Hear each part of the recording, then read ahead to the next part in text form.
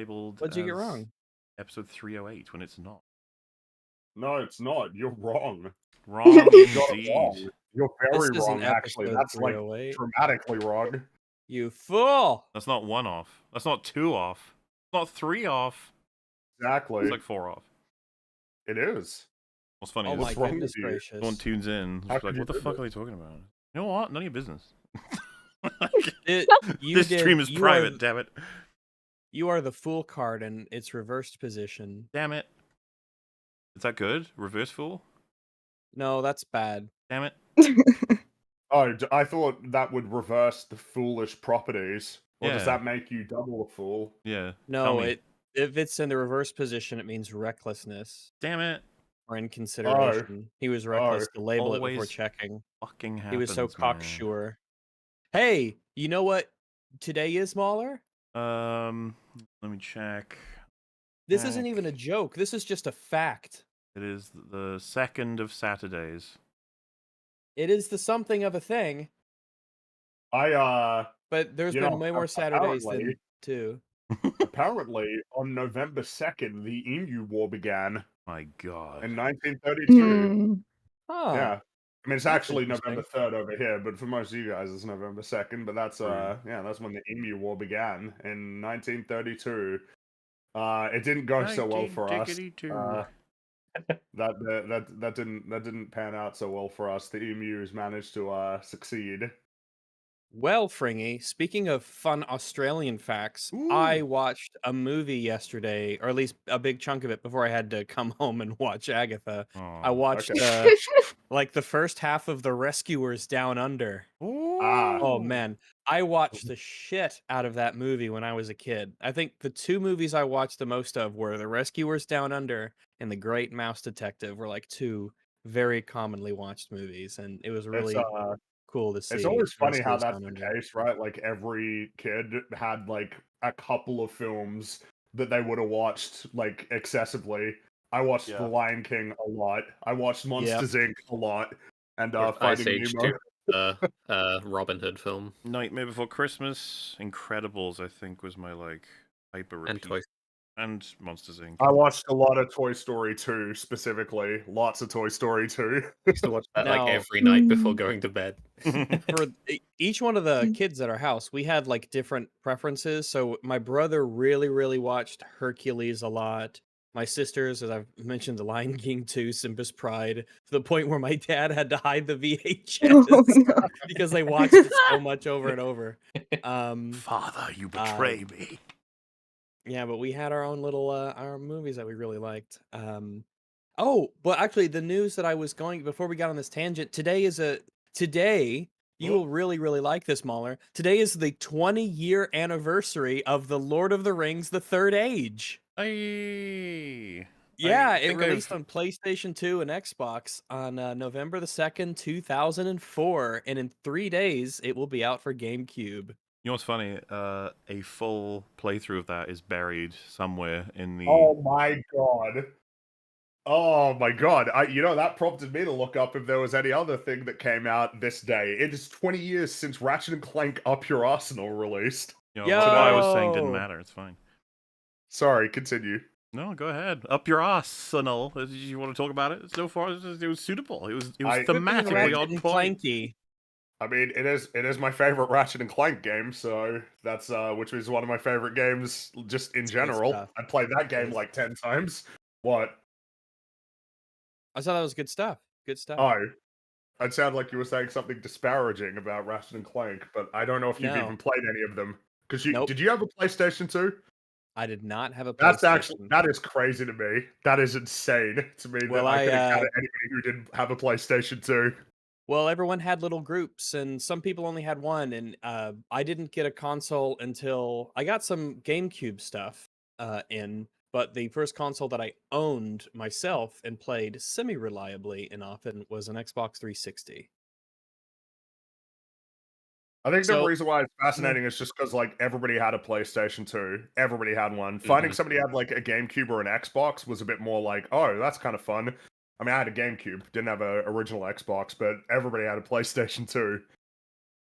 it just happened that the circle of friends that I would like have sleepovers with, and that I'd go to their house and play stuff.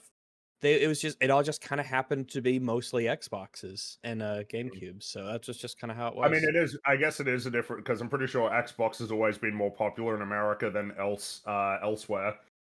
Why is up your Arsenal your favorite? The big thing that probably like actually leans in that direction is the multiplayer. The multiplayer mode in Ratchet and Clank 3 is like really, really, really fun. And it does show that there would have been compromises made in the single player, essentially to facilitate the development of the multiplayer. I would agree that Ratchet and Clank 1 and 2 probably have like stronger single player components. Like Ratchet and Clank 2 is like a close second for me.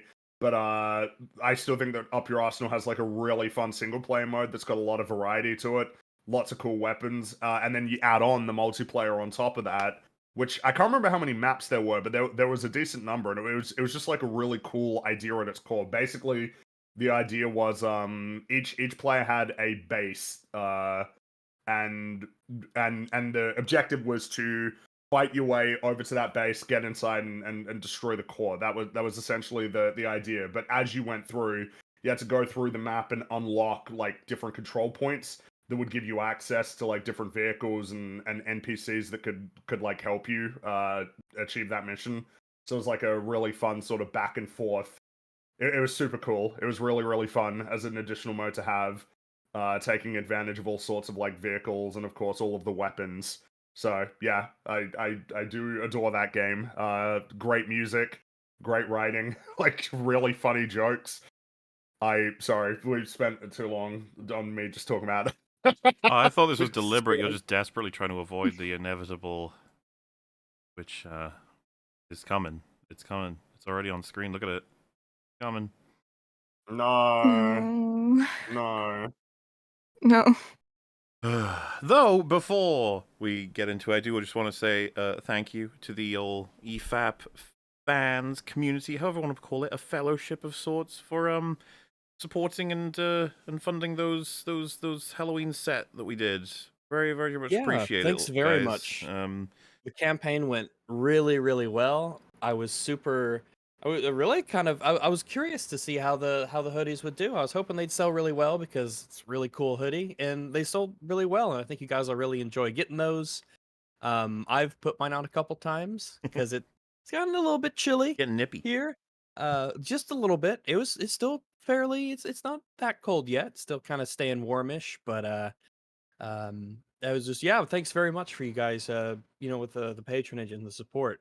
We really, really appreciate that a great deal. Helps us out a lot, and it'll be super cool to see all of the plushies out there in the wild with all their friends and stuff. So thanks very much once again. As was said, as a result, you will indeed be guaranteed to see Wolf and Rags dragged kicking and screaming through a campaign of Lord of the Rings Gollum.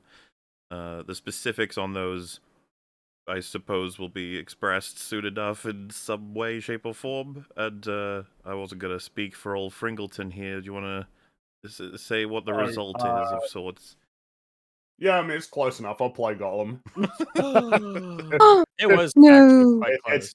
I mean, Rags essentially like said it, but we are very much appreciative of the support. It's a super fun way to get support as well with all of the plushies and the hoodie. But yeah, I'll play Gollum.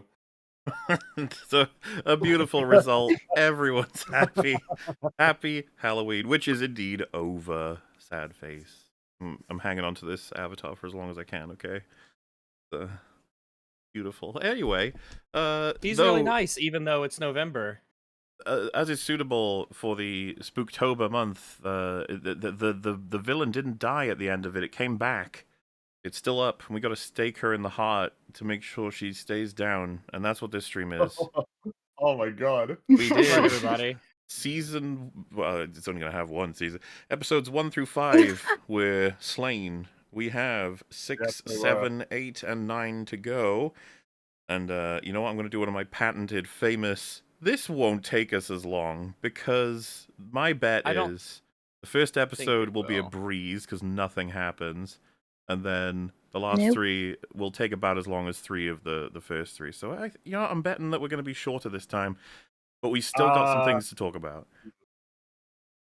Hopefully shorter. But I don't know. Hopefully as short as Uh, possible. Though we've said that like, before. We My have. view is, I thought the first 5 episodes were just like crap. But like the last 4 episodes, I just think the show is unhinged.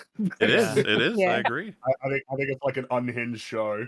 Kind of in the same way that WandaVision was also an unhinged show.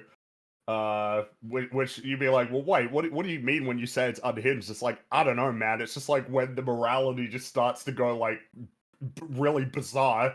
That's like what it means when it feels like a show is unhinged. Where it's just like, I don't even know how to describe it. It's like a broad, almost property of it. Anyway, Not not unique in its unhingery. We've seen stuff like this before. I would even say as recent as the Acolyte for twisted morality, just some yes. wacky behavior from the writers. Well, yeah, this is not the first MCU project that I would describe as being unhinged, essentially. Like I said, I think WandaVision is unhinged. It's just a funny way to Seems to describe it. happen when the writers try to be clever. Yes. Maybe they should stop doing that. Pretty much any time that a story deviates from the standard hero story, right, of a character with flaws rising above those flaws to embark upon basic, agreeable, heroic action, anytime that it starts to deviate from that, well, just say it. I mean, pretty much, I mean, right? that's like, a good way to describe it. Iron They have Man, an in a aversion sense, to this. Iron Man is a very great movie. It is very archetypal, though, in a sense, right? Because it is a flawed character essentially recognizing and rising above his flaws to become a better man. It's like a very, I mean, Thor was the same thing as well, not as well executed. Captain America, I suppose, is a different instance of like a good man. You know, it's the speech, right? It makes good better.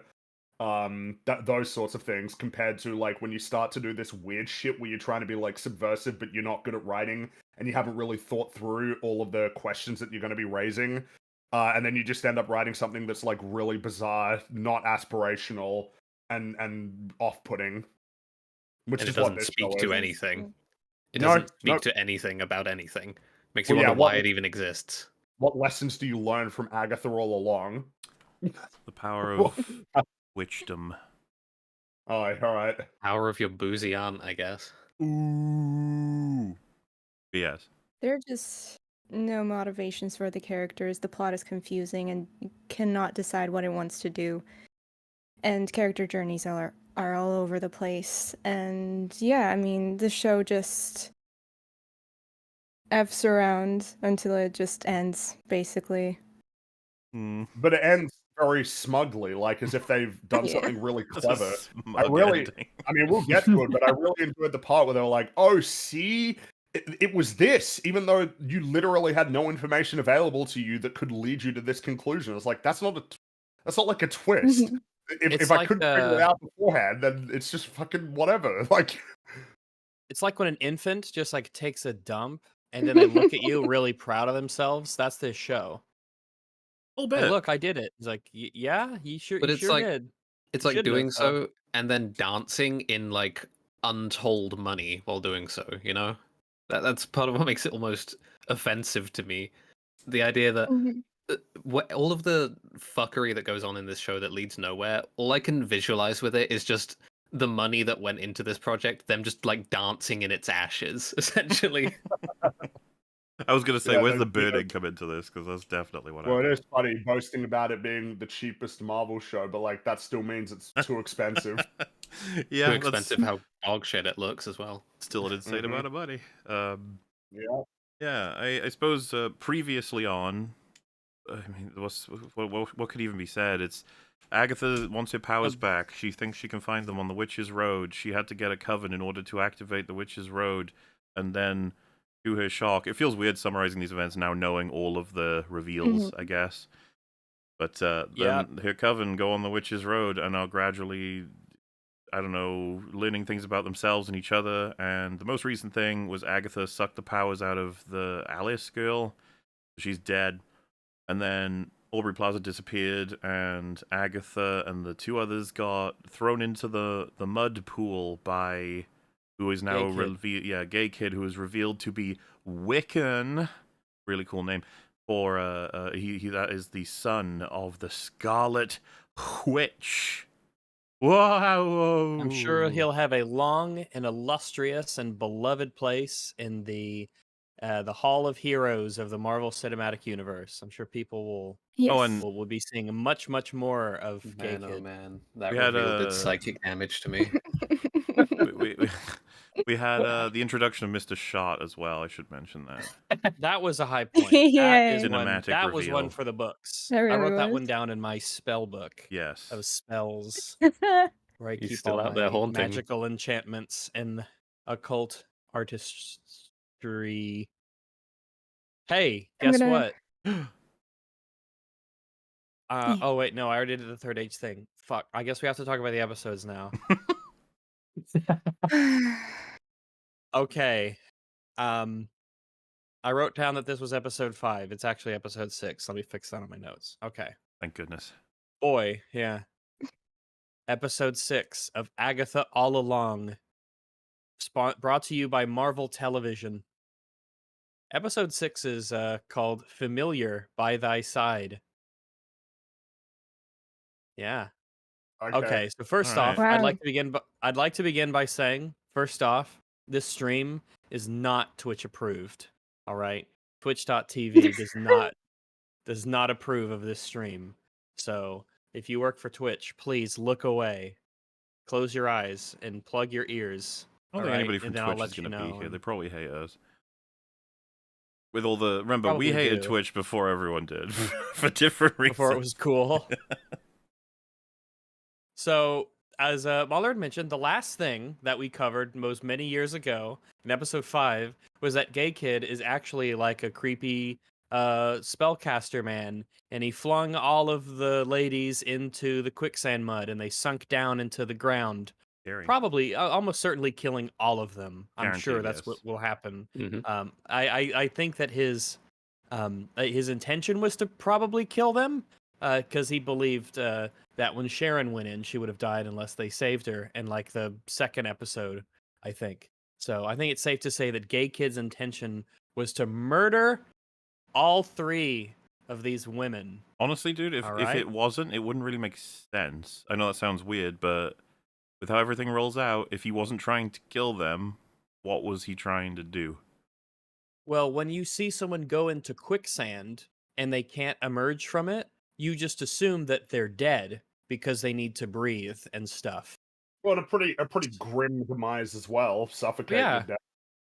Yeah, like choking in mud, and that's a terrible Yeah. way to die. And And he just darkness. flung, yeah, Mhm. he flung the 3 of them in there. Mhm. His intention was to murder 2 of them and kill Agatha justly to mete out justice to this evil character. But yeah, that's where we left off. All right. So I want that to sit in the back of your mind as just an event that has recently occurred. However, we need to do a flashback because it's episode 6. It's flashback time. Gay Kid is a Jew, and he has a magic bar mitzvah, and they do the Torah thing, and they say the L'chaims and the L'chays, and oi, and then they have the Jewish dance party afterwards, as is customary. In the Old Testament, they'd always have a rave and a dance party after a bar mitzvah. You can look it up. It's in the book of Deuteronomy.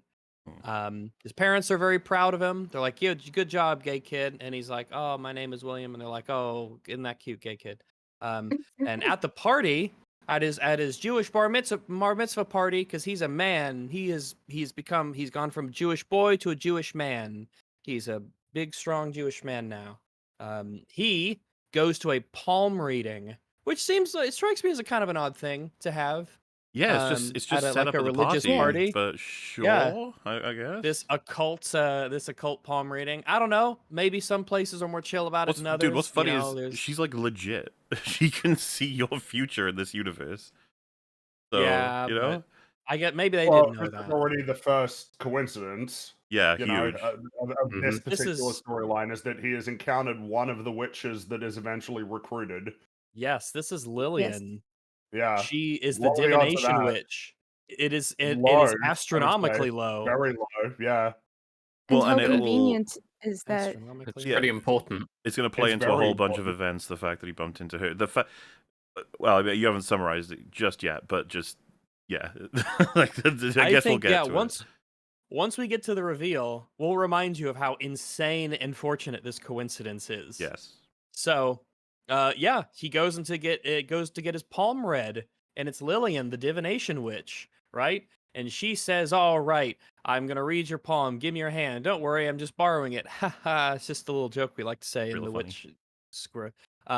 She says that there is a long journey ahead of you. She's reading all the little creases on his hand. She said, "Okay, you have a great journey ahead with great transformation." And the lights flicker, and she says, "Oh no, your lifeline's broken in two." And that could be a good thing. That could totally be a good thing that your lifeline's broken in two. Don't worry about it, kid. You should enjoy now because the now is the only thing that's certain. Don't worry about it. Now, gay kid leaves after this really awkward palm reading, and he forgets his jacket. And then Lillian, she gets out a little wooden tile and she makes a symbol on it, a symbol that you might remember.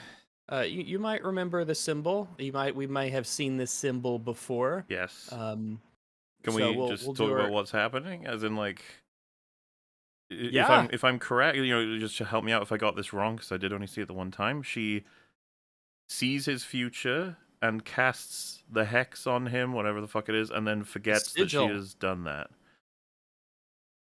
Yes, and she also seems to like she takes the tile and she puts it in the jacket before she even like realizes that he left his jacket. Like she's in a weird trance. Yeah, she's like Um, she's a plot requirement goofball character with memory that is what it needs to be at whatever time it needs to be. More than maybe any other Mhm. character I've seen, she has the magic of she has plot magic. She Yeah. has plot Yeah. magic. All will be revealed. All will be Because obviously you'd be like, oh, revealed. she cast it, so why didn't anything? And it's like she didn't remember. And you're like, what do you? These are a good question that you should keep in the Why back does of the your spell mind work for like later. Yeah. But yeah, she Okay. takes out this wooden tile, makes a little symbol on it. How interesting. I think I've seen that symbol before. We'll elaborate later. Yeah, she puts the sigil on him. And then she's like, "Oh, this kid left her jacket there. Hey, some kid left their jacket here. Could you give it back, you lady?" And the lady's like, "Yeah, sure. Okay, whatever." Now everyone's dancing. Ooh. They're dancing. They're having good time. Like, "Yo, that was a great bar mitzvah. You did really good." And there's an announcement on the loudspeakers, and the police are here. Oh my goodness!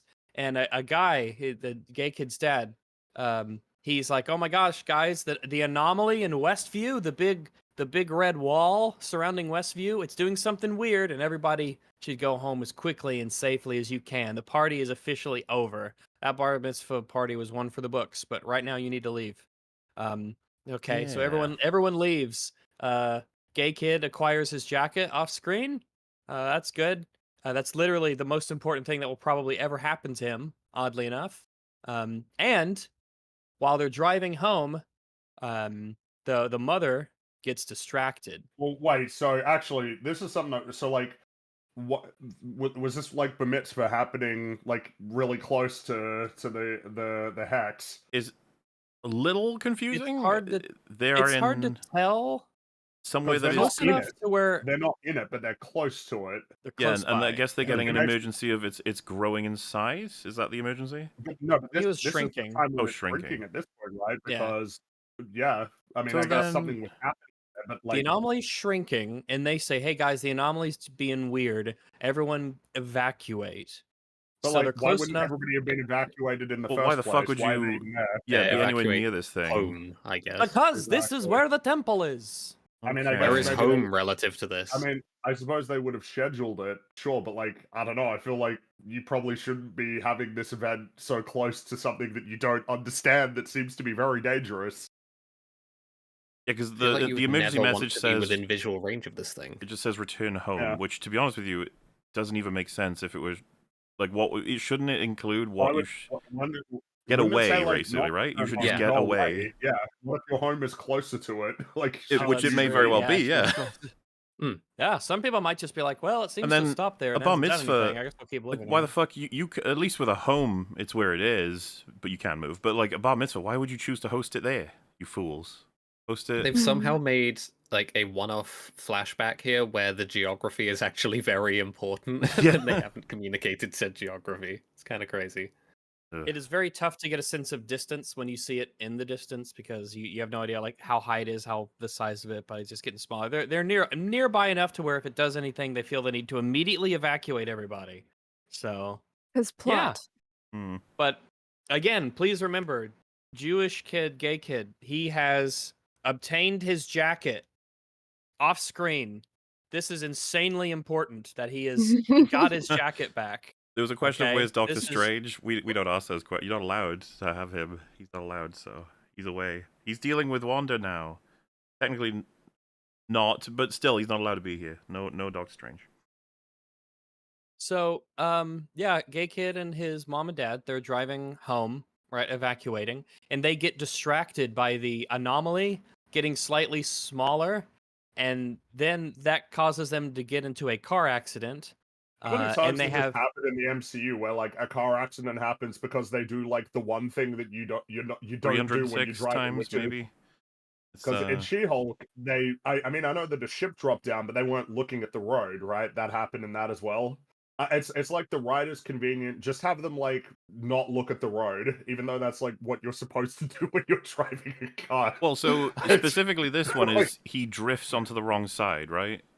yeah, he- which yeah. is that's pretty dire. Oh, Yeah, is it woman's him? driving Oh, it, she. yeah. Oh, well. so woman driver. Like you were looking away so long that you actually like went into oncoming traffic. What are you doing? Like what Yeah. what are you doing? You think You they'd be don't- used to seeing it, right? Because it's I always guess I don't know there. what to every say. It's like day. you don't look, get someone else to look while you drive. Like Yeah. that's what I Your just husband don't and child understand. are in the car, woman. The fantastical nature of what they're seeing like ceases to qualify more and more the longer the MCU goes on as well. With all of the shit Exactly. that's happened in this universe. Yeah. Yeah. Do they know I that guess- there's a giant man sticking out of the ocean? I hope no No, one's that- driving I around Forgot about there. him. I don't think that's happened yet at this point in the timeline. Oh, who knows? But Dude, this is it's not all the of- worst A magical car mystery. crash we've Out of the had ocean. in these shows. Remember She-Hulk? Oh, wait. Were they on the right side? And it was the other car that was on the wrong side. Wait, you got Americans drive on the right, right? Yes, we drive on the right. So it was just a random driver that was on the wrong side.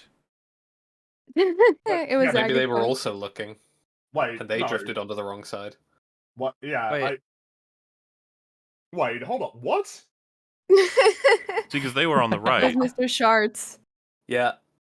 No, Wha- well, what? oh yeah, the truck was even though it's confusing. Even though they were completely fucking distracted and not watching where they were going, What? it just so happens that at that point there was an oncoming truck that was in the wrong lane. Yeah, so it's even more absurd. Wait. That's worse. Just all So of the why worst did things they that could happen place at the such a same big- time. Very likely those people were looking out the window Why and did they place switched. so much emphasis? Yeah, Yeah. I know what Rags is pointing out. Why did they place so much emphasis on alerting her that there was something she needed to look out for, if not for her also being distracted? So I like will two say- people, Everyone was two cars distracted. It's crazy. simultaneously distracted. Yeah, I will say though, if she was paying attention, she would notice that there was an oncoming vehicle in the wrong lane, and she could have taken evasive maneuvers in that's a right. controlled You wouldn't manner. have needed to swerve So- like totally veer the car. All like, right, off to yeah. the left. So, all right, Yeah. good. It's still a woman's fault. Phew. I was so close. All right, we're good. Okay. So they veer off the road. Oh my goodness! And it hits a tree. And it smacks a tree. Oh, Bought the crash darn. in just such a Who- manner that perfectly fucks up gay kid the most. It- than no one anyone else. yeah. It it like swerves and hits, and they're like, oh, who left this tree here? Oh my goodness. Yeah, they get into a little bit of a crash there. And gay kid is unconscious. Oh no. Well, I hope he's okay. He has to be alive for the show because this is a flashback. Now, Billy and Tommy. Do you remember Billy and Tommy? I sure do. The magically made up conjured children, children yeah. of Wanda's magical imagination. A magical nation? I don't know. There's a portmanteau someone can think of. But we hear Billy and Tommy's voices saying good night, floating in the air. And then Gay Kid wakes up and he yells, Tommy! Oh my goodness. And then you're like, wait, what are you doing? They did media That's- literacy here, Rags. We hear a heartbeat sound slow to a stop, and then you get that. Yeah, Meaning That's right. So, he meaning that died. Oh His my heart got god. loud. But not really, good. like the first thought is, what are you doing? Like that was the first thought here is why would you do Oh. this? Fringy, I'm Why- sure that whatever they did, it's going to be really clever and it's Why going to is make this a the lot of choice sense, that you or have at least be made? intuitive. Okay. Mhm. Okay, now, so the dad has gotten out and he's flagged down a nearby police officer, and the police officer who comes to investigate is Alice Wu. Oh my goodness, We it's know you. her. Really? It's Alice Wu. She's the protection witch who got Wow. fucking desiccated by Agatha. Agatha murdered her. What are the odds And the of this last encounter episode. happening? Uh, I don't think this one is consequential. It's just like an It's insane not, but coincidence.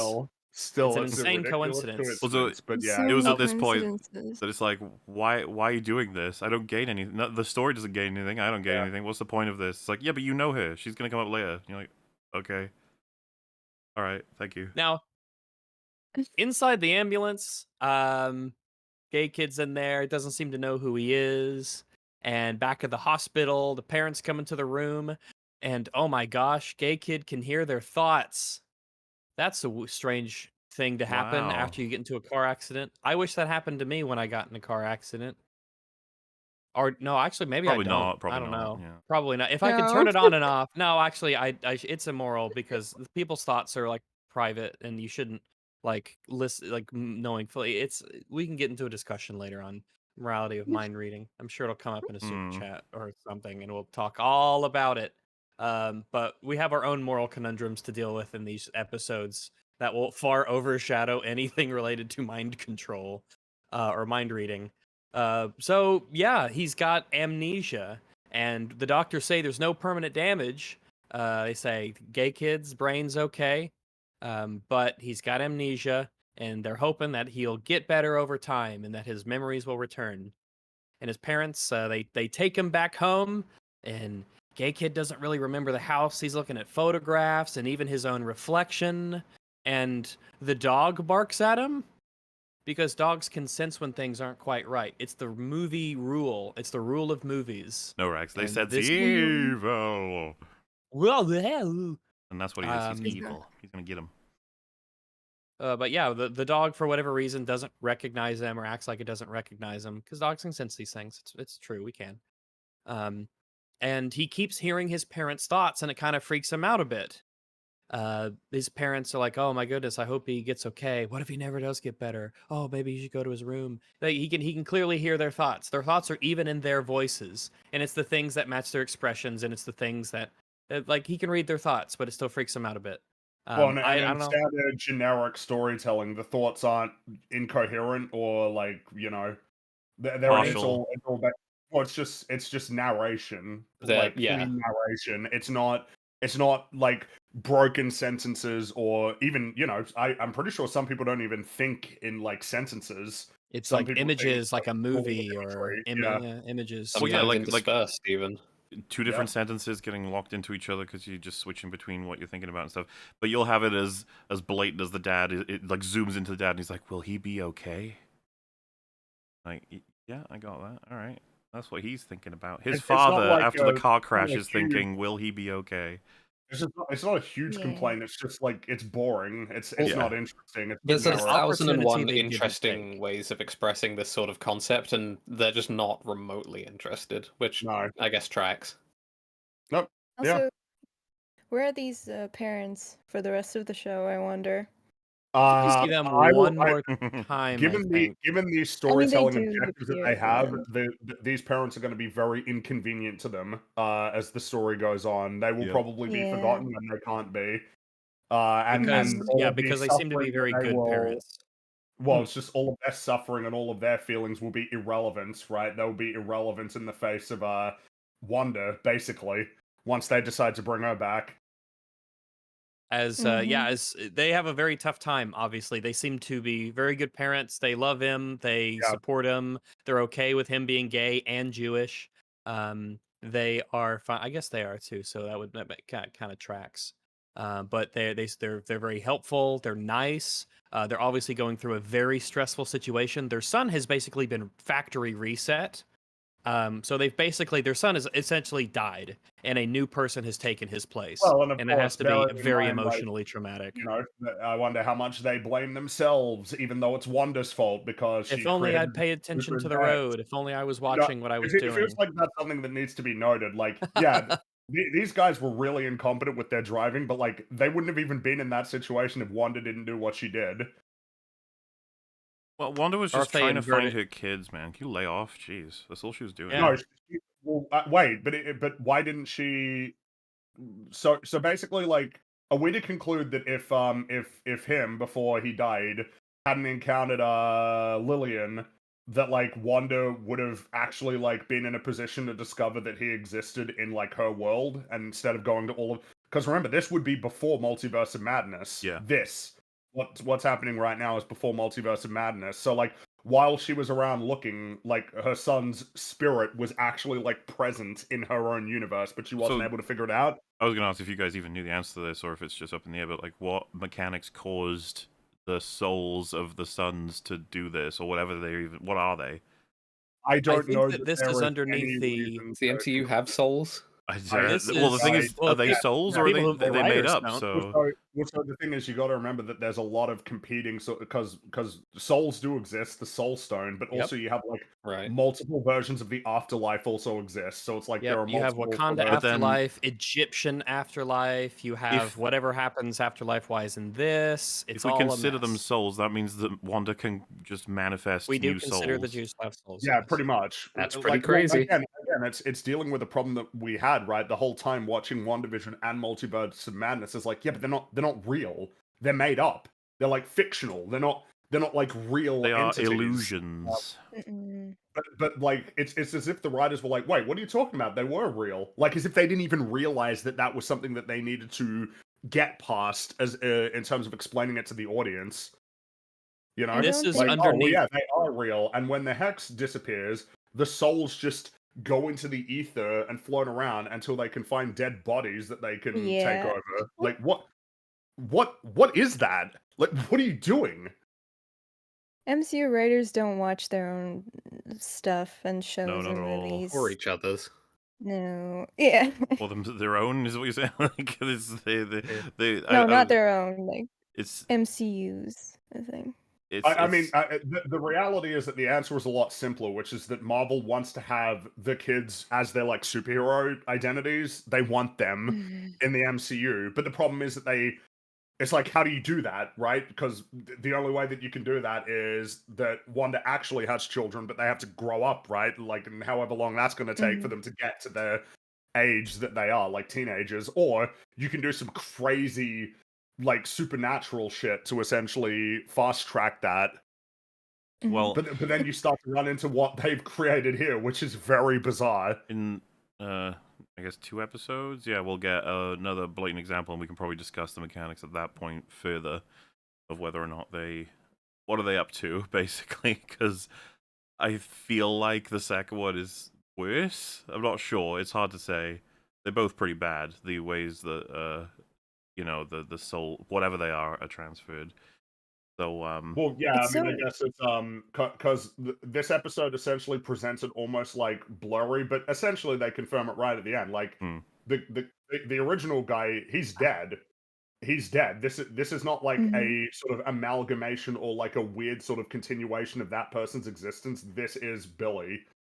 Yes. Mhm. And they seem to think like, Well- yeah, okay, this is chill. Like, all right, yeah, nothing crazy to sort of talk about here in terms of like morality and ethics.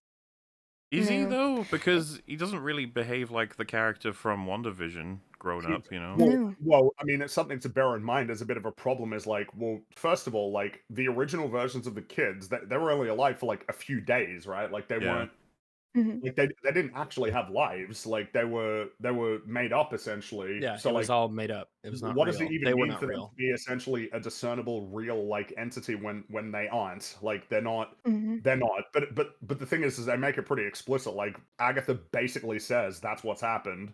Like you are Billy. You were not even like remotely the original person. Yeah.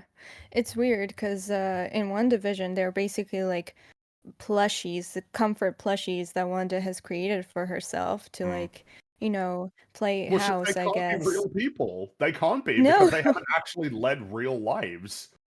no, they hadn't. They don't have memories, I guess. They don't really have personalities, nothing distinctive.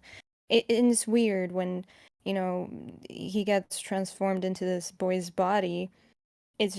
It's not William, it's not really Billy, it's just like an empty Yeah, shell of a character. that's because of the spell, right? Isn't that what is essentially said? Is that the spell that made it to where the identity was concealed was like kind of like responsible for that? Mm, I'm pretty sure that yeah. was something that was said later on, like, oh, you wouldn't be ready or something to understand what's happening. So like Yeah, the I reason think why there's it something took like so that. long is because of that. I have a question. By Uh-oh. the process of whatever it is entering the now dead body of this guy, it heals the body? Question mark. I mean, I think Mm. that has to be concluded, I had right? Because a he died. Like, did he have a has Some to similar fucking live. how. question, yeah. So, So it's I don't know something how that that would work that way.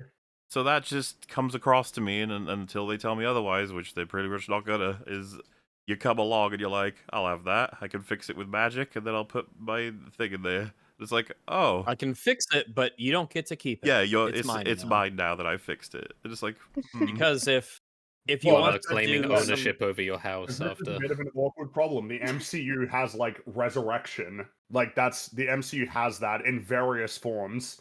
So Oh, yeah. you should probably be making an effort to like actually fix this, Well, rather technically, than essentially going, well, you lose. what I'm highlighting is they kind of do resurrect him, but I say they because I don't know who the fuck is organizing this, but we have to Whatever the assume magic the second one we is, get explicit who's organizing it, but the first one we don't. It's like, is it yeah. automatic? Did someone do it by accident, or is it just something it does on its own?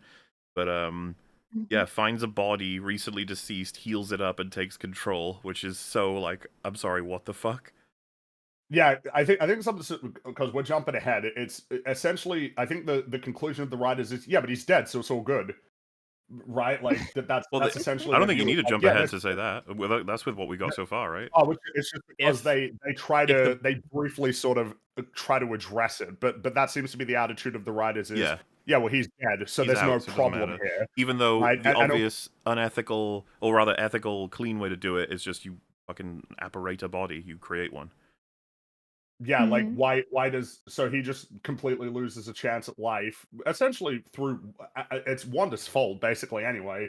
And like you're gonna make no effort to try and rectify that. And then additionally, it's just like, okay, well, so why do you think we ask people if they want to donate their organs? Like, why do you think Why we do you just don't think, go, they're dead, fuck them. You know, who cares what they wanted?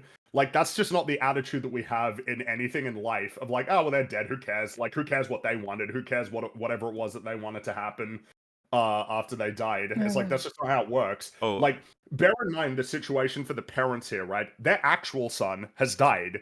And they are completely unaware that that's happened. There is no grieving for him, nothing along those lines.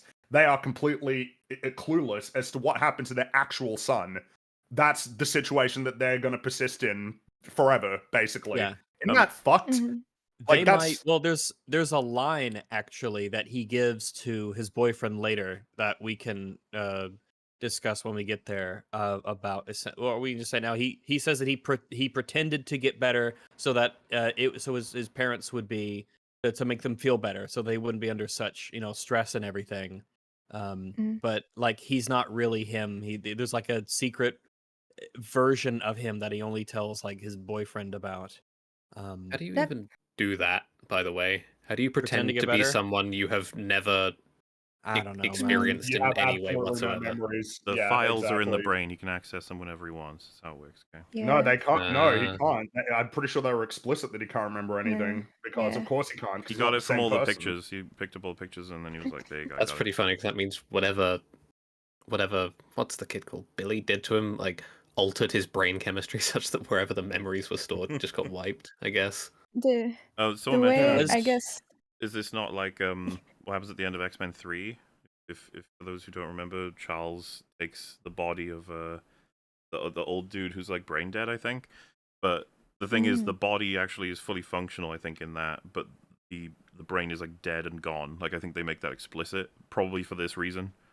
They're like, there's no and getting also, back the this person isn't who in owns the this body. MCU where that's exactly. This isn't like in the MCU where I mean, it's something that they try to do it of like, oh, the people who got snapped, they weren't like totally gone. Yeah, they were. I don't even know why we're saying that They that's not did the not case. exist, They yeah. were. They got brought back from the dead. That's what happened. Not brought back from a nebulous place. They were dead. That's it.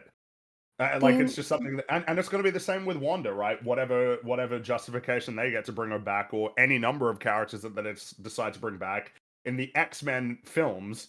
There's just like no pathway that would present like that as an option, right? That Charles could save that guy. Yeah, well, that's what they wanted the to. They entire wanted to say. concept. Yeah. I mean, the entire concept of like taking over a body and then dealing with it, and how, you know, to deal with the parents and how the morality of it and ethics. In isolation, that concept is like pretty interesting and intriguing, right? It's very interesting and with the competent writing.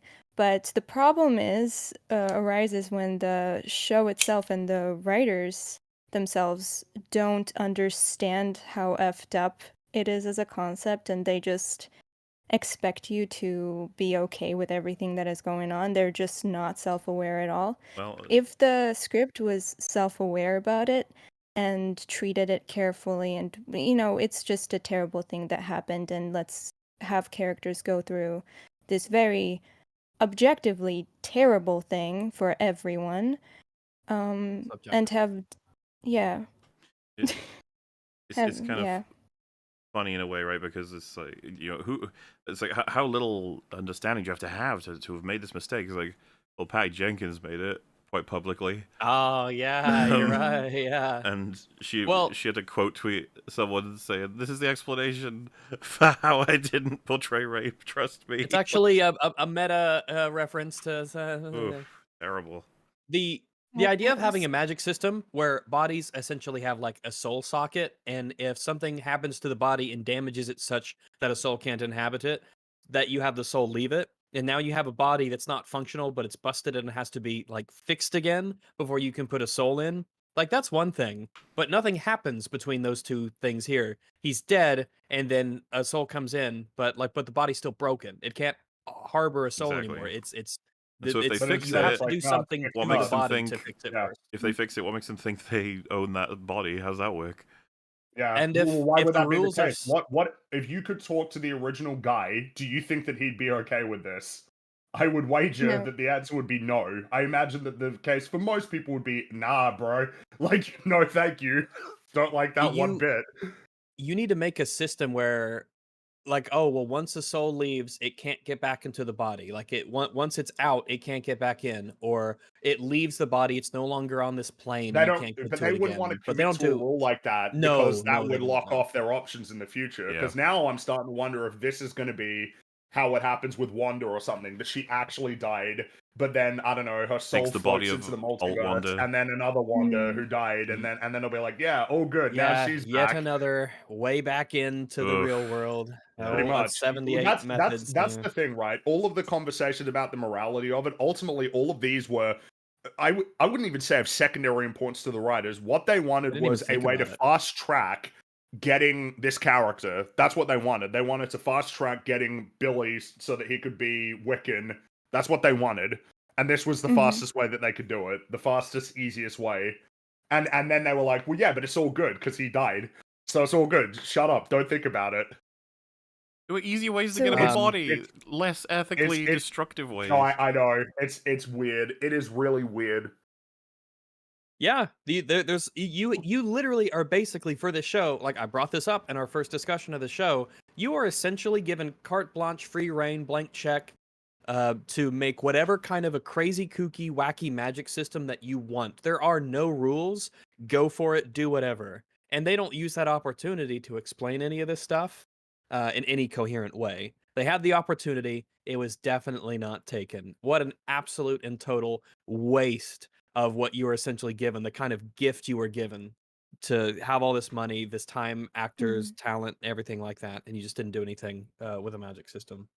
So It's The rule unhinged. is no rule. it is. It is Oh, unhinged. And this isn't but even the most unhinged. the hinges have not yet begun to No, that's Fringy, right. They're not, so not relatively speaking. No, we gotta. There's still more. There's still a lot more of the show left. So yeah, we can carry on, but it's important to discuss because that's essentially very important for this character. That's how this character enters the universe. That's how Gay Kid essentially is now who he is. That's how the soul of Billy or whatever gets inside of him, and that's how he gets to be who he is.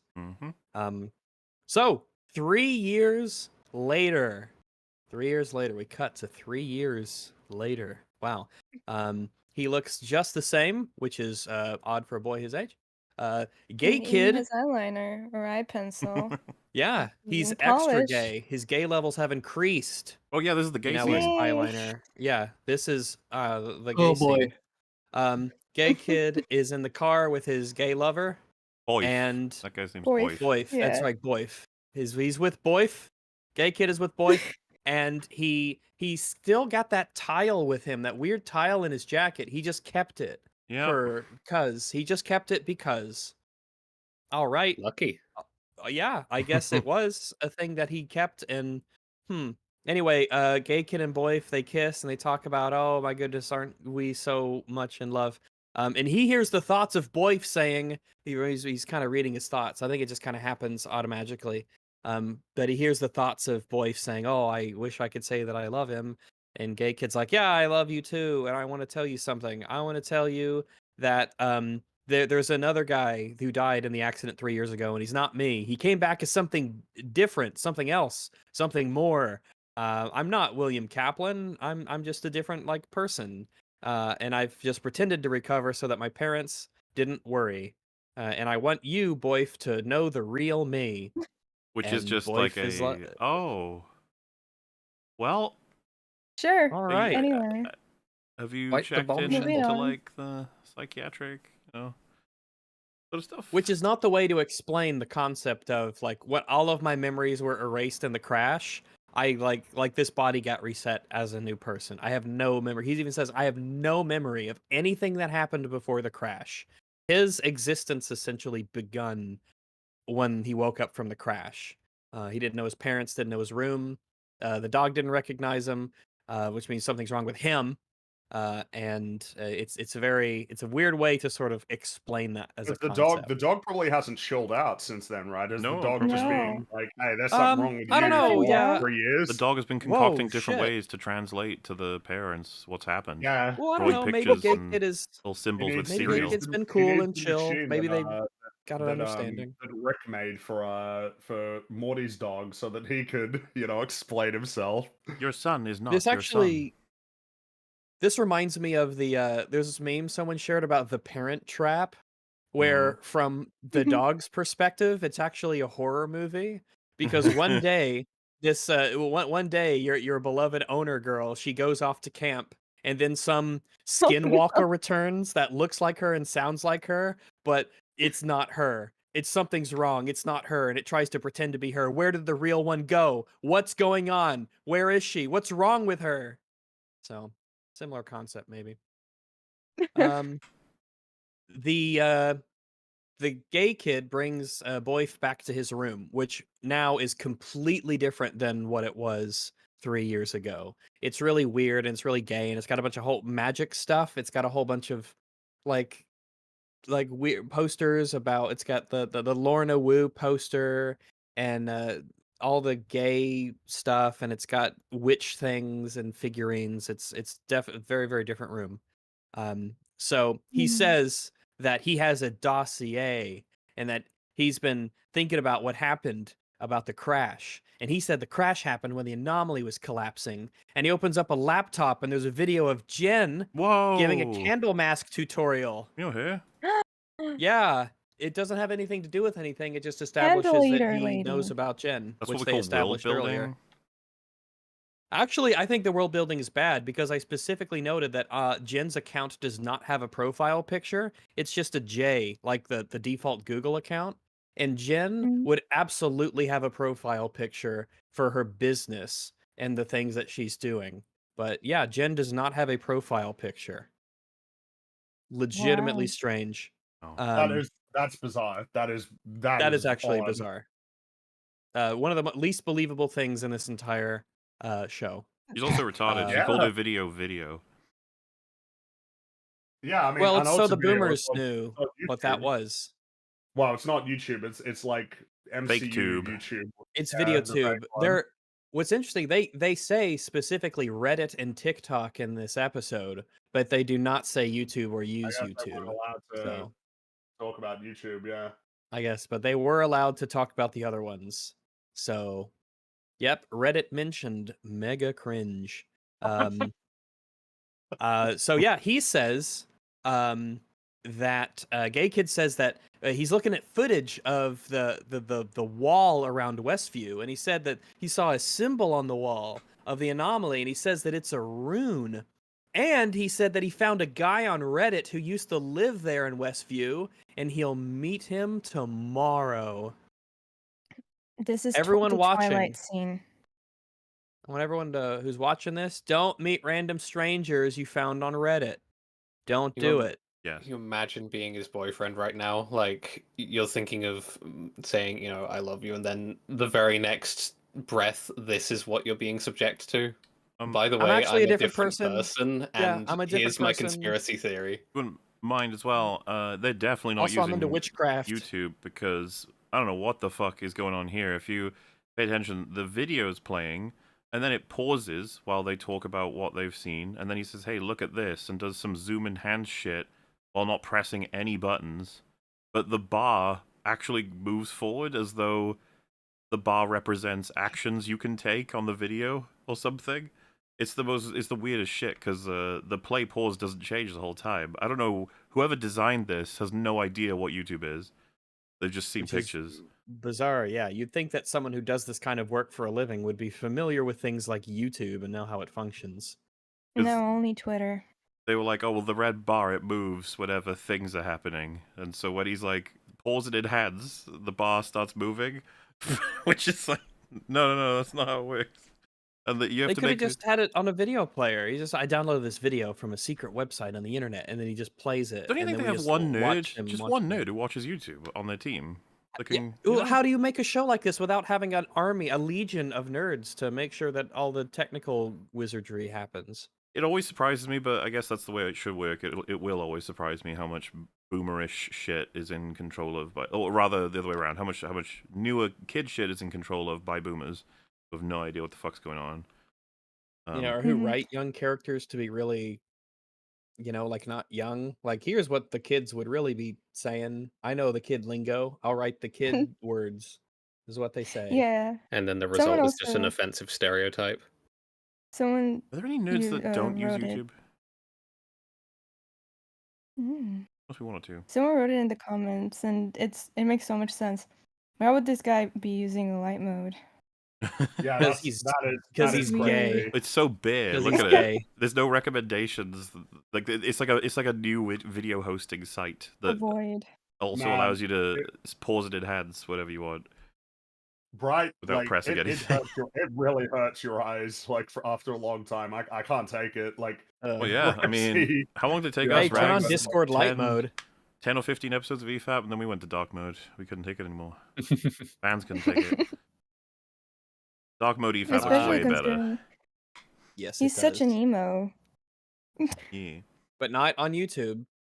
No. He's just on YouTube. He's just gay, and he uses light mode.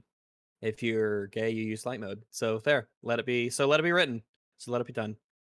So yeah, he said, I found this guy on Reddit who used to live in Westview, and we'll meet him tomorrow.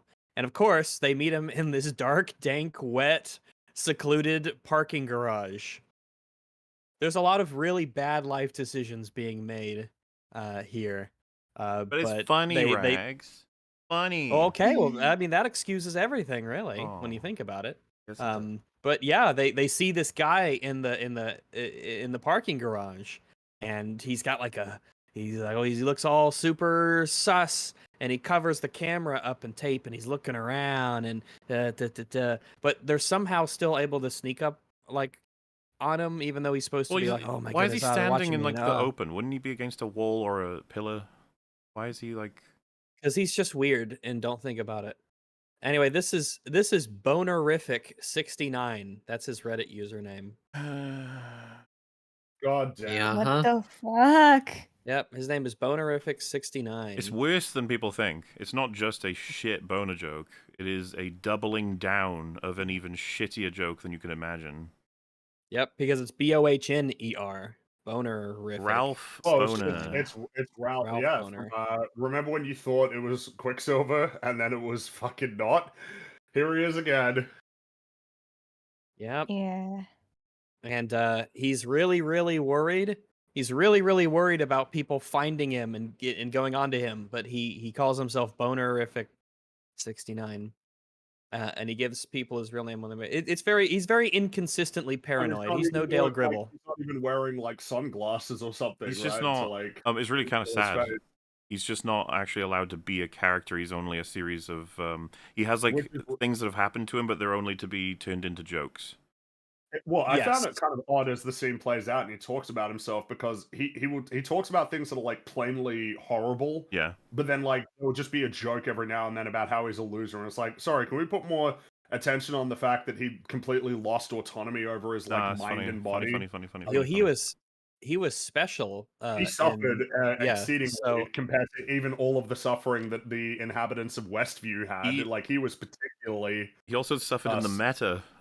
He was not right. this is not what the fans were looking for to see this, and it's funny, back when people had an expectation that the MCU wasn't terrible, they thought, oh wow, that's actually an idea to take an alternate universe Quicksilver Mhm. from the Fox universe played by this actor and to bring him back in now that you've got the merger and the buying them out or whatever. It's like there's actually a way to Quicksilver's get quite a Quicksilver favorite. back in because Quicksilver died in He's Age of Ultron. So it's like we can get Quicksilver back and with the actor everyone likes, with the scenes everyone likes, but it's like, no, lol, it's a boner joke. And you're like, okay, Yeah. thanks. That's it. And then everyone complained, thought it was shit, bad joke, bad taste, just bad move in general. And now it's like, yeah, here it is again. Fuck you. It'll be even, What a waste. as like with most jokes, it's funnier the second time. Like with most jokes, it's Ugh. funnier the second time. See?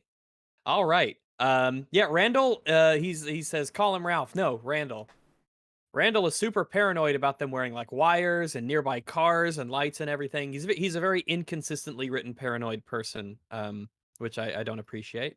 But Randall tells the pair about like Wanda making them live out this weird sitcom plot, and he describes that it was like traumatizing and awful. They couldn't do anything of their own will. It was like watching themselves on TV doing things over and over and over again without having any will, not being able to do anything on their own. But mostly these are just setups for weird, quippy kind of joke things. It's just, it's really kind of like- gross. Yep. It's like He She-Hulk all describes- over again. Just Kind your of. favorite beloved male characters going through terrible stuff is funny Yeah, it because doesn't get to be a women real person. show. It's a joke.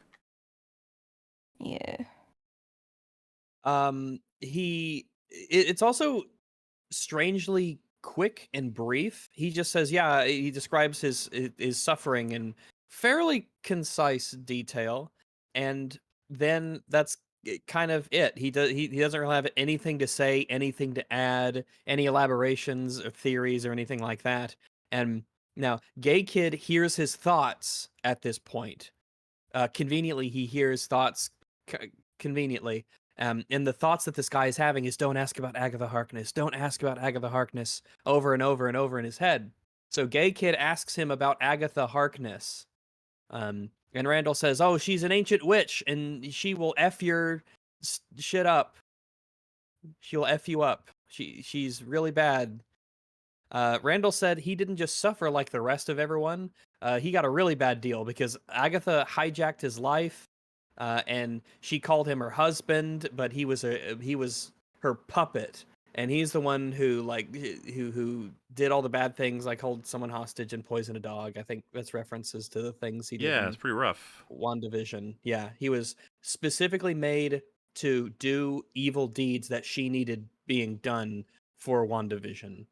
So in particular, he had a terrible, he had a really bad role to play in the WandaVision stuff. He said Wanda and Vision had kids who were twins, Billy and Tommy. One of them was a speedster and the other could read minds. And he said the twins disappeared.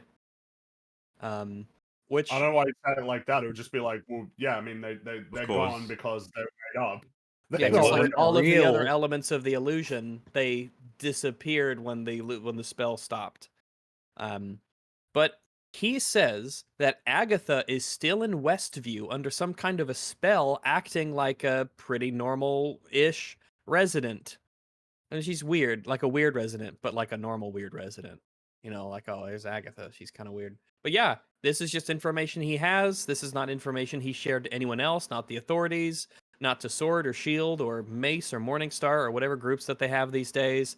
He just hasn't told anyone on the internet this, really. He hasn't made a creepy, kooky forum like they do in the terrible horror movies.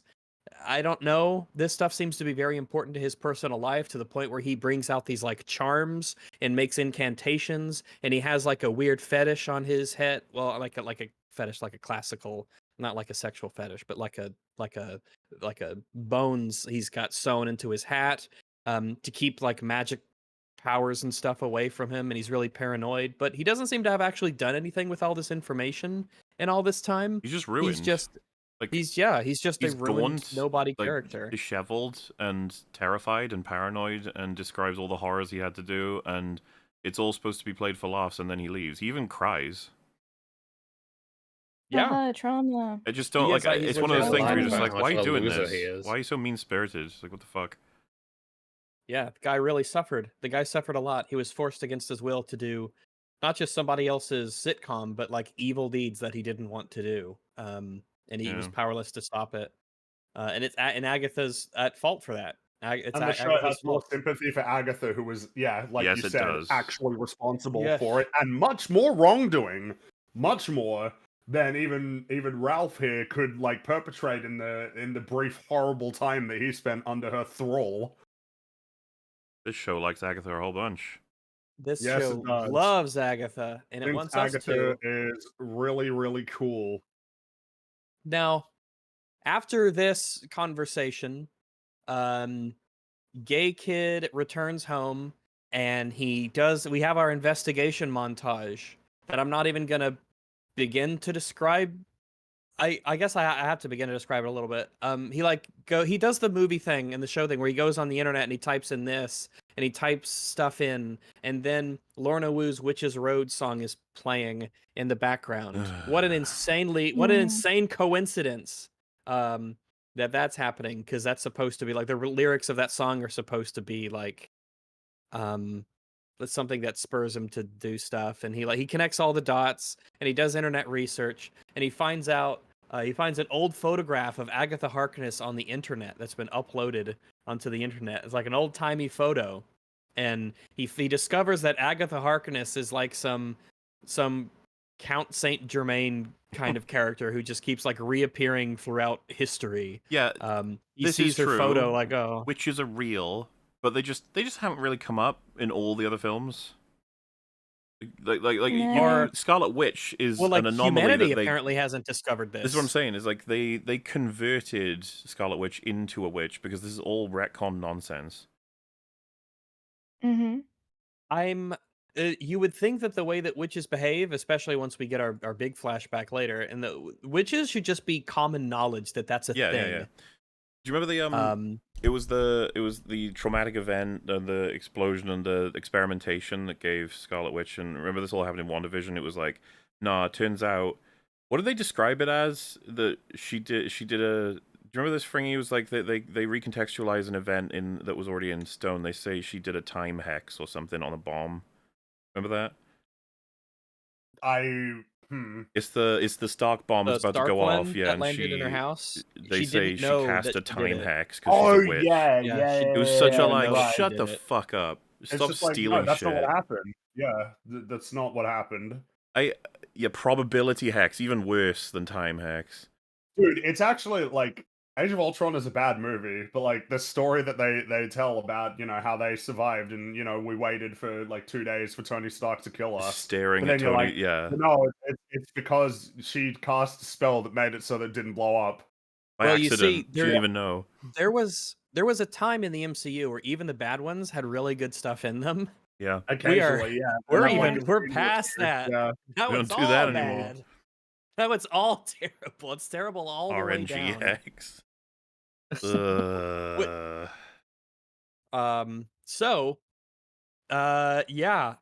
he discovers this in what I believe is a night of casual internet browsing. He discovers the truth of Agatha Harkness and Yep. witches. Humanity hasn't discovered this somehow, but he So- did. Quite a lot of people use the internet. I think I mean, that's worth remarking upon. Of all of the institutions and the crazy groups that we know of, none of them looked into witchcraft. Nope.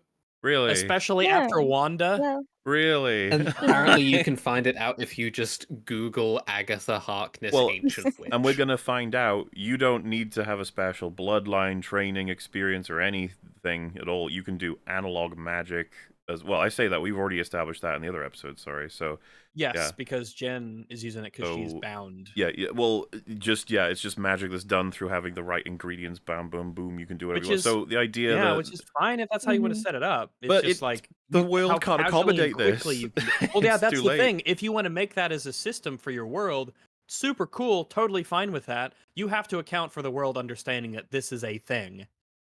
mhm. Horrible. So, yeah, he figures it out. He discovers that Agatha is actually still in Westview. She's caught under a spell, and he's gonna go free her from the spell. He sneaks into the. So we get our season 1, episode 1. I don't know why I specified season 1. Why? But we get our little flashbacky kind of thing, and we revisit the first episode of the show, but it's going to be from his perspective because she's kind of crazy and she's trapped in a bit of an illusion thinking she's a detective when really she's just kind of a crazy person. We get it from his perspective now. He says things to her that we didn't hear him say originally. The way that he runs into Sharon's car door because he has to bump into everybody, that's different. Instead of being taken to the police station, she takes him into her living room and he allows her to tie him up, which is really annoying that they skip over the part where that's a thing that happens. But yeah, it's from her perspective. The whole he shows the picture of the dead woman and he's like, oh no, it's just flowers, and oh look at the mirror, actually it's the painting, blah blah. It's just from the real world perspective. But yeah, he does the spell with a personal item, which is the brooch with the mother, the maiden, and the crone on it. And he does his Latin chants to try and break her out of the spell. And then he allows her to bind his hands in duct tape and tie him up and put him into the closet. It annoys me. There's no way that she should be able to do this, but I guess he just lets it happen because we need to put the kid in the closet for really something cool later. closet joke Yeah. there. Yeah. Yep. Also, he Yeah. could Go just back in the closet. He's straight up an offensive stereotype. Obviously, yeah. It is, yeah. That's all they know how to do.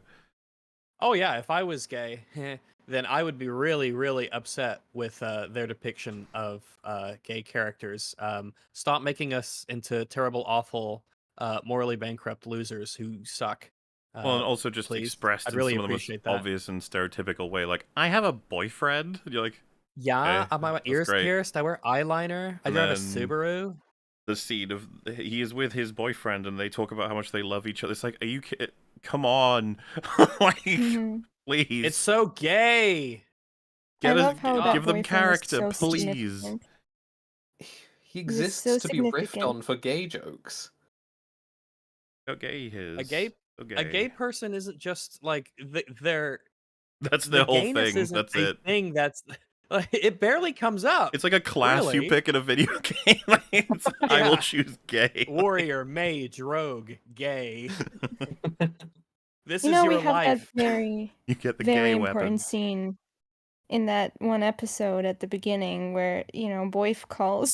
So we Yeah. need that scene to It was really happen. important. Very That's a important. very, That's It was a great setup, I very think, for prominent, Boyf. very important, well, that's why I very call him Gay philosophical. Kid here in the notes. The show wants me to just know that he's Gay Kid, and that's very, very important to the point where you have to devote random scenes to me knowing that he's gay.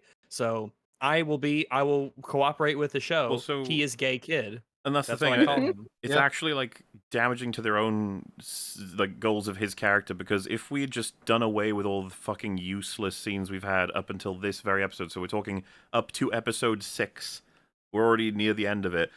If we had just from the get-go made him who he actually is, and so that becomes pretty, like, I don't see why this is worse if he was blatant about who he is with Agatha from the get-go. Reformat the whole show and actually have it be that instead. We don't have to waste time with Mhm. nothing lines that are all useless to us as soon as we hit episode 5.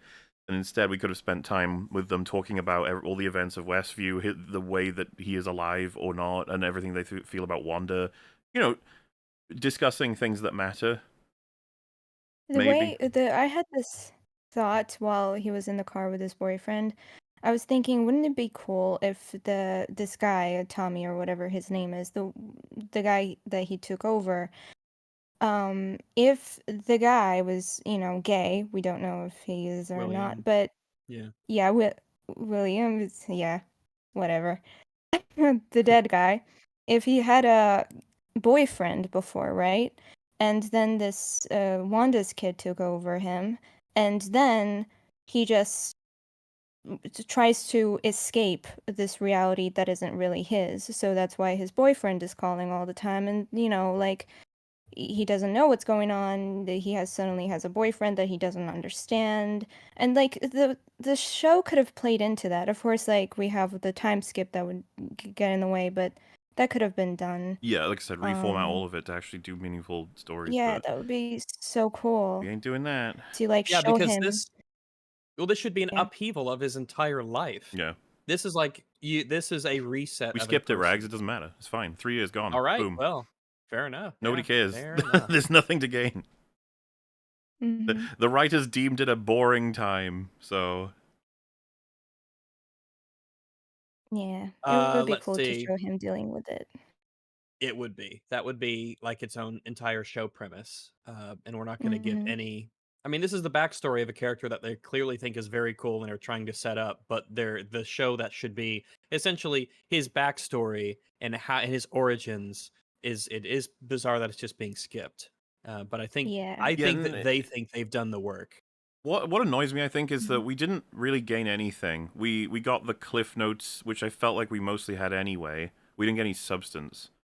And it's like, okay, well, how much time did it take? It's like, oh, like just half an hour. Like, how did we get like scenes of meaning in half an hour? Not even that. Well, it's like 5 minutes really in that half an hour. Mostly it's That's just what I'm kind of saying. wandering It's that around, there's nothing really nothing. happening. Like it's like, oh, we got the full history. It's like, no, we didn't. We got like the broad notes of what's going to happen. We didn't get all the scenes in between of actual dialogue and characters learning and changing and struggling. We got boner jokes. We got the parents saying generic lines like, "I hope he's okay." What like The what do I gain from any I of mean, that? people it has turned into a meme, but there's something to be said about the fact that a meme has revolved around the idea of like the opening sequence from Up, the Pixar movie that Mhm. tells a whole emotional story. It's like 4 minutes. Yeah, it'll and forever. It's good they made did- that so that Mhm. we can always reference it whenever someone says like, "Well, what are they supposed to do in a whole episode?" Remember that has been said before about Disney Plus shows. It's only been a few episodes. It's like, stop saying that. I beg you to stop saying Yeah. that. When you look at how Yeah. like I said, Up had an entire emotional relationship and like These shows lives and- entirely do not respect your time. No. They don't. Oh, They no, waste God, so much no. time. Oh goodness, no. But we do. So Yay. let's move on, I guess. Okay. So yeah, it replays more scenes from episode 1. She gets him out of the closet. He tries to say his name. But he does say his name from his perspective. He says his own name, William Kaplan, and then he says Billy Maximov. but she can't hear him because of the curse. Because the symbol on that tile, that little wooden tile that Lillian made, it's like a sigil that is cast on him. So whenever he tries to give information about like who he is, he can't actually describe it to her. The rules of but not anyone else. The rules of the sigil are the person who cast it forgets as well? Question mark? Was that what they said? But the sigil is like, oh, you will forget a thing that you don't know yet. I can't remember what they say when they talk about the sigil. It's something really stupid. We covered it obviously last time, but it was like, and I guess it only applies. The witch that casts it will forget she cast it, as well as the person will not know they have it, or some bullshit. It sounded contrived as hell. Yeah, but she forgot it because of completely different reasons to it being a sigil, or maybe they completely overlap. That's what I was gonna say. It's so fucking confusing. But then, of course, it's just so stupid because we said, I think at the time, record a video of yourself going, "I'm gonna do this sigil thing. I'm gonna forget. So make sure to write a note that says play me on the video." So you do the sigil and you hit play me and you go, "Oh, right." Maybe the magic would know and it would retroactively. Oh God, we don't get into that, do we? But anyway, yeah. So for the last 3 years, whenever Gay Kid has mentioned his name or his identity to anyone else, I guess nothing happened, but it only happens to Agatha when he tries to tell her. Why? Is it specific to only witches? Can normal people? I guess he can say it to normal people, because obviously if every time he told someone his name and his mouth went and it didn't actually he must come be able to through. say it. When he told Wait, so that means the lady that came with them, right? So she's not a witch. Right. Agatha is not a witch currently. You're correct. No, he means Sharon. Yeah. That's right. Sharon.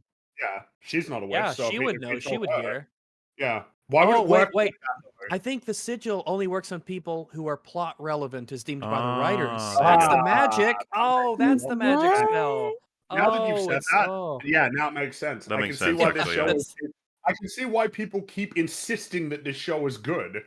Yeah, that makes sense. Because they're stupid. All right. Oh, this is actually a good Marvel show. All right. Okay. Explain it to me then. Tell me why it's good. It's the story. It's about family. Yeah.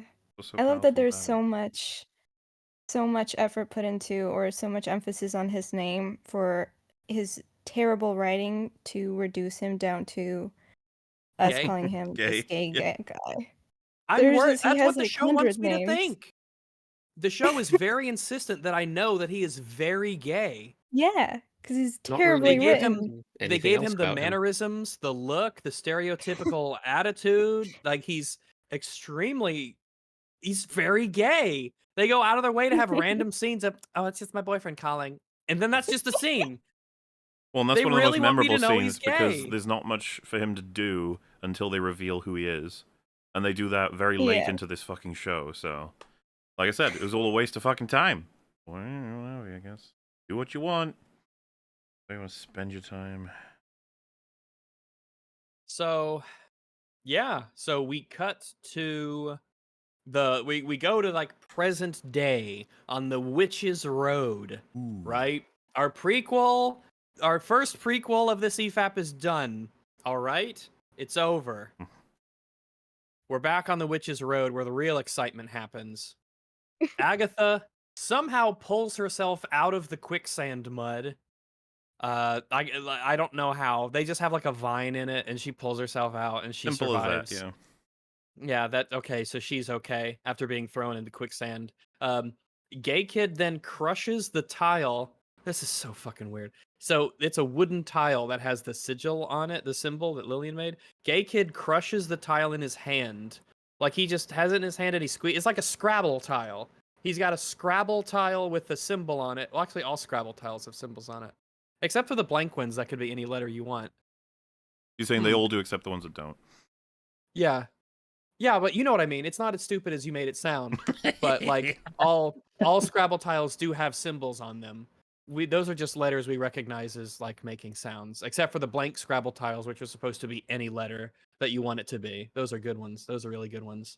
But he has it in his palm and he squeezes it and it breaks into 4 pieces. Strong. Okay, show. If you say He's so. very strong. Yeah, I guess so. He's got that strength. He's got Samson's strength from the Bible, because he's got curly hair, so he's like Samson. Strong. That's a reference. He's not blind though. No, he's not blind. That's true. And he hasn't been betrayed by a woman. Oh wait, he will be. He kind of Oh has my been god, as he well. is like Samson. It was Delilah, right? Who betrayed Samson, cut his hair. Hey there, Right? Delilah. It was Delilah. Don't betray me, you'll take my eyes. That's how the song goes, right? If you do, I'll bring this temple down, and all of you will fucking die. Oh my god. Oh yes, you will. That's what he's saying, is he was chained between those two pillars. As he was doing it? Yeah. Yeah. Oh, please. That's how it caught on. It was a really good song. The few people who survived. He killed a lot of innocent people. I was there, he did sing it. I would imagine, yeah. Let's see. What it's like I get. Oh yeah. Agatha, she's covered in mud and everything, but she confronts him and she's like, "Oh, I figured it out. I knew who you really were, but I wasn't sure until you killed all of us, or at least tried to kill all of us. It's good to see you again, Billy." Oh my gosh, she's figured it out. Agatha's figured it out. She says that every witch with a beating heart can hear you now. I don't know what that means.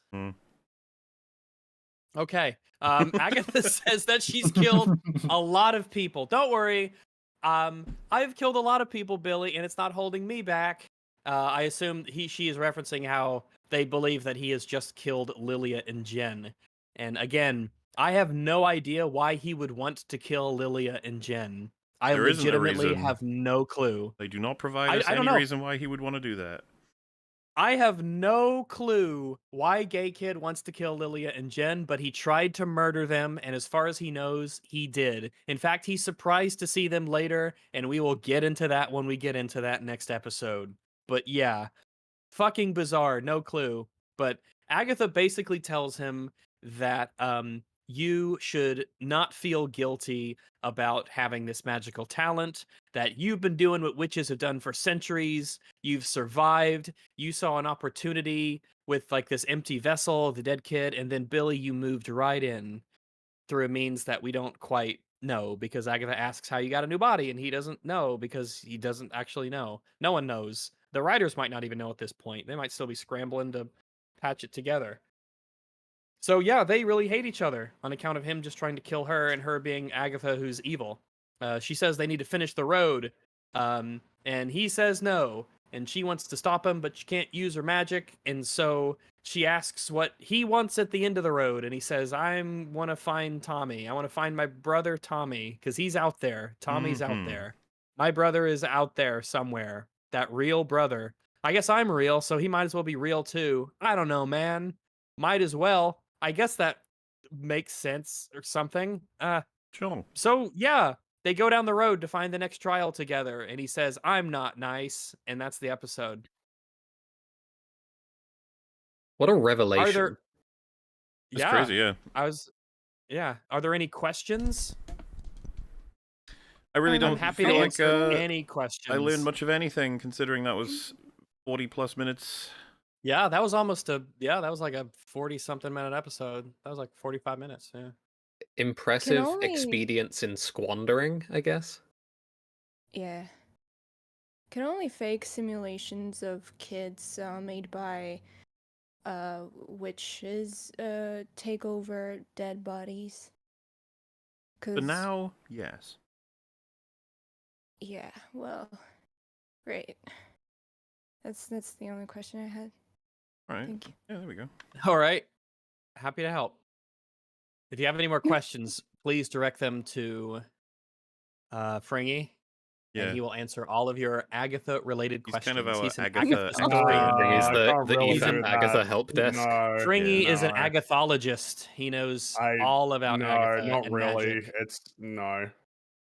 Fringy, I saw your plushie. You are death, like Rio. Ooh. Spoiler. No, I'm not. No. What? Oh, Why okay. would you even make that comparison? That's so because rude. you have the scythe. It's the spooky rude. scythe. It's rude, Rags. It is rude. That was rude of you. You could bury her. The cringiest depiction of death since.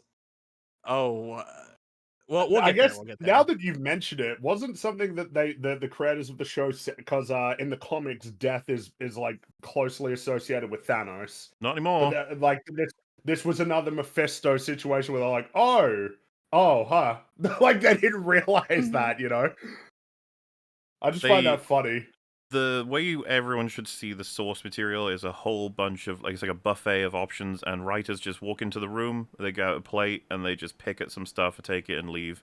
And then writers And later... then somebody sitting there's like, well, wait, no, hold on, but that one's that. Yeah, you some really, writers are like, can I I'm have the the, cook, you know, I the am the cake or cook, and whatever? I'm telling you And it's like, that you they've should used pair it. that with that. Well, isn't the It's best like, oh. example of this the Mandarin? It was like, fucking... Yes, Mandarin's over. Shane You walked used off with yeah. it, and then someone else was like, I want to use it for something else. And then it's like, okay, there you go. We'll just bring it back into the room. You could have the reheated leftovers of the Mandarin. It's and the more they go on, the more they'll be like, oh shit, we probably should have planned this out. Something they'll When you said the say every reheated day. leftovers of the Mandarin, I pictured an orange, a Mhm. Mandarin orange in the microwave. Oh, that's what I mean. It works so well, right? As a... That's a really... Yeah. You would want to eat an orange hot. That would be odd. That's how bad Hot Shang-Chi orange? is. But to be fair, Shang-Chi's It'd be probably all, like like, one of the better soggy. ones. Shang-Chi is definitely one of the better Yeah. Yeah. post, you know, Even despite Infinity War Aquafina. films. Yeah, well, the thing is that like Shang-Chi was like a hero who went on the standard hero arc, you know, like at least there was that compared to a lot of these other characters that they've introduced. Mhm. Mhm. Well, enough about Shang-Chi. I can't let this podcast degrade into madness. All right, we have to finish. We have to begin. One down. So, yeah. So the episode starts. This is the Well, one yeah, everyone now thinks. we're on This is the the Pink one. Fire episode, This is right? the Yeah. 9.5 on IMDb. That's fucking crazy. Which I don't I believe. wish I wish they review bombed it. I really wish. Oh, It's, Anyone who Well, says there's that this it. is good, I want you to ask them to explain this episode to you and watch them fail miserably. I that, so 100% with what Rags just said, but I would also just, on the point of the reviews, for some reason this just never happens as a cultural thing. Like, it never gets pointed out as a bad thing that it would have been, and I lack the better verbiage for this, but love bombed, right? It would have been skyrocketed in ratings by loads of people trying to push it up. And it's like, that's never considered a bad thing. It's like, okay, well, like, there it goes, I guess. It's, you know, it's on par with, if not better than, the best episodes of Breaking Bad. We could say that. Yeah. Put this in a room with Ozymandias and Dude, it'd be hard every to pick terrible, between them. For sure. every terrible fucking show has that one episode that for some reason everybody, because sorry to bring it up again, season 2, episode 4 of Halo. Oh, it's Reach. Look, it's Reach. Never mind that Well, it's a horrible, least- insane, stupid depiction of the fall of Reach. At least that well, to be fair, I think I understand both of these, but like with Reach, it's like a big old action set piece that usually there's a reason. Gets you points. I usually understand, like, it's like, yeah, explosions, sword fights, guns, it's like, yeah, that's enough to rate it highly. This one is, as Rags already put it, it's basically like, I don't believe anybody who enjoyed this understood what the fuck happened in it. Well, and also, all of the rave reviews, any of you guys gonna watch this episode again, ever? That would be something I would be No. very curious about. Are you ever gonna rewatch this show in the same way that people tend to rewatch good shows? And IGN just gave it an saying. 8 out of 10. You gonna watch it again, ever? It's not as good I as feel like- Dragon Age Veilguard, is what you're saying. ugh. No, I guess not.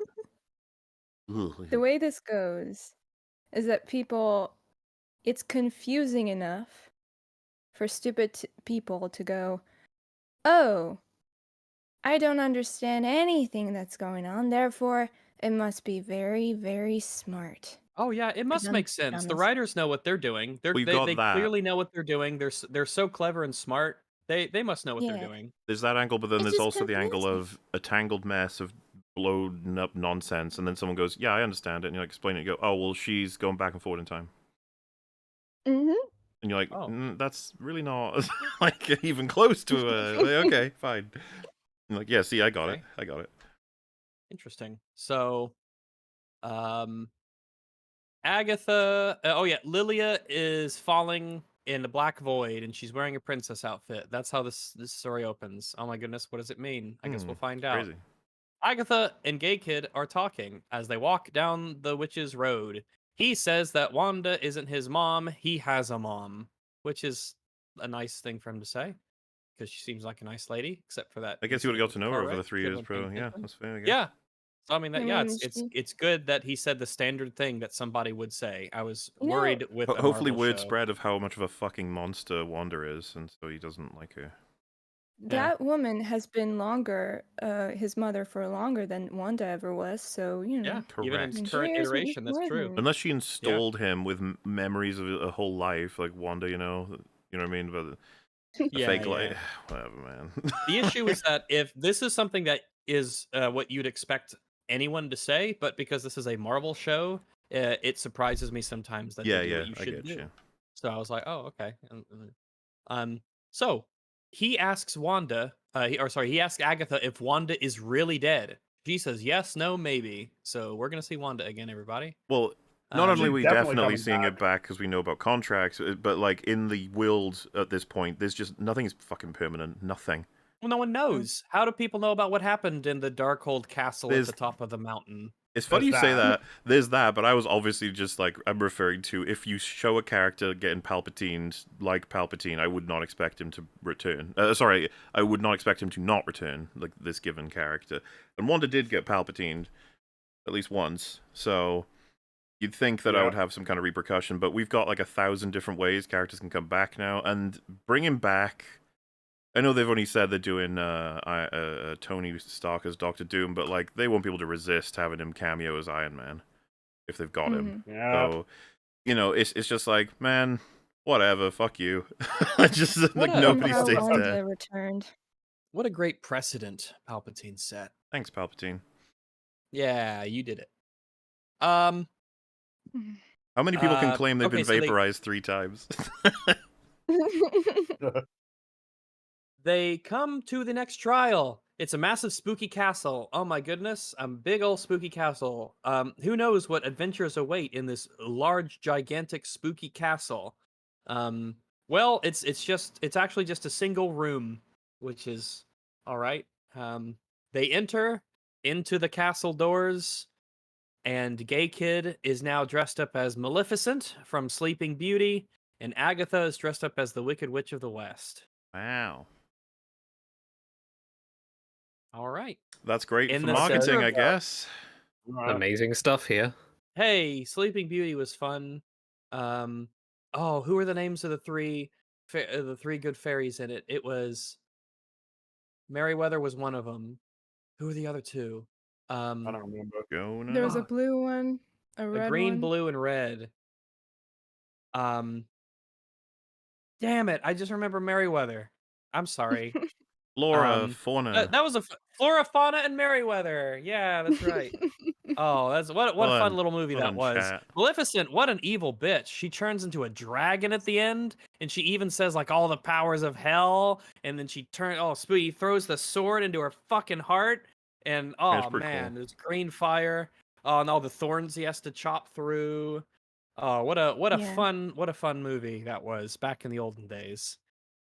Yeah, I Um, mean, by standards of Agatha, she's a true hero of that movie. Turns out, what a great Yeah, character, sure. a great human or a witch. Well, she only terrorized one woman. Yeah, she's perfect. Does anyone have any takes on the thematic value of the witch outfits? Is there anything? No. Well, I Agatha don't says care. that the Wicked Witch of the West was based on her. Oh, no. So Because I don't know. obviously The I gay didn't detect kid, anything. I couldn't pick anything up.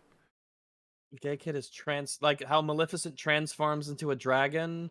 William Kaplan transformed into a young gay child. I don't know.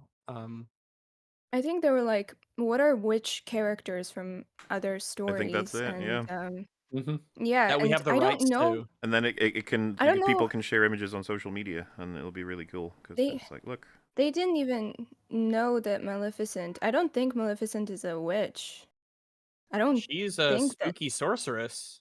I mean, if you want to Yeah. get technical about it, but she can cast magic spells and transform. The thing is, remember she cast a spell on the spinning wheel there's no like for Sleeping Beauty. Mm. they didn't do this for anything other Mm. than you remember these from the thing.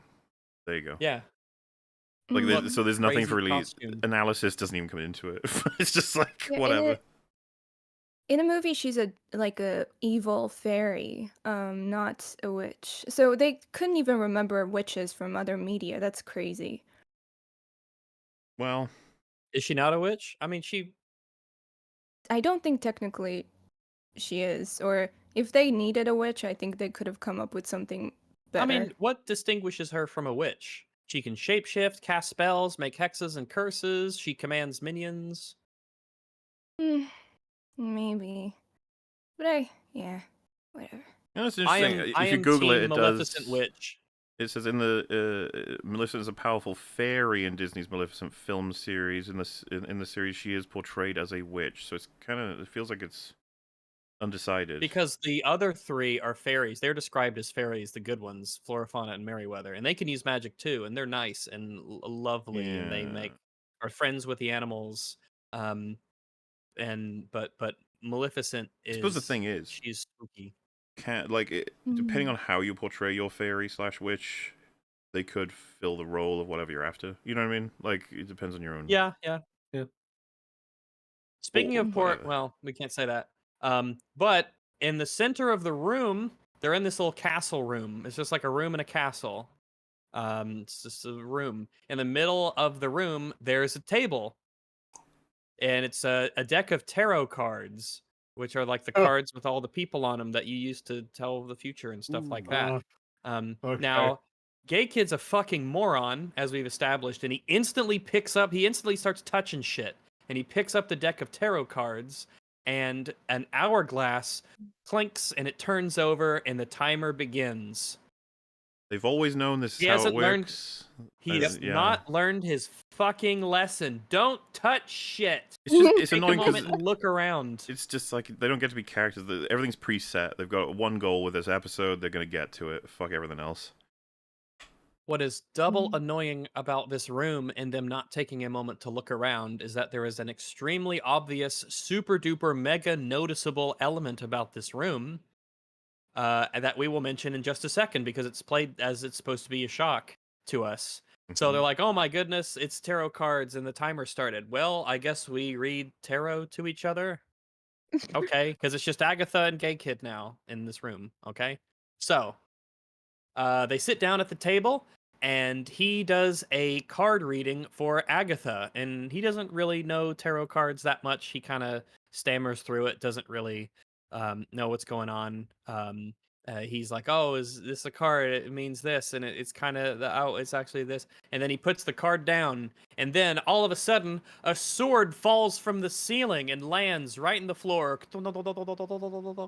And they're like, oh my god, what the fuck was that? And then they look up and the ceiling is full of swords. It's a sword ceiling. Whoa. Holy shit. Wow. Crazy. Yeah, that's the kind of thing Wow. you notice on a casual glance. I feel like if all of a sudden rooms that I were in had big sword ceilings, I would recognize that. Well, but yeah, there's no reason for them to look fucking around bizarre in these setup. rooms, you know?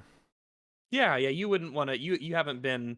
We haven't established any reason to explore the details of these Yeah. rooms with the trials where you have to complete a challenge or die. You just, oh look, not- something. Let me grab it. It's not like any of this is dangerous or it puts them in mortal danger at all. No. It's yeah. Yeah. it's just There are things I want fun. to talk about that kind of require a reveal that comes way later, but I'm just wondering if it's awkward to Yeah, do yeah. all of the questions then as opposed to now. Just about Once- the nature of the once construction of we- these trials, you know? Yeah, I mean, whenever you feel it's appropriate, because this is, I mean, it's up to you. I mean, look, I'm This gonna is a- Mahler. Also- Holy shit! Wait, I just realized I don't fucking care. Mahler, you could just say whatever you want. I don't give a shit, You know what? man. Go for it, think you're Mahler. right. I don't care. You know, If you let want to you give do me it, permission. you can just You give me explain whatever. permission. No, Mahler, this is like, a very messy episode. I don't. This is and Agatha all along. I All don't right, I'm fucking doing it. care. I'm gonna I don't give a I'm shit. gonna do it. You give me permission. So this is something we'll probably try to explain better later, if it's even possible. But all of the Witch's Road and the trials are constructed by accident by Gay Kid. Correct? Yes. Right. Correct. Yeah. The So- gay No. kid, he can like manifest things, make them real. His mind can become essentially real. So like, and upon this realization, he has the first thought, which I was actually happy with. He says, "Oh God, I'm a murderer." It's like, correct, you are a murderer. You killed a lot of people by doing this, actually, or at least way too many, which is more than 0. The nature of these trials. Well, that makes him an indirect killer. Him being a murderer is when he specifically Well- chose to murder Lilia and Jin. This is part of where my confusion comes in. So this is all subconsciously being decided. All of these things about every one of the challenges. I think the subconscious magic is constructing the Witch's Road, but he is still like an agent that is participating in that construction. Because It's still within his control. it's so like not consciously. the It doesn't the seem like writers are that's the so case. relying on good faith for this, you know. This is like, Yeah. how the fuck does this work? Especially, so like this trial is curious to me because it's like they can't actually complete this trial until the other girls arrive. So Yes, because you need one witch of each type. You need like your so he Earth Witch, your Divination subconsciously Witch, your Protection Witch. sent them into the mud with the intention of what? That they get to a cave, they travel through it, and end up with them instead of just being with them. Like, what is that? What's happening there? Well, he even mentioned to Agatha like they need more witches to do it, and she's like, "Nah, we got this." And I guess he But he, so, like, whatever the controls- challenges are that he creates, he also knows what it is that they actually need because like all of them are meant to be designed in some way around like facilitating, I don't know, So, character growth. But I he doesn't know think- these people. Yeah. I think there's an answer for it, What, and I that he think can read the their mind? answer is that his construction of the Witch's Road is based off of the belief of what the stories are about the Witch's Road. So that's why each challenge needs a particular witch, and why his No, mind is but constructed to be that I'm way. going beyond that part. I'm talking about like there's a level to which like the challenge is meant to confront them on a specific personal Very personal, yeah. thing. But like he doesn't each, know like, he craft. doesn't know any of them. No, not just the craft, like their character, what Their it is that history. they need to learn and grow from, or Remember, like, whatever the trauma they scars have and the to get family over. curse for Alice and stuff? Yeah, and it's like, how could he know any of these things? Oh yeah, how could he know that? Well, maybe Aside from like, oh, he can read minds. It's like, Yeah. well, sure, but like, what does that How mean? does he If you know can read about someone's Lilia mind, and- what if they Well, are lying to themselves? And this is where I think the People, writers would of say, course, yeah. well, it's such a powerful magic, it like absorbed the auras and generated, you know what I mean? And you're just like, oh, whatever. Yeah, Yeah, you have to exactly, say some bullshit like the magic construct just knows itself Yeah. somehow. I don't know. well, whatever. Like, maybe like, because he's a mind reader, and maybe the magic interacts with his mind reading to where reason- it can like, read here's the the minds thing. of the. If you That's were what I just writing said, an yeah. interesting show, if you were writing an interesting show, you could have challenges that are actually like not correct because people don't always think like your thoughts aren't necessarily accurate. Like that's what you think about yourself isn't necessarily true.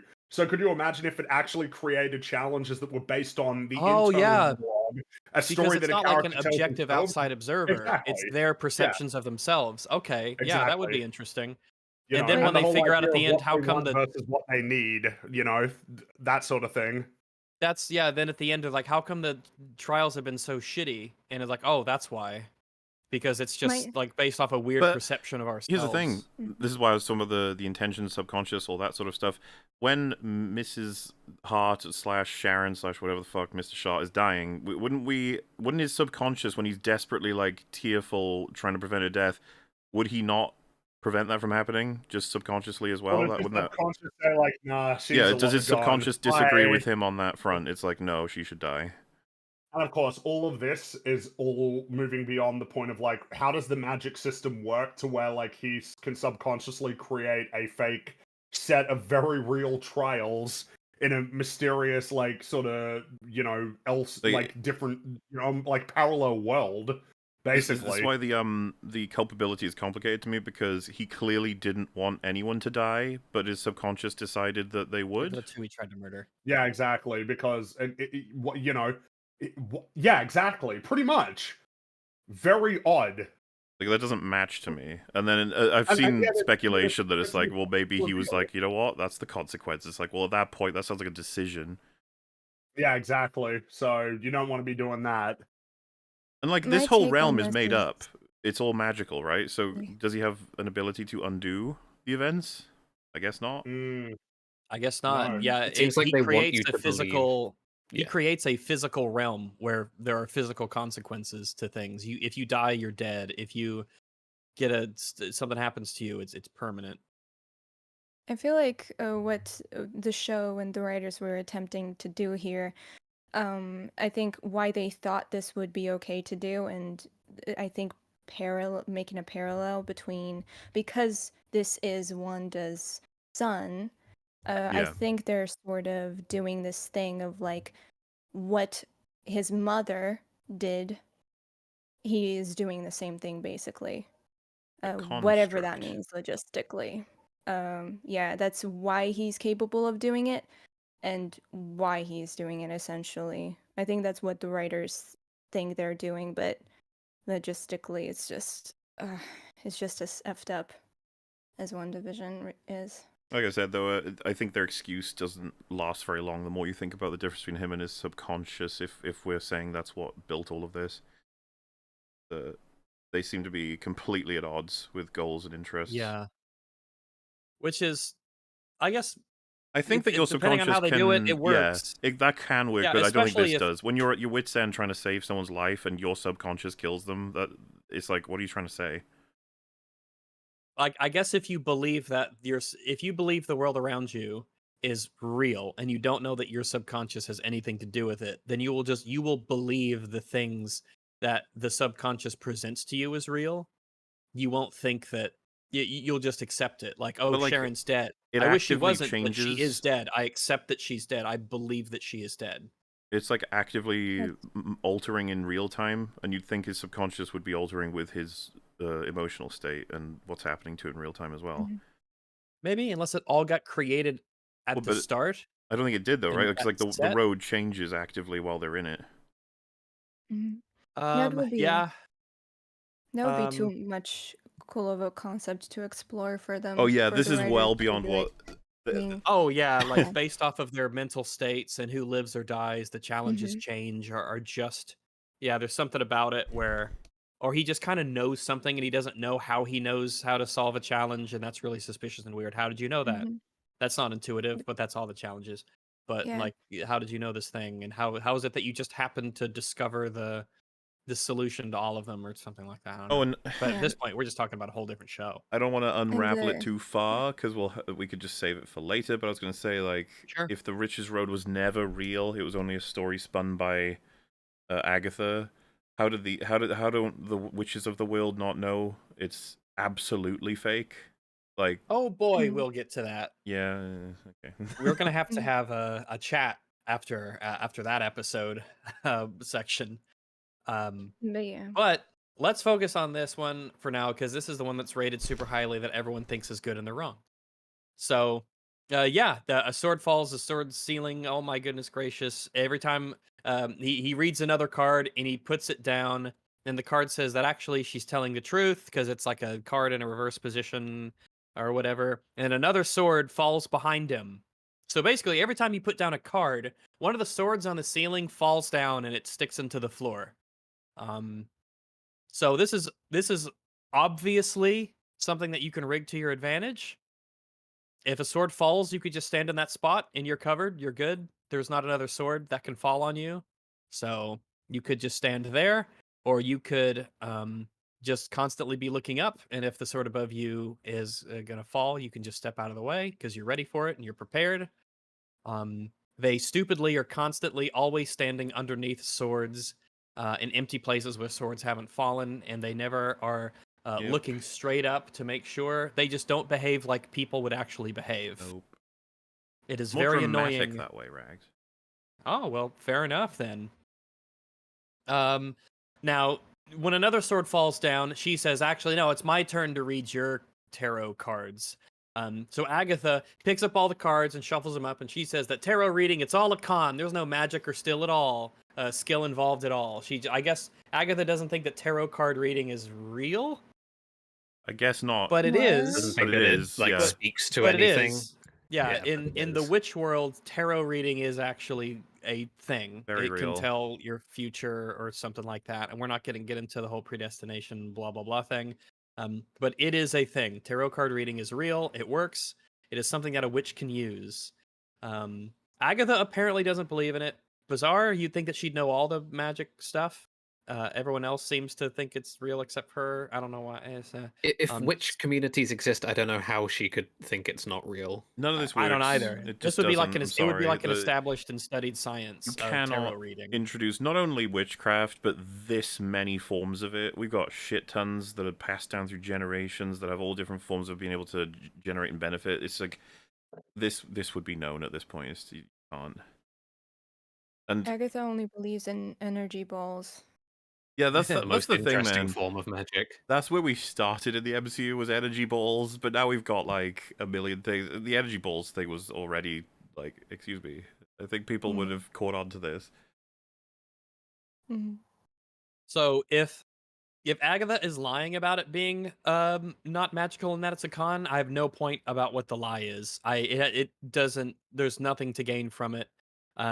She starts slapping down cards haphazardly. Swords start falling everywhere. I have no idea what she's doing. There are swords falling every time you put a card down. One of them could be above you. In fact, one of them actually falls that's above Gay Kid, and he moves just at the last second as the sword drops and lands in the empty chair Well, hey, How that he was just unfortunate. sitting in. what do you think that means when your that- subconscious tries to kill you? Like, it's I guess. Well, I guess your subconscious is like, well, here are the rules. yeah, fuck you. I guess. Okay, yeah. She just says that it's a numbers game, and they can keep trying to put down the right cards into the right slots on the table until the ceiling runs out of swords or they run out of time. Now, obviously, mathematically, any adult should know that the possible there's like 1, 2, 3, 4, 5. I think there's 7 spots, and you got a whole deck of cards. So getting them all in the correct placement, and then considering a card can be like one way or reversed. That's like mathematically, it's not going to happen. You're not going to get the right combination. That's an insane amount of combinations for all the Yep. cards to be in. She should You know would that. need to be unspeakably lucky. Yes, which means that it could feasibly happen in the show, I suppose. And yet they will Um, continue speaking. True. They keep yelling. They're like, oh my god, what are you gonna do? Blah blah blah. They start like yelling at each other. And she says, well, we got a lot of time. Look at the hourglass, and the hourglass has actually had significant progress done with it. And then she's, but don't worry, we got a lot of time. We could just try out a lot of the combinations. And then the ceiling starts to lower. Oh no, it's like that room from Resident Evil 4. Oh my goodness. Except I can't shoot the red lights on it. Oh my goodness gracious. It is at this point the Gay Kid says he wishes Lilia was here. Now, we cut to Lilia and Jen, who are not dead. They are alive. They were not killed when Gay Kid attempted to murder the two. Turns out that they just fell through the quicksand mud into a tunnel underground. Mm-hmm. Yeah. We get weird flashbacks of all the times Lilia had these weird random outbursts throughout the show and the episodes. And that is supposed to be essentially her jumping into different versions of herself in the timeline. Yes. This will not, don't worry, this will not make sense ever. She then jumps centuries back to Italy to her first witch lesson about tea leaves. This is the old lady that she saw in episode 3, and the young girl that she saw in episode 3 was her as a young Italian lass. And yeah, she's jumping through time. Yep. That's why the episode's so amazing. So Reveal bait I mean, is what it is. Yeah, I was gonna say we can get to it probably at the latter portions, I suppose. What all Sure, this means. Yeah. she's Sicilian, not Italian. Oh, okay, fair enough. Whatever. I don't know. I don't know. Fair enough, but yeah. Lilia tells Jen that the flow of time is an illusion. Which it isn't. But when she, I guess magically it is or whatever, or get his to her, or don't think. Actually, you know what? Don't think about it. Actually, she says that when she was a kid, she experienced her life out of sequence, and it's happening again, and it's getting worse. All right. Yep. Lilia then appears. She has another one of these time jumps. She appears in the castle room with Agatha, Gay Kid, and Jen there. I will need someone to explain to me how this. Well, yeah, they're okay. Lilia appears in the castle room with Agatha, Gay Kid, and Jen, and Lilia confronts Gay Kid because remember that like this other episode, it ended. Episode 5 ended with Gay Kid murdering or trying to murder her and Jen by throwing them into the quicksand, right?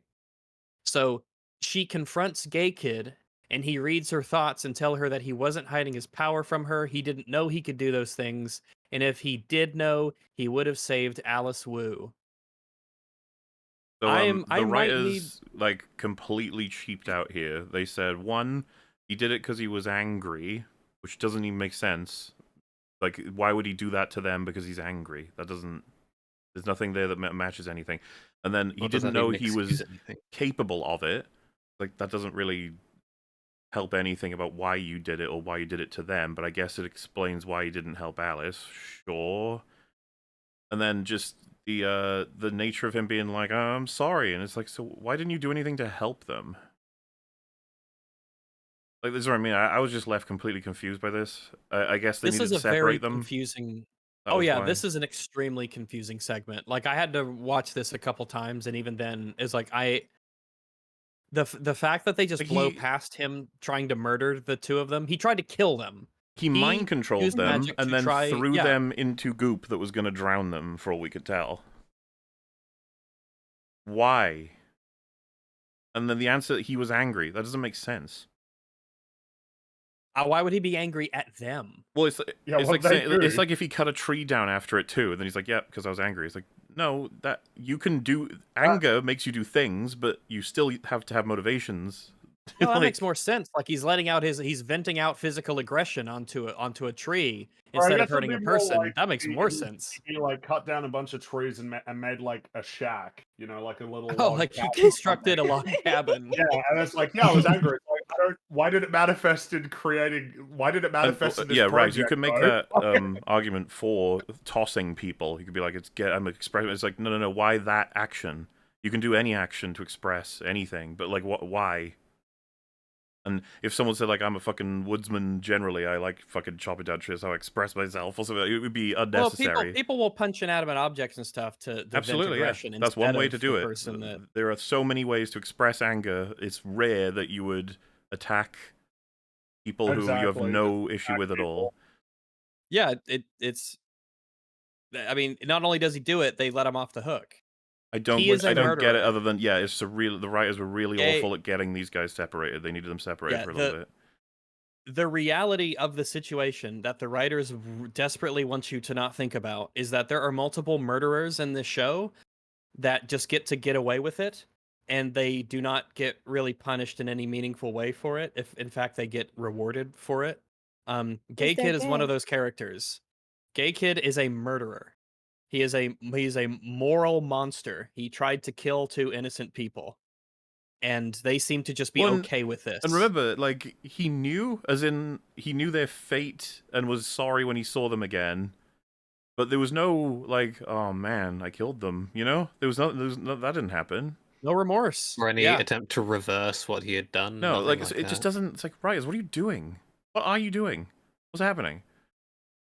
Yeah, I The would writers of legitimately like the- to ask them what I'm supposed to think about him trying to murder the two. This show and One Division share writers, right? Because Yeah, same showrunner. they might need to be investigated a little bit because this is just Marvel staff, Disney staff, just everybody, this the whole is effed crew. up. It is Just a really completely strange amoral. pattern with a lot of Recurring, modern stories. pattern. Not just that they're poorly written for cause and effect. We get a lot of stuff that's like, oh, how lucky for them that this thing happened. But then you get some bizarre stuff where you're just like, oh, that's just evil. Like, what are you doing? Why are you doing Yeah. evil? And the Well, reverse happens too, where they have evil characters do good things, and we're like confused. Like, thing with Ralph, just like this is just cruel for Yeah. no reason. Yeah, imagine if I like joke the is the real reason. world equivalent of it is like me slitting two people's throats and then someone going, "Well, it's okay, she was angry." Well, yeah, you wanted to get your Forget fake it. kids back. Worry about it. Yeah, it's Aw. fine. So, yeah, this very confusing how Lilia confronts gay kid here and what I'm supposed to take away from this. Um uh she says that, "Oh, hey, I remember you. You're the kid from the bar mitzvah. I was doing a reading for you." So she asks what went wrong. And Gay Kid says that she seemed pretty on point about the tarot reading from the bar mitzvah. However, explicitly, it was stated, and we are led to believe, explicitly is a good word to use, that Gay Kid does not remember anything that happened before the crash, which would be Lilia and the tarot reading. But he says that she seemed pretty on point with her tarot card reading. Holy So they shit. even fuck I that didn't up. catch that. Well, So, oh well, you think that, I mean, I would say you'd catch that in a rough draft, but I don't even see how that makes it into the rough draft. I mean, he doesn't know anything that happened before the accident, but I guess he knows this. Okay. Either Oh well. either the writers are idiots or he's also a liar. A very big one at that. I think the writers are idiots because he didn't even Yeah. remember his own like room, his own photographs, his family, his house, anything like that. So They just didn't Yeah. care to check for this sort of thing. nope. So yeah, that's a bit of a fuck up, writers. That kind of defeats one of the whole points of what happened. Anyway, she Lily, but yeah, Lily is the one who put the sigil on Gay Kid, as we talked about it before. And the reason she said that she did that, she tells him the reason I did that was because of the reading. She says, she knew who he was and who he would become, and that he would need time. Yeah. So Makes sense. unprompted, she cast a hex on him that would make it impossible for him to tell other people that he was really Billy Maximoff Yeah, that makes sense. or It's good that she did William Kaplan. It's good this random person just Sure. decided to alter his life this significantly for a reason she decided Yeah. was right. So He's a good character. I've legitimately baffled. What a bizarre, weird thing to do to someone. I don't know. Also, they're cool. They're cool, by the way. Remember the murder that he They're cool tried to now. kill her the other episode? Yep, they're cool now. They're all cool. No one minds. No one minds. It like legitimately it has been forgotten. Like it didn't ever happen at all. The writers don't want you to know about it or think about it. So a bunch of swords start falling from the ceiling. So I guess they have to like hurry up or something. I don't know. I don't know why the swords bother falling to indicate you need to hurry up when the ceiling is already coming down to kill you. Yeah, I don't It's get a it very either. I strange- guess just to create a few more smaller action An reveals. extra- Like, ooh, yeah.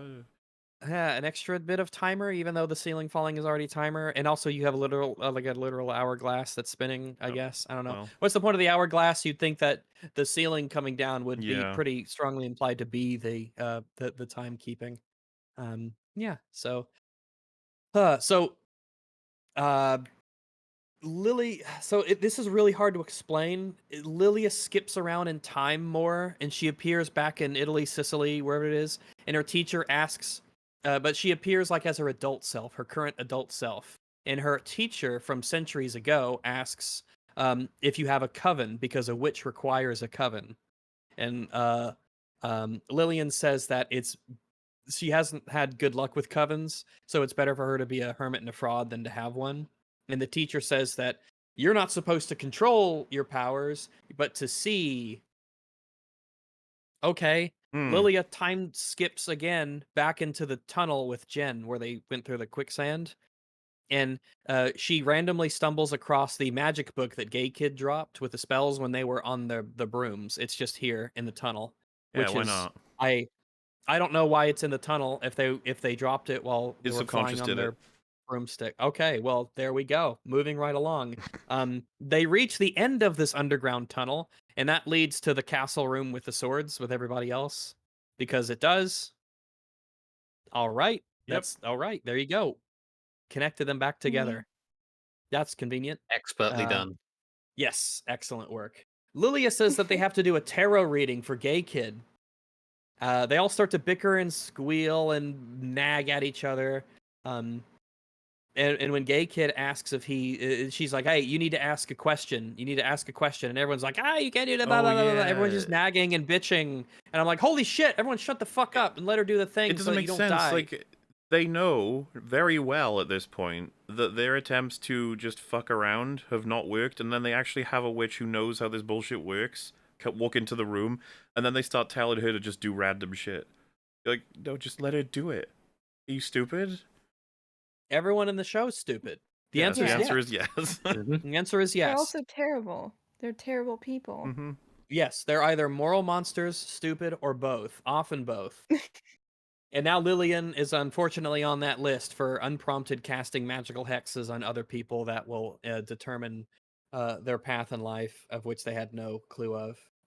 But I guess she, knew to do it because of time magic. I don't know. So, she says, all right, Gay Kid, you need to ask a question, an important question. And Gay Kid asks if he's Billy or Tommy. And the ceiling stops falling down. And Lilia explains tarot board stuff, like what all the placements are supposed to mean. The subject, it's like a journey and a travel, and the cards mean shit, blah, blah, blah. Don't give a shit. All right? Don't care. They play cards in the reading one by one, and she explains what the cards are supposed to mean, and then she puts them down into the spots, and no swords or anything fall as she puts the cards down. I guess she's doing it correctly. I guess so. But then they play cards in the reading, and swords do fall. Oh my gosh, wait a second. This is not right. I thought I was doing it correctly, but no. Swords do fall around them as she plays cards. Lilia then skips around in time again to when she arrived in the tunnel with Jen, and they hide from the Salem 7, who just are kind of in the tunnel. Remember the Salem 7? The evil. Remember the Salem 7? The spooky evil ring wraith witches who are like, we're gonna get you. This was almost like a jump scare, but in the worst way possible. Of like, oh my god, characters that were in the show. I remember. I think. It's been a while. They're just here in the tunnel, and they hide behind some barrels, and the Salem 7 walk by. Yep, there they go. All right, goobering along. That's that scene. It's so funny. Yeah. Now that I Lilia, think about it. Yeah. Sorry. The fact that those Salem 7 are like antagonized by the show, even though objectively I don't think they've done anything either bad or worse than our main protagonists Oh, you're saying like have. The reason they exist is because of Agatha. They are like the children of the witches' coven that Agatha like killed. They're trying to avenge their parents. Yes, from the evil Agatha, because Agatha is an evil psycho. Yeah, we'll murderer. talk about that when we get to the they end. did is look a bit insidious. Well, and move in stop motion sometimes or whatever. Low I frame rate. They're very poor, tragic characters that happen to look dark and evil. I don't even know why they look like that. I don't know, because we need an antagonist for the protagonist, even though the protagonist is a terrible, awful, murderous, awful human being, which we'll get to. It just screams in this very sort of like lizardy way of like, we need more tension of some kind. I don't know, ring wraiths are cool. Yeah, because the killer trials aren't enough. Oh, yeah, we need something else. Someone sent in, Billy didn't make the trials, he made the road made the trials, in the same way that if you make a cow and the cow makes milk, the milk comes from the cow, the show is still crap. I disagree, that means he made the trials. If he made the road, he made the he trials. subconsciously created the road. Obviously. If he made a cow and that squirted out milk, he made the milk. Yeah. So Lilia asks Jen after the Salem 7 walk by. They just walk by. In that segment's complete. Lilia asks Jen to join her for the tarot reading instead of leaving, because in the tunnel there's a random like pathway that leads to a subway station that Jen says is just the exit to the road, and she could just leave now if she wants to. Which definitely wouldn't be what I would consider to be like a trap or like a temptation or anything. But I guess it's supposed to be this random chance for Jen to leave on the road for some reason. I'd love to know how they came to know how this works. I don't know, man. I'm just gonna explain to you what happens for a lot of this episode. Yeah. and we'll just. But Lilia and Jen go together through the tunnel to get to the end, to the castle room. And back at the castle room, Lillian realizes that it's not the reading isn't for Gay Kid, it's for her. She has to do her own reading. Okay. All right. She discovers this because of reasons. The querent is the person who's like the subject of the tarot reading. It's actually her. It's not Gay Kid. She puts cards down one by one, and as she does, this time, no swords fall at all. All of the cards that she puts down are supposed to like represent each of the other people in the show. Sharon and Jen and Agatha and Gay Kid, because there was like one scene in a show where like a similar symbol to them was in the background or whatever, and the card is like, yeah, it's them, it's whatever. Lilia goes back into the tunnel, right? She time skips back into the tunnel and she sees Rio. Rio is death. Ooh. Yep, Oh, Rio is okay. death. Yay. Like conceptually, she is like the character who's in charge of death in this universe, or at least another one of them. She's very cringe and is probably one of the lamest depictions of death I've ever seen in anything ever. But we'll get to that later. The pop 'cause figures it just spoiled keeps it, I'm piling so on. sorry. The cringe keeps piling up. Why But is Lillian Death a tells human? it's a good question. I saw the question was developing, and I think it's just interesting to quickly talk about it. The nature of people were saying if Tony creates Ultron, then Ultron creates minions. Did Tony create minions? And in that case, Ultron's an AI. He's an intelligence. He's an agent. Acting. He Yeah. makes his own decisions. In the same way that if a parent makes a child and a child makes a fucking splatter of spaghetti on the floor, the child did that. However, the parent is responsible. Tony is responsible for Ultron. That's what the story is about, of course. But in this case, you'd have to then argue that he made the road, and the road is like its own agent, and he created it, which actually makes me wonder further of what the fuck are the limits of his powers.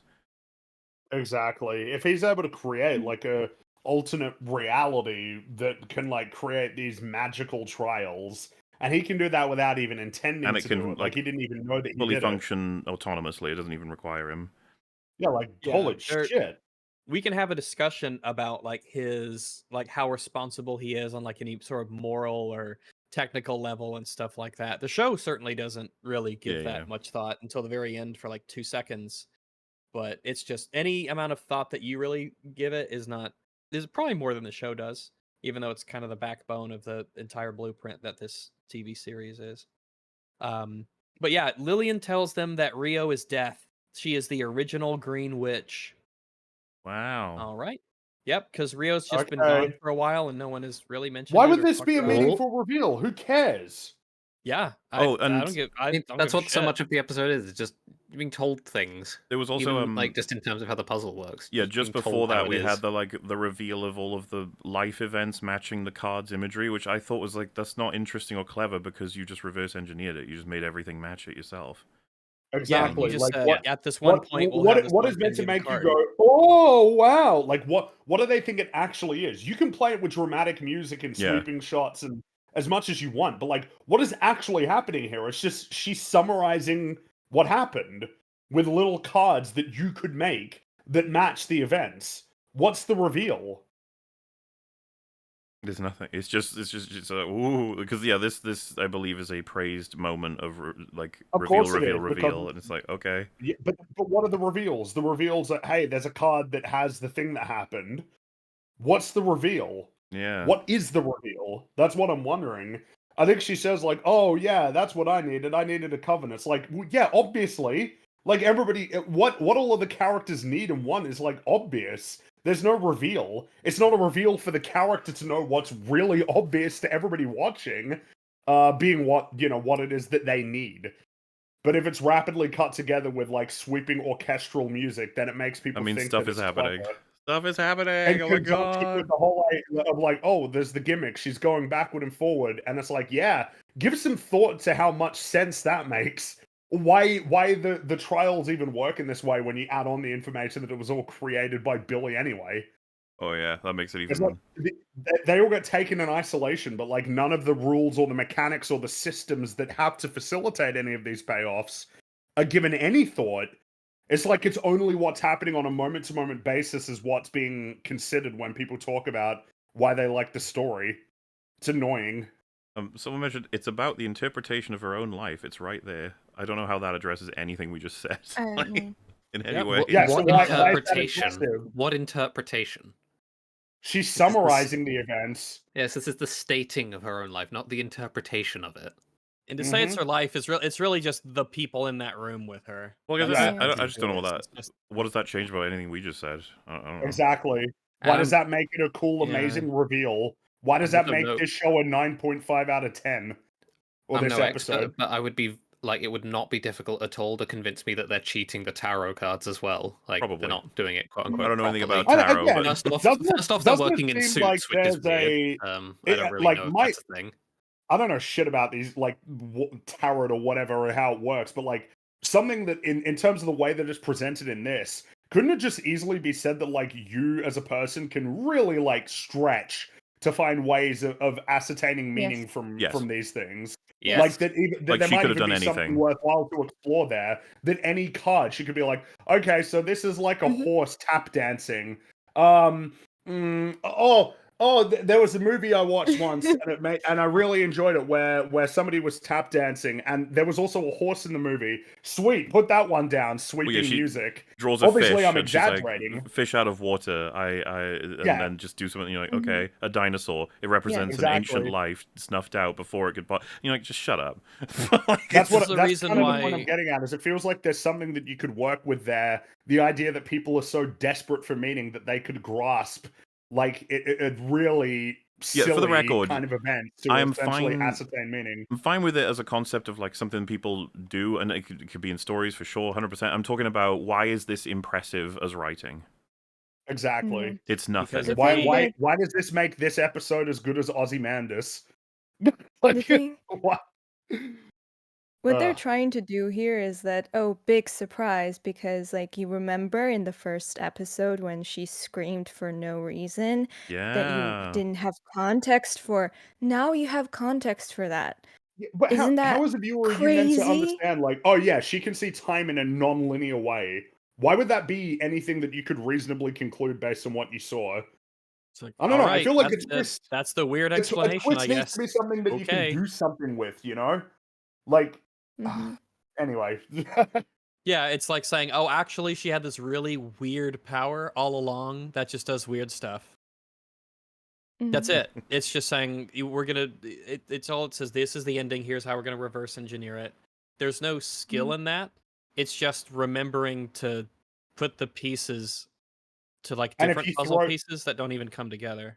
well, and that if you throw the information at people fast enough and dramatically enough, That people looks will like that. That mistake looks like it that. That looks for like that. That looks like yeah, that. I was here when I and said that it will this. be mistaken for really good writing. Yeah.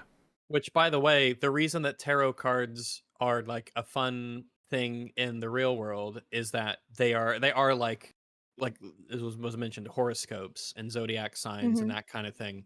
They're so broad, and because Mhm. they like if you look up online what there's like 70, 80, however many of them, they all have each card has two meanings, and they're very broad. And like everyone's life is full of different things that every card will apply to. It's just horoscope stuff, and it's just like a fun little goofy hee hee hee. Yeah, this isn't That's all it criticism of is. tarot Yeah. cards. This is criticism of how they've Yeah. applied it to storytelling. The And we're way not even. the reason. Yeah. Go ahead. No, it was just the reason they're fun is because like legitimately you can project onto them basically. You can Yeah. anyone could Yes. project onto them, and it's really in real life the reason why it's fun is because it actually makes you understand things about yourself, or it makes you think. It's like a diary, really, just your subconsciousness and stuff It's like like a that, vehicle for thought Yeah. interpretation. Yeah, sure. Yeah, It's you take your time through this activity to understand what your brain is going through. And I think that's such a cool like a tool for storytelling, and it could be used in so many fun ways, but this is just so contrived and stupid, especially when it comes to like witchery and magic. but But man. the pictures match stuff that happened in life. They match. Look at them. If something as simple as this in terms of story construction makes this show incredibly good, then I mean like all shows are good. Pretty much. Like this is just like a super basic fundamental kind of thing that they didn't even do well, but they dazzle you with bullshit. And Think it of how good works. the actually good shows must Oh be. well, we Yeah. haven't even gotten to the biggest dazzle yet. The part that everybody boy. celebrates as episode 4, which I'm aware of. I can't wait. It's gonna be great to talk about what the fuck is so meaningful about it, if anything at all. We're almost there. Though. All right, so Lilia tells him Rio's death. Oh my goodness gracious. And he's original Green Witch, and she completes the tarot reading, and then a door opens up on the wall, and they could leave to go to the next trial. They all start to shuffle out. Lillian tells Agatha that when Rio calls her a coward, she should hit the deck. How would she Okay. know that? Because she future. skips through time. Wait, how does But she know that? she She's wasn't not there. present for She that. wasn't there. She was dead. How does she she was know that? dead. She wouldn't know she's not that. there. She can not only see her own future, she can see other people's futures. Shut up, it makes Oh sense. shit! Divination. right. Even magic. though she would Pretty be good. dead, shut up. Yes. Shut There's up, not shut a up, shut tarot up. It's fine. card. It works great. There's not a look. Tarot cards are by design not specific, so I have no clue how she would know that. It's You're great. Right. If she her whole thing is that she skips around to herself in different points in time. Remember, she How could would see the she future of know? gay kids, so No, she could she see wouldn't. everyone's futures randomly when it's plot related. Okay. That's just something she can also Mhm. do. All right. Well. Awesome. God. I Maybe didn't she even was a notice that spooky when I was ghost watching. at that point. She was off screen, and she Maybe. Yeah, there you go. Maybe it Makes was sense. actually maybe she was Bly Manor and she was a ghost all along. And anyway, she gives Gay Kid his magic book back, the one that she found in the tunnel, because he dropped it when he was flying Mhm. in the air on the broom that she found in the tunnel, of course. And then everyone goes through except her, except Lillian. She stays behind. She stays God. behind. Goodness. She closes the door. And the Salem 7 come to get her. I just want to point out, But she I forget her name, but the last witch to leave, no, that's not her, could definitely have stopped her from Yen? closing those doors, and she just doesn't. Well, it's the same thing with Gay Kid getting tied up. Yeah, Just it's don't have well, what I them like actually about it stop. is she goes, no! And it's like, well, you gonna do anything? And it's like, Normally- no. yeah. Ethan. Normally, screaming no carries with it the implication of physical action. Yeah. Right? You know?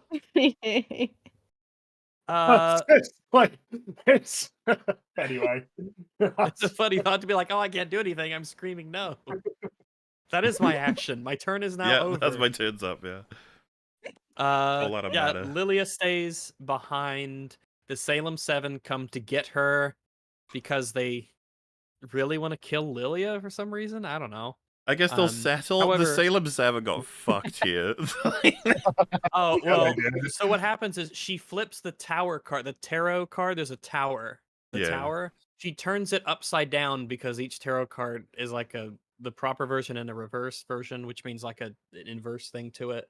So when she flips the tower card over, the whole room like flips upside down, Yeah. and then all of the Salem 7 fall onto the swords that are now the floor, and then Lilia falls on the You swords. just sort of Tells you- like, what was the point of them? Tells you everything you need to know about what they want to do with tarot here. It's like a tower, and Yeah. you turn it upside down, and it turns the tower tower upside is down. It's not about like potential like No. imagery and conceptual meanings embodied within a particular card that can Or have that each like, two tarot meanings. card They can- you could do things with it and it has effects or anything can- like that. It's just very explicitly transform into creatures that have flight. Yeah, Yes. turn into birds and You fly. one of them dumb- specifically has fly. been shown to be dumb- a raven. Dumb fucking writers. How did you forget the one thing they can do? Transform into animals But that also, fly. like, why were they even in this story? They didn't do How shit. did they get into this room? How are they here? Why are they here? Why are they even part of this story? They show up in episode 2 and don't really do anything. They just kind of like punch Show up in through the episode windows. 1. And then they show up in episode Don't they? 5 to just sort of like. Well, I'm just saying in terms of any actions they take. The only action they take is essentially They rush to them like, into teach the. them for a little bit, I mean, is it and safe then to this say? is the end of them. Is it safe to say that they were created specifically to cause Lilia's death? I guess so. Which is pretty so much. bizarre Well, thematically because they have nothing to do with each other, they Lilia have and these nothing to do people. with her. Yeah, Yeah. they're all Also, just to be entirely clear for related everyone, to they're Agatha. done. Yep, The that's it. Salem They're that's out. Seven the are done. end. They're no longer a part of the Hence- story. They're hence done the here. baffling, like, dead. what was the point? They showed up a couple of times to make them run away, and then this is it. They're done. I think they only exist to like have a lower frame rate and look evil to be in distract marketing. the audience that how evil our protagonists actually are. Because I get maybe, yeah. audience is stupid. If we see someone who looks evil and acts evil, we're not gonna notice how terrible our main characters are in comparison because we're just stupid like that. Doesn't this feel though like they remembered while they were writing this episode about the Salem 7? They're like, oh shit, what were we doing with them? It's like I don't remember. What were we doing with them? It's like, I don't know. I thought you were doing something with them. It's like, I don't know. Kill them. It really does feel a lot to me like they did just they put in an antagonistic force because they figured, I guess we need one other Yeah. than the traps and stuff. And then here they just cashed them out for a moment because Mhm. yeah, that'd be neat, I guess. Mhm.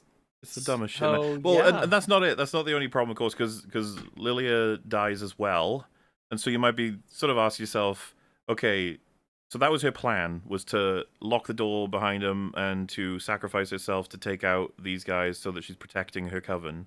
That's the interpretation that the whole world of Agatha fans have. So, like, 3 people, obviously, is very excited about this. I think it's a very great sacrificial moment. It's so good. But first, of course, question I had was, like, one of many. How did Lilia know that anything like this would work this way? There's so many questions. She says, like, oh, all the traps, all the trials, they'll kill you once you complete them. It's like, oh, so why did you stay? You could have just had them die anyway. Yeah. Why, So, why would you need to and be again- there? And then of course you'd be like, well, because she knows that she had to flip the card. It's like, so that it doesn't do it automatically. You have to cause it. even though that's not how it worked in the other places, No, it's right? not. Like, if you didn't do shit, then that was just the end. And also, yeah, it would have been really awkward if they all flew away and then she lost her grip and it was like, So that was so this was for obviously nothing. the next question is that she should know, much like the rest of them, the Salem 7 are capable of fucking flight. Yeah, So this wouldn't work. Maybe only one of them can turn into a crow. I thought that we saw an Even- owl in a prior episode as well as a crow. Okay, she'd only get 5 of them. There'd be 2 left. Well, also, like, maybe there's like a spell that you can even cast that just makes you like float.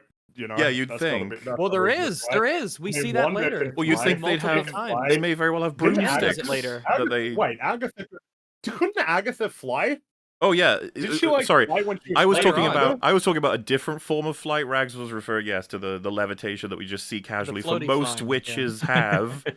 Yeah. It's a very common witch thing. We see It's a all common witches witch do power. this Level throughout. one. Yeah, Power. fly, Yeah, level 1. So I don't understand. Like this was just incredibly retarded from Lilia. She's like, I'm gonna get them with gravity. Granted, there's swords, but you understand what I'm saying. And what? This has a 9.5 on IMDb. Well, so this is what I'm getting at. Every mechanical element Shit. of this, as per the writing, so the motivations and the history of the enemies and the hero and the locking of the people getting out, everything has something wrong with it. She was not stopped when she easily would have been. She wouldn't have decided to do this. It doesn't make any sense. She would never think this plan would work. The Salem 7 should not have died from this, and then thematically it makes no sense to end this story this way. What is the value of this? Also, And one of how them turn did into she bugs. know? How did she know that this would kill them? Did we see her skip? Because I think what I saw was her just falling. Just fallen, yeah. She wouldn't know that Salem 7 would be there and that would cause their death. Unless she At saw it least we in didn't. the future, she skipped to How could it. she see it in the But future? why didn't we Oh, see her see that? That's a very crucial Well, so they cheat information. too, because the opening visual is her in, like, the abyss. yeah, that's right. But she's clueless the whole time, like, before that, so Well, how's there's that work? You know? there's a weird question here about not only her life, but by implication everyone's lives, that everything is predetermined. Which we already yeah. thanks to Loki, Yeah, I we was know gonna that that's say. the case. Mhm. But this is like She's a just separate a this TVA is member. Yeah, this is just like a separate layer of predetermination that you're going to skip around in time to all of these things without even a question So, to can I change it?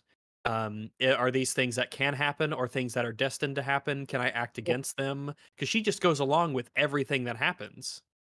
Makes yeah, no Every attempt to si- actually change anything for the Every better. single show or film or whatever that approaches this sort of thing, they always, if they feel inclined to address it whatsoever, they always bitch out at the end and say, nothing's set in stone some Yeah, fucking yeah, yeah. how. especially Despite the after fact that everything that they've cannot said, be yeah. the case, really. Things appear very much to be set in stone. That's why most things are like, oh, this is a potential future. This could Instead of- happen if yeah. events carry on, but if you act differently, then it will, of course, do different things based on what you do. What were all those futures Strange saw? What were they? I have seen the assessment of this scene being one of the greatest in the MCU. What's funny is my response would probably be something along the lines of, I think this might be the worst moment in the series so far in terms of a collective just fuck up. Like, the writers fucked up so hard with all the different elements all at once. Mhm. And you're knocking out a main character, you're knocking out 7 antagonists, and you're bending all of the rules for, well, breaking all of the rules for everything. So it's just funny to me, because I was like, fuck, that was terrible. And then it's like, no, it's the best thing ever. Like, Breaking rules is doing it a kindness by implying they had rules to break. You know what's really annoying is because when I watched this episode, all I thought is this will be the one that people say is really good. I just knew that was going to be the case. Yep, there's Like a lot of as soon idiots as I out ended, there. I'm like, this will be the episode that will be viewed as being the really good one in this show. And I think it's starting to annoy me that the reason why that's the case is basically because of like cinematography. I feel like that's all you need. You need to have an episode where you have some shots that are like, oh, that's kind of interesting. Never mind the writing, and like you'll be fine. Like it's the shot, right, of her like falling down into the, and it's all Yeah. it's darkness surrounding her. That's what it's like. Yeah, that on Twitter, yeah, shit, people really like that one. I'm getting annoyed by how predictable it is in terms of like what will essentially garner a good response, which is bombard people with information. Like just throw a bunch of information at them, throw in some shots that look kind of interesting, and you're good. You're done. Like that's it. Mission accomplished. You have created a really good episode of television. It's like, oh, damn. All right. Unfortunately for the analysis, there's actually one horrifying thing that happens before we cut to the next episode. do it. This is all right. So Lilia falls down, and it's implied that she falls into the swords and dies as well. We then see her sitting down at the table for her very first lesson in Italy once more. Lilia will never die. She is stuck in a time loop forever, experiencing the same things over and over and over in her life. She's trapped in her own existence, for lack of a better phrase. She experiences her life out of sequence. The fact that she could die, or at least fall on the swords, and still experience herself as a young girl, sitting down with her teacher those centuries ago to get her first lesson in witchery, means that she is stuck forever in an endless cycle of the same life and the same moments over and over and over and she cannot change them. Lilia's existence is a living, waking nightmare, an eternal hell from which she cannot escape. There is no end for Lilia. She cannot die. She will simply continue to experience her own life in a myriad of different times and places. Like that game Deathloop, if the campaign were like 300 years. I don't. I Sounds thought like in that something. it was the day repeats over and over and over, right? Like Well, Groundhog Day video game. They play it as if it's like supposed to be lovely and meaningful, like she's sitting down to her first lesson, like it was all leading to this. But by what they have shown us, and by what they have told us, and by what we've been explained, she's just going to experience everything forever, over and over and over. She'll never die, because there's always going to be a version of her in some time where she is alive to experience things. So that's fucking terrifying, and it's probably the worst fate of any character in this show. But I'm just going by the rules of what they told us. So it's not a bittersweet ending, like they probably wanted us to think. It's a living, waking, eternal nightmare for her. It's already really sad because the people trying to avenge their parents were all killed by someone who they don't even understand or know, and that person killed themselves to kill them, and this is all because of Agatha being an asshole. Agatha. Yeah. And to save her, that's what she did. Like, she having the 7v1 everyone dies in order to save Agatha because she killed their parents. I don't understand why the show wants me to be happy about this. Yeah, like I don't know. It's a pretty tremendous loss for that's everyone. The show. It's really odd. I don't get it. I don't get the overall objective of this show, I suppose. Hence the unhinged label for the writing.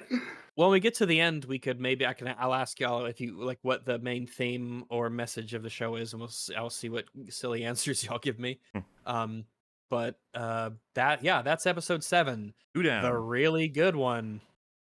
And also, all right, which means it's all uphill from here. A follow-up for the I don't even know what topic this is considered, but the road nature. He said that wasn't my point. He didn't need to know the other witches for their trials, but he's still responsible. Sorry for the delayed response. Show is still bad. I think that they want us to think he did construct it based on knowledge of them, right? Like the skincare candle stuff. It's just that's the point we're making is, first of all, I don't believe the road itself was a construction he made and then it acted on its own afterward. Because I agree he would still be responsible, of course, but like you would be responsible in a very specific and not typical responsible way. What I'm getting at is, like what Fringy said, that there's knowledge he would have to have that he couldn't possibly have. And if then that means that the road acts as a sort of AI, a magical AI that can draw out of you after he's created it and construct a world and challenge set that are real. At this point, it's like he's fucking incredibly powerful. And I'm not sure that's what the show was going for, but to be honest with you, I don't know what the show was going for because I don't think it makes sense.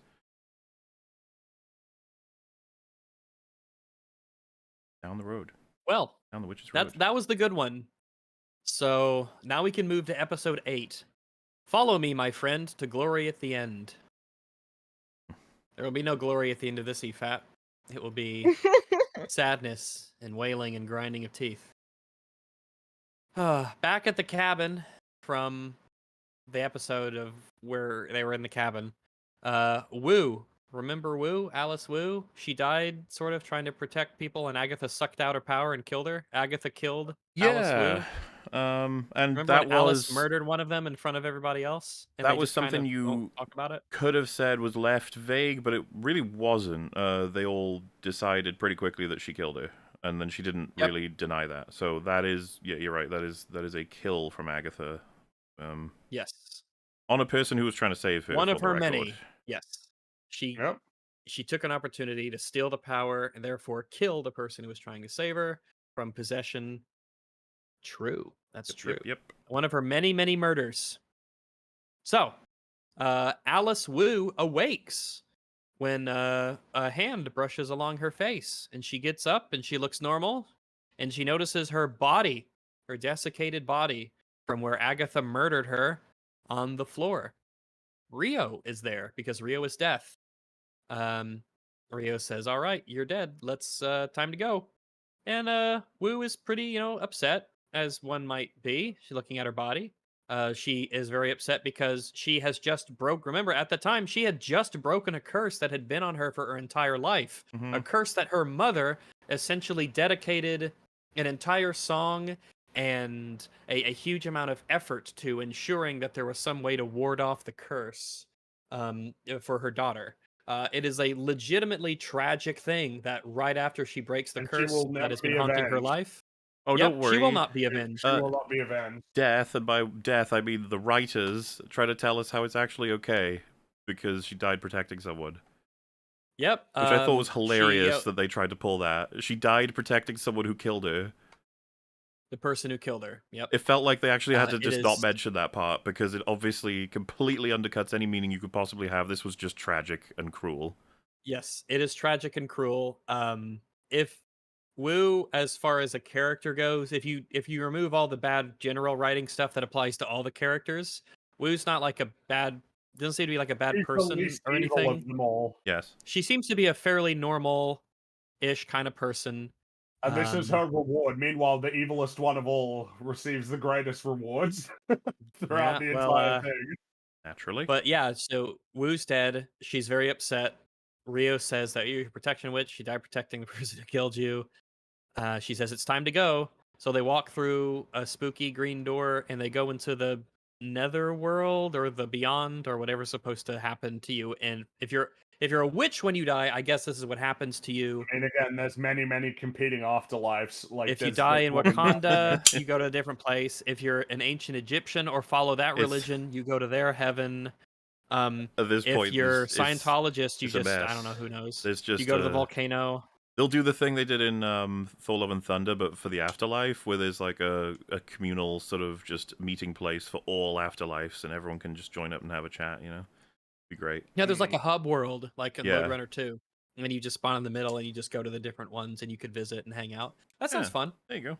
I'd dig that. Fun, yeah. See all the people. So yeah, that's Wu's closure, by the way. I was surprised we got that, but as shitty as that is, the show acknowledges that. And yeah, the tragedy continues. She goes off to the netherworld. Wherever you go when you die when you're a witch. Back on the road, Agatha sees Rio. Rio's there on the road. Rio says that Gay Kid is an abomination that is disrupting the sacred balance. Bit rude, isn't it? Whatever. I guess whatever's a good. there's more rule. Or there's more rules about death and life and stuff, and I don't give a shit. Whatever. It's just a new set of rules, and there's other sets of rules. And she's like, mean, "No, he's supposed. Fuck What it, is who cares?" what is Death's opinion about Avengers Endgame and what happened in that? Is that okay? Yeah, was that a who was wrong, just- Thanos or the Avengers for disrupting this? The Infinity Stones are more powerful than death. What if as you we've use the established, Infinity Stones to kill Death? What if you used them to make her die? Or could you? Or is like I don't see why you it's- wouldn't be able to. It's just, I guess I'm amused by how Eh. much she's obsessed with this particular instance of this particular thing in the world of the MCU, where insanity is constantly happening to the highest degree you could imagine. not this long is ago, death. half of the entire cosmos returned to life. Yeah, was that Yeah. okay? We cool with that, Death? So I don't know. I feel Too they just reached busy with into her a hat and pulled out like a reason that Death would have to be aggrieved. Like I don't think they thought about it anywhere beyond, not even beyond the show, beyond like the scene or the character. They didn't have any foresight going on with this at all. Just to acknowledge, yeah, the Thanos being in love with Death thing isn't in this. They're not doing that. No, what wasn't it that the writers were actually surprised that was even they didn't know? It was the same as with Mephisto, where people speculated on Mephisto and WandaVision. Like, wait, who's that? I think it's the same thing here, wasn't it? That the notion that Death was associated with Thanos is which I just find so funny. Like, come on, you don't have to do that, but you certainly shouldn't be surprised, right? When people ask, I just don't these understand. questions. It's they the not- casual edition They of don't even have just to read the Death as, comics. a Can they- personified character. Can they just Dude, I'm pretty be sure dicks and you read can just go on- bullet point You can just go on summaries? Wikipedia. Yeah. If you went on Wikipedia, it would say that. Like, this. You'd think to Personifications pretend of death. they even or- pretend like they know their shit, that they would just read a summary. They would read what's that horrible thing that we discovered, the one that shortens books. You remember that? Blinkist or something? Yeah, I think so. Yeah, something like that. Yeah, why don't they just read the comic equivalent of that? At least then they can pretend to be writers, you know?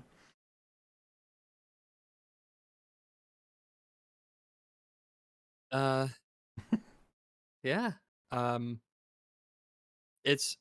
I mean, well, one of the things that Theo mentioned earlier was that it's a question that was legitimately worthy of consideration. The idea, well, how come death is a person?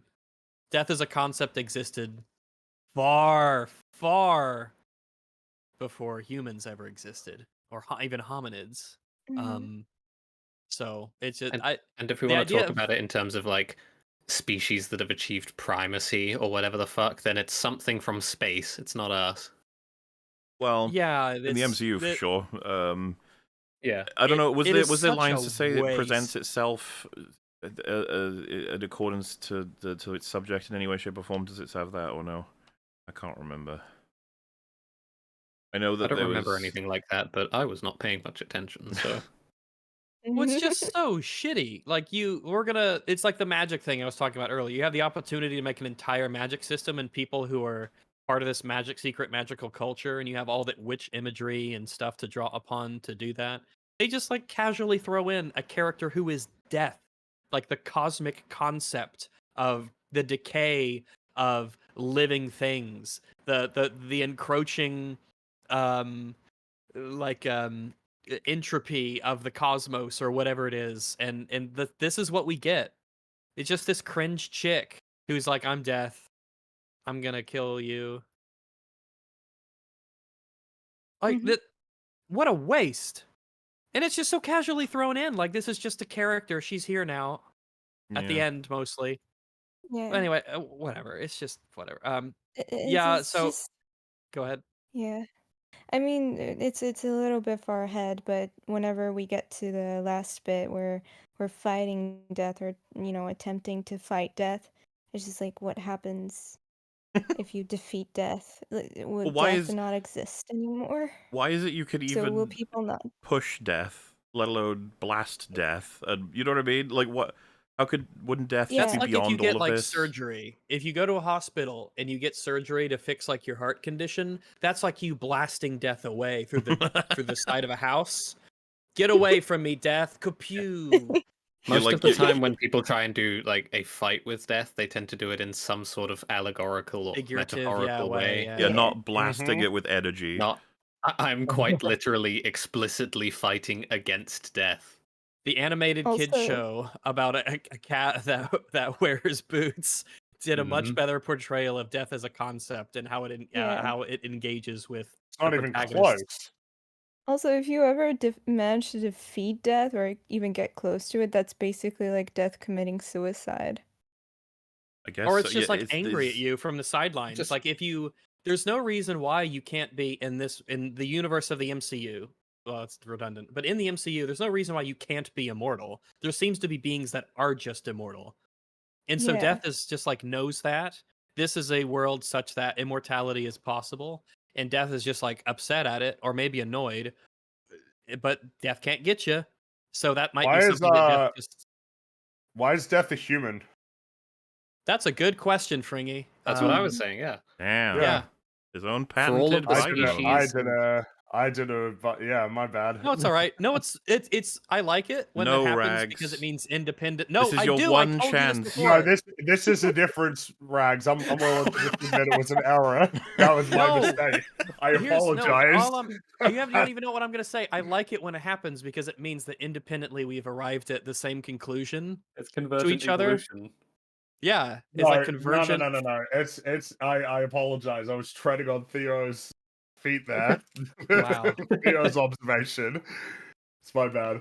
Rags, make fun of Well, him I'm glad because it we're gonna happened. make fun of you every time it happens. So this is your No, one I'm gonna be opportunity. better than that. I don't I'm know. gonna be better than that. It's just one more to add to the pile, right? Of the MCU being entirely revolving around Earth. It just totally revolves yeah, around yeah. Earth. Remember Earth is how the Yeah. big and single place. advanced space is in this universe? Well, it's There's- just funny that there yeah. are other planets that are clearly like got more crazy shit going on, but like actually it's all about Earth. Earth is the only place that matters. Everything revolves around Earth. Everybody's a human. Everybody's American. Pretty Mhm. much. Even in the scope of or rather, even everybody is from New York or LA. Like it's not even. Is there a character from the MCU who comes from like Indianapolis or From, like Louisiana yeah, or exactly. Exactly. Wales. like There's a that. character from Well, Wales. actually, you shouldn't have said Louisiana, right? Because that's Gambit. Oh, He would be Gambit. from Louisiana. So there's Oh, that. yeah, that's right. Wow, There There's is- only one. There's only one There's the Canadian, one. right? It's just Wolverine. He's the only Canadian, unless there's any other Well, Canadians. no, Dudley do right.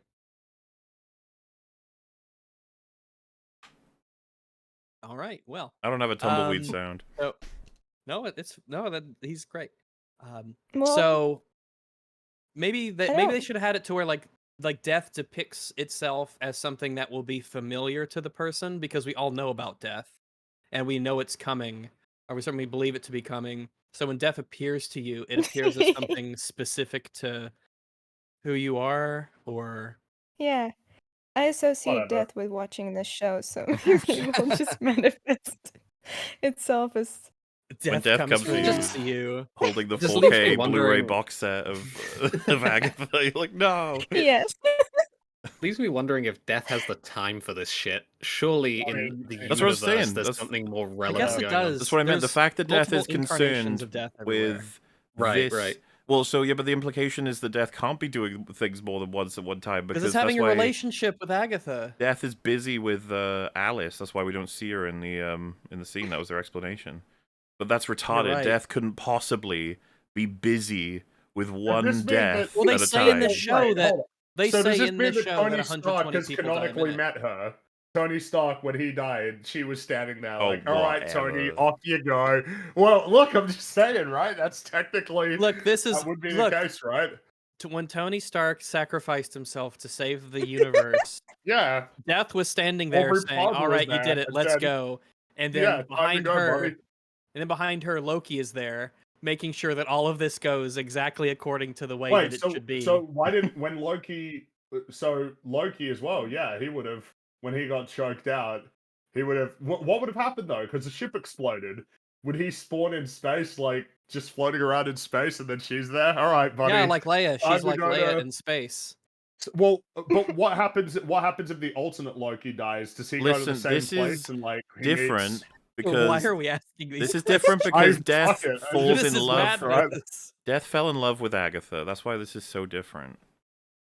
It would make Well, sense Why? that I don't even. Why would that even be possible? Because why Death would it- is this cute Aubrey Plaza, and she's falls in love with Agatha for no reason at all. Aw. isn't it like in mythologies there's sort of like a tragic attraction of opposites, where you have like if death as a character falls in love with someone, it's like it falls in love with someone who's associated with growth and life.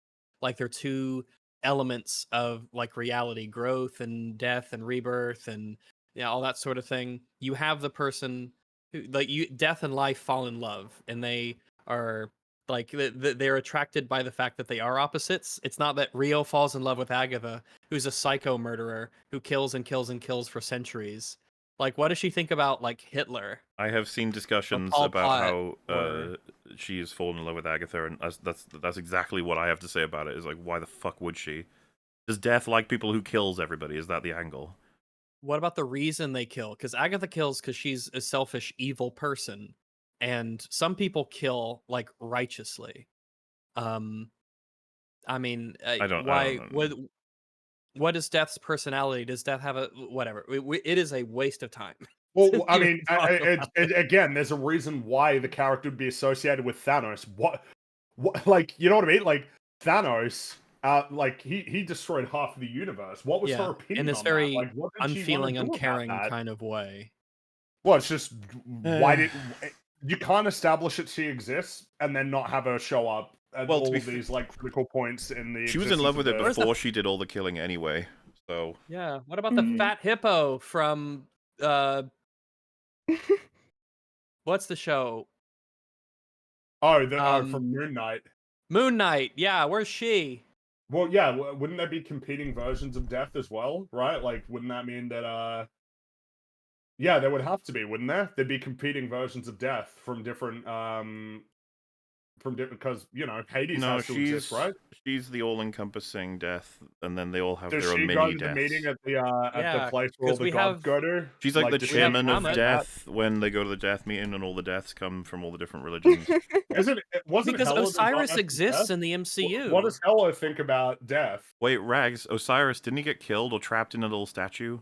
He Moon was in a Knight? jar. Yeah. I Sure, but there'll be other assume ones, he right? gets- Because we saw they This all, out, they, right? go, they have meetings. They go to the meetings at in the place where Russell Yeah, Crowe and they're- was. So They're does not she as go to strong as those they used meetings? to be, but they still have an afterlife. Yeah. Council of Deaths. She's the chairman. It makes sense. I just googled, and turns out, so approximately on Earth, there are like approximately 2 deaths a second. So That's what the show says. Yeah, Agatha specifically Aubrey says Plaza. 120 people die a minute. So Aubrey Plaza is a fuck. You busy Were you bee. gonna call her a Quite bitch? You were. You're gonna call her a bitch.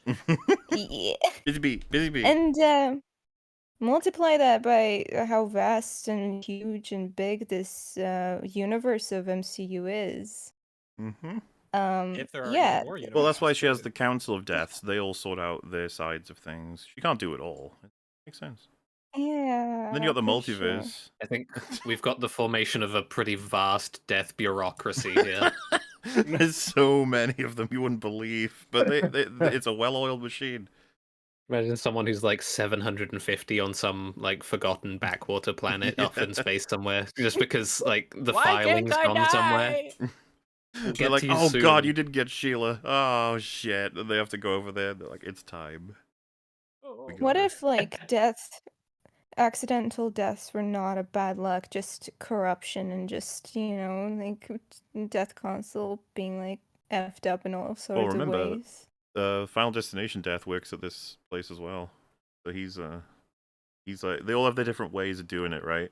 A lot of them Yeah, just there's opt a for the reason why standard so many touch, but Final Destination Death's like the Rube Goldberg machine death, who's always trying to do funny things to kill people. Just to be entertained, yeah. We were joking about how when electricity was invented, he was like, "Ooh, this Yeah, he was opens like, up "Oh my so many God, possibilities! so All the gadgets cool." they invent."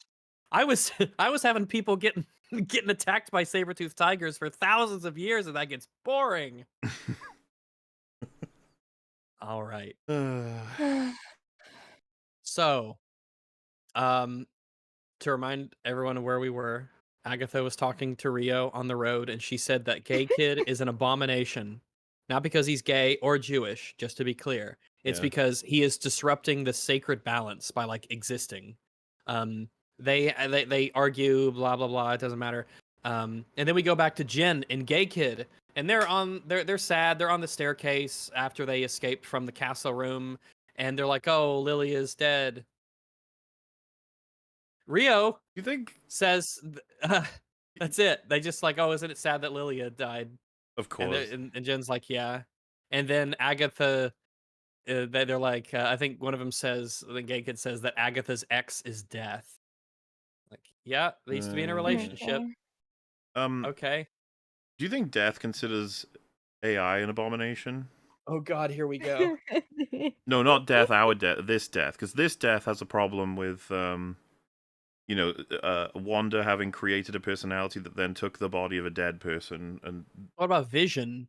yeah, you think she? This is what I mean. Like, they are opening a fucking Like, hornet's does it nest. consider of, Yeah, it is like, is a opportunities here. cyborg or something? Is it Yeah. like I think like Death a life that visited isn't a Ultron, life? and she was like, It's- "You're an abomination." He was like, "That's not very." Well, nice. yeah, you're a life if without a that's- soul. You're a something like that. Yeah. What are death standards for death? Like, just being legally dead for some amount of time. If you come back from that, are you an abomination? Or Well, I mean, we're gonna have to get into it earlier with the example that's used, like the drowning kid. But like, you can die and then undie. That's like that's a thing. Death is a process, Yes. not like a Yeah. specific point in time.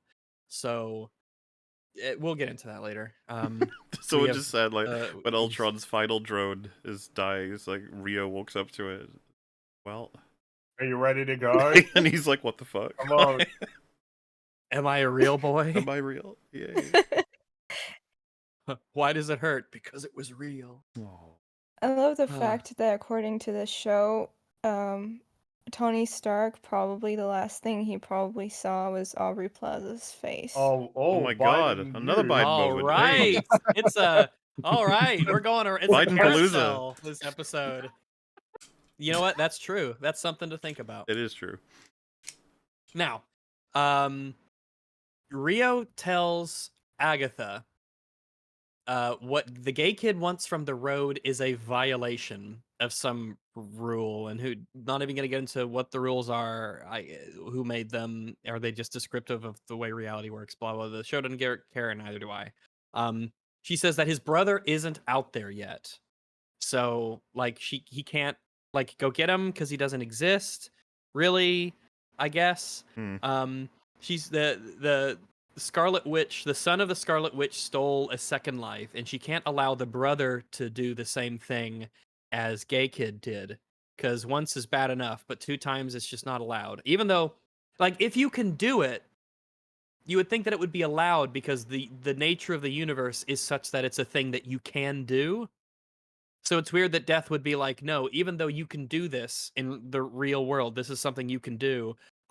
You're not allowed to do it, even though you can was do it. Death, Why isn't would, an would she individual- chill with the Darkhold? You know, and Wanda using that to do all her crazy shit? Oh, I don't know. That's I don't know. Should Having we an give up on individual asking with the why doesn't agency Death gives care about X question? Because we could go on But Yeah. forever. I remember, think. Probably, and also, like, probably. so why didn't Aubrey Plaza show up when Doctor Strange used the She dead didn't Doctor love him. Strange? But remember, he even got attacked because he was doing something that was considered Well, to because be the like demons, bad. the They tried demons to get attacked him, him, so why didn't and then he she- why controlled didn't them she get to him? fly That's across right. the mountaintops. It would be Maybe they amusing were interned. in Doctor Strange 1, where he's dying over and over and over and over and over again with in the Dark Dimension. Oh, But eventually, Rio shows up and is like, "This is silly. Stop it!" She's just like laying down, like taking a nap. Was like, whenever you're done, Yeah. for real. Or no, oh wait, I have to do it every single time. She can't even lay down, and he's like, she's trapped forever. I hate to ask these questions, but like, is she above or below the stones in terms of? Does she see it Gotta be happening, or does she get affected below? by them? She's got to be below. But like, isn't it a serious problem to have Death be below any power level, really? Because Death is such a primordial sort of like element of the universe.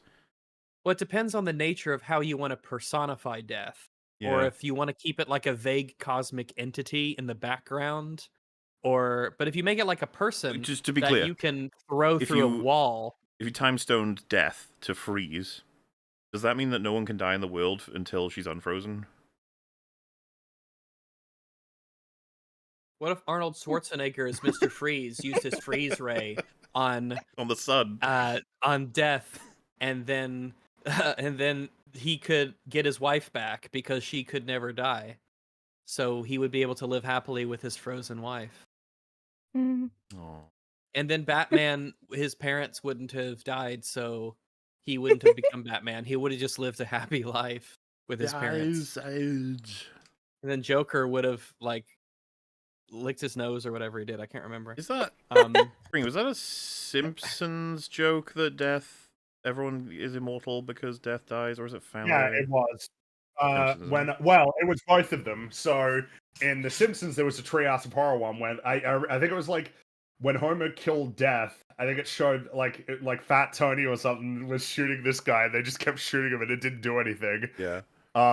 And then I think in Family Guy it was that basically because Norm Macdonald Death, who he was the best voice of Death. The guy after wasn't as good. Where Norm Macdonald, because he had to get off of his ankle, because it was hurt. Peter just started going around doing crazy bets. Oh, I remember that. Yeah, so like they got the news reporter to shoot him in the face, and it wouldn't do anything, and then he faked that it actually did, and it was a joke. And then because of that, Death got big mad. Mhm. So yeah, both of That them have sounds done like the work. that sounds like one of the premises of like an old science fiction story from like the early 50s, where they just commit to the whole thing of, yeah, death as a concept stops. Here's what happens to the universe and to humanity, and they just play it straight, and it would be like, ooh, this is quite a And story. you could imagine they do the thing where they fire a blank and the guy looks down and he's not hurt and he's like, "What the hell? How did that happen?"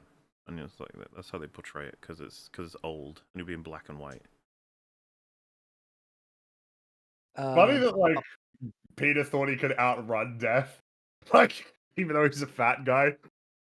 He's pretty fast for a fat guy. He was, yeah, but I mean, he would have been caught. he was except, running for his life. Yeah, but like Norm Macdonald caught up really quickly. Norm Macdonald's he's a quick guy. You know, He have you is. seen his stand up? He's a quick guy. Oh yeah. All right. What are we doing? Oh, we're talking about Agatha all along. All right. Okay. So, anyway, Rio and Agatha are talking. He's an abomination because of something magic, and he's sacred balance and blah blah. Rio cannot kill Gay Kid though, because then he'll reincarnate again, and she'll lose him. Okay. Hmm? If you say so. If you say so. Yeah, if you say sure. so. Yeah. So she says he has to surrender. He has to turn himself in to death. Which is like, I'd be like, well, no, I'm not gonna. If it was me, I'd be like, no, I'm gonna keep reincarnating, living all these different lives. It's gonna be fun. It'll be fun. And when I'm done, I'll let you know. But this sounds like fun. Agatha then decides to make a deal with Rio. She makes a deal with Death. Oh my god, that she will deliver Billy, Gay Kid, and in exchange, Rio will have to stop pursuing her and let her live a very, very, very long life. All right then. Which is very subjective. Not the kind you don't make these open-ended subjective deals with Death, by the way. On the off chance that Death is just like an asshole and doesn't take like the thing in good faith, then it might be like, oh, 10 years is subjectively very, very, very long, depending on someone's point of view. You're right. It's very relative. Long to some people is Long like and a short. 15-minute video. Long to some other people is like a 9-hour video.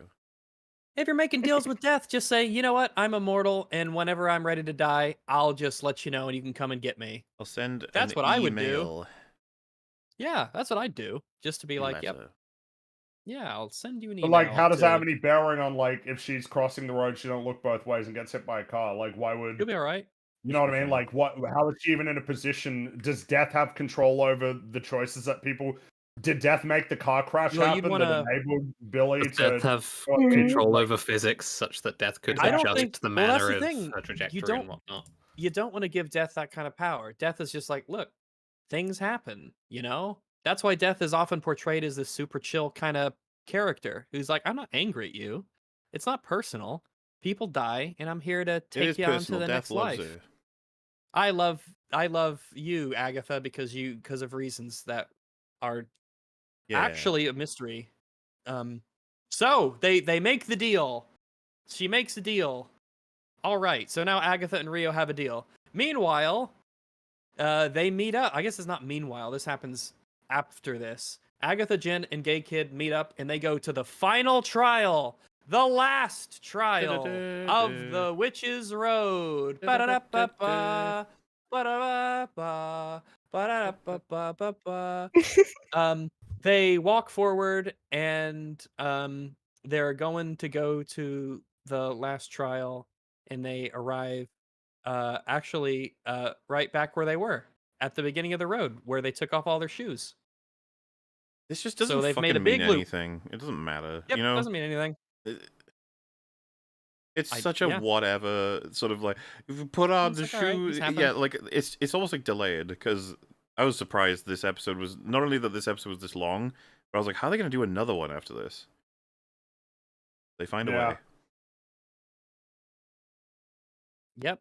So that's what happens, and then they start arguing. Oh no, what's going on? We're back at the beginning. It's a big loop. What are we supposed to do? And then Gay Kid steps in his shoes, and then he appears in a body bag in what appears to be a morgue. and then so does Agatha, and then so does Jen, and then they get out of their little body bags in this weird morgue that looks like a set from Resident Evil, and Yes. then yeah, it does. It really does. This could be the movie set to many movies. Think of all the cool things you could do in this room. Yeah. All sorts of science experiments and goofy traps that you could do. This is, oh boy. Oh, it could be Saw what a set. 11. Oh, this could be Saw 11. If ever in the future, if you guys have seen this room before, let us know in the comments that you've been to this room before. You've been here before. Because that happens sometimes in movies where you see the same set used for different stuff. Because, why waste a good set on just one movie, So, yeah, they wake up in body bags in what appears to be some kind of, like, morgue, and there's lights on the ceiling, and Agatha says it's her basement, which is weird. I don't recall this being, like, her basement or anything. But they have their personal effects in the body bags with them. So they chat, and Jen says, "Oh, these look like grow lamps, like lamps you use to grow plants indoors." Very, very. They consume a lot of power in RimWorld, but they can be very useful. They chat and they talk, and kind of beyond any shred of reasonable explanation, you're just gonna kind of have to take my word for it. They somehow discover that Agatha is the one who bound Jen for a century back in the 1920s. So, all right. Yep, add it to Sort of her list of crimes. Tumbles out. Yep, it just sort of happens awkwardly and randomly, but in a way that isn't intuitive. There's no connective tissue behind it. It just sort of like, we need to have it to be that we discover this as a thing, so it just happens. And Agatha doesn't deny it, or I don't know. So Jen like takes some of Agatha's hair. She like just grabs some hair and yanks it right off, and then she ties up Agatha's hands with it, and Agatha doesn't resist this in any way. It just sort of happens. It's the same sort of like faux struggle that we've done time and time again in this show. And so Jen does a chant, and she says the words, and there's a magic incantation, and then her powers return. Jen has got her powers back, and she's really happy that she got her powers back. And then, I need to go change the bin, the receptacle on my dehumidifier. It's just beeped at me. I have a dehumidifier back here, and it's really good. It's been raining outside, so it kind of because I got to go change my dehumidifier. I'll go do that when y'all are talking about something. You can do it now if you want. All right, sure. Yeah, I'll Go be right for it. back. Give me just a second here. This just rolls out randomly, the you bound me thing. And it's like, it could have happened at any time, and it could have been undone at any time. It's just happening now, because this is when it happens. How did she know what to do? And if whatever reason it worked, dude, that's such a boring witchery. Back in a second. Okay.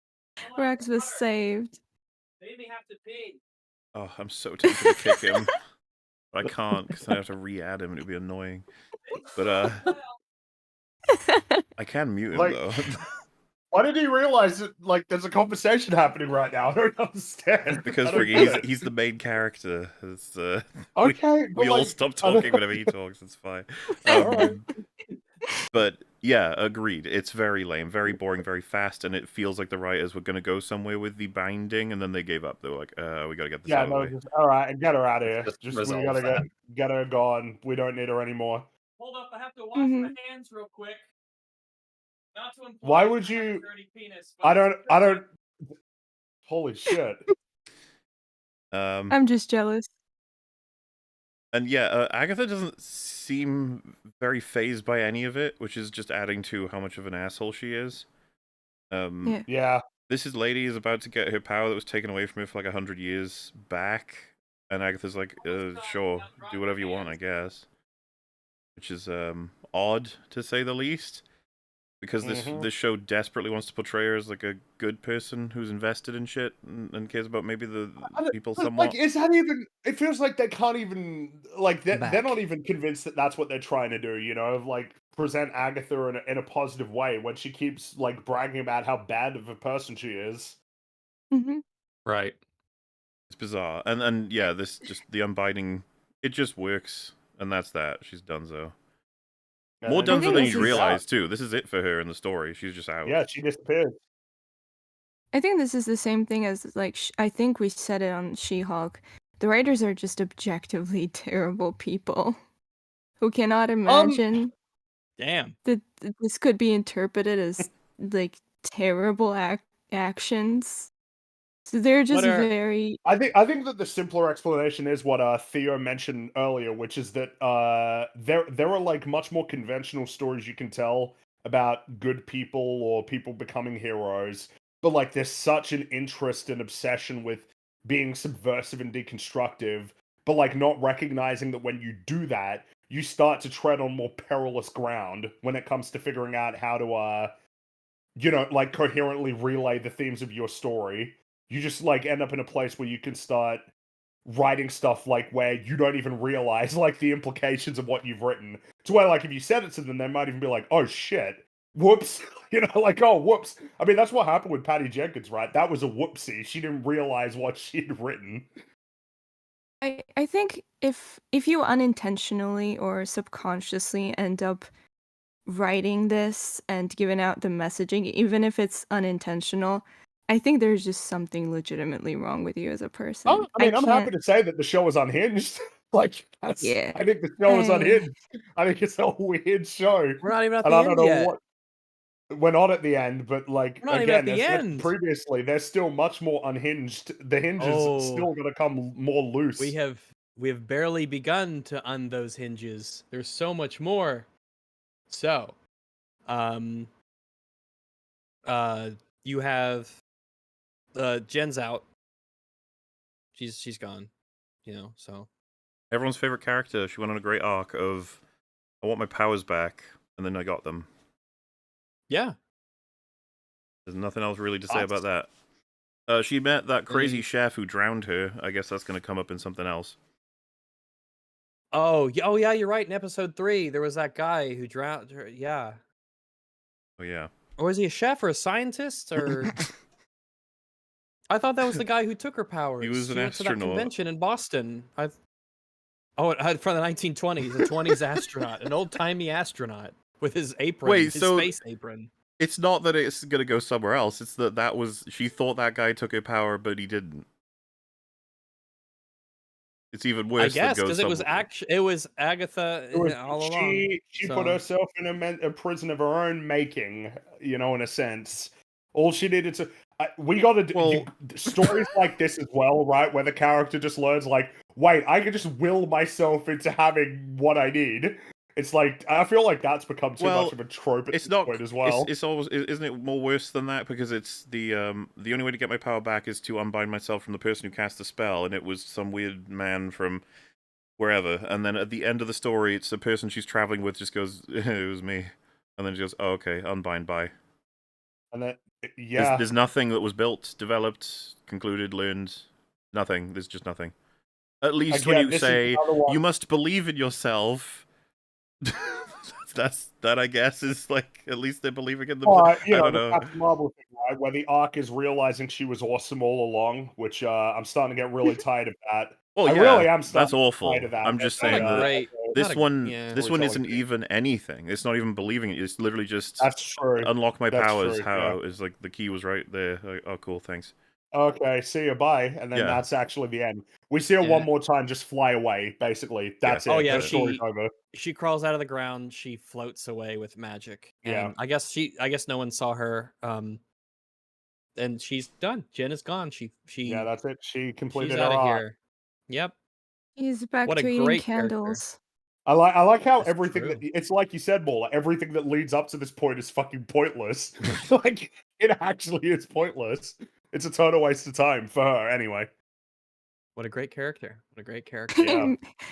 Maybe she can s- update her YouTube profile picture, maybe. Oh, there yeah. you go. I'm Yeah. on the witch's That's an road and I arc. got my magic back. Couldn't a witch just decide to tell the whole world about magic and then it's all Yep. never mind. Never mind. Yeah. So yeah, she's gone. Road gave her what she was missing. Now she's gone. Agatha tells Gay Kid that Rio is afraid that the Gay Kid will give his brother another chance at life, and that's against the rules. So she says, "You know what? You juice me up with your magic power, right? Because she absorbs people's power. juice me up with a power and we can go find him together. Which is like, he's like, no, I don't trust you. But then they do it anyway, so. I mean, okay. Well, I mean, it's- we've done this a couple of times, but you know, it's like we gotta do his road, which is finding his brother. It's like, well, how do we do that? It's like, we'll just do it. Let's do it, and then they do it. It's Yeah, they fascinating do how this, like- little effort the writers put into any of this. They were like, I don't know, it just No, it's fucking magic. happens. I know do a magic it's ritual funny. spell. I think a lot of people would say, like, you guys are really nitpicking how magic works. So, like, this is not how magic is supposed to work when you write it. You're not supposed to just make it do fucking anything at any time that's convenient for the characters. You There's should no work rules or harder than that. limitations. It's just it's too convenient in order to facilitate a kind of story that you specifically want it to be. Instead of you clearly creating a magic system first and then having a story take place within the bounds of those rules, you do the other way where you tell a story that has magic in it and you make up the rules as you go along in order to facilitate the story. It would be like if in their final trial, a huge T-Rex, like, "Roar, I'm gonna eat all of you," and then one of them says, "Don't worry, I have the destroy T-Rex spell, Hooga Booga," and then it just destroys. And you're like, wow, lucky you have that spell that we've never heard of ever before. Now, Oh, that's if you're satisfying. if you're a talented writer and you're really good, you can sort of have those things go in tandem if you take notes and it's like, okay, how do I get this through and how can they use magic? Okay, well, they can use this kind of a thing, but we need to put some rules around it. We need an explanation why they can't use it all the time and da-da-da, so that they're kind of like working together, a story and a magic system, and you always, like, you're building and you're creating rules that you have to follow based on what you've done before. But they're not doing that. It's just I mean, whatever, man. we've seen It's the- just whatever. Maybe the best example of seeing this thing collapse is with the Force. It is a magic system, essentially, and the OT kept, as much as it didn't lay out very specific mechanical rules, it showed us a lot of what its biggest capabilities are. And then with each film that comes out, with each thing that comes out, with each new writer who wants to do something shocking, the Force has been fucking annihilated. It could do anything at this point. Mhm. Rip Rex.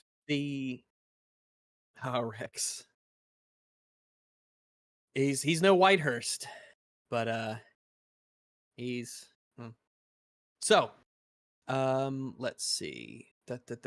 Yeah, they do the ritual. They sit down, and she's like, "Tell me the last memory of your brother." And he tries to remember them, like, talking and saying goodnight to Wanda or something.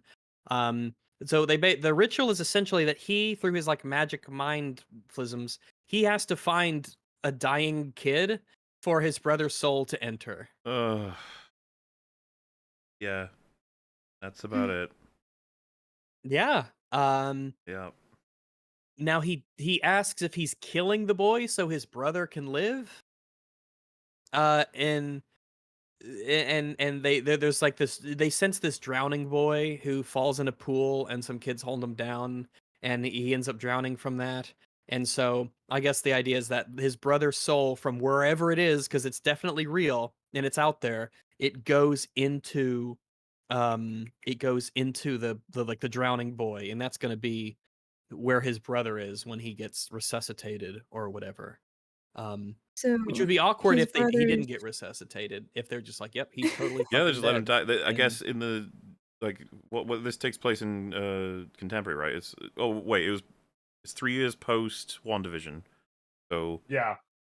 yeah, as if I'm quibbling over the particular years would change the fact that everyone in that place would be aware of being able to save someone who's very recently drowned. Like, that's I'm not going to say it's common knowledge for the actual construction of it, but you'd have people there who would be aware of it. But I Well, guess he's also, gone. But there's a weird line as well where it's like, oh, he's got nobody, like nobody loves him. It's like, are you throwing this line in as though it's like better if if you like? Isn't it rob better him when and get- a boy it's dies like- alone with no one who loves him? Why Well, did no, they? it's like the they're idea trying that- to make it less bad when they forced themselves here. Why did they do this? They didn't have to. Yeah, exactly. They didn't have to do this. They didn't have to write it this way.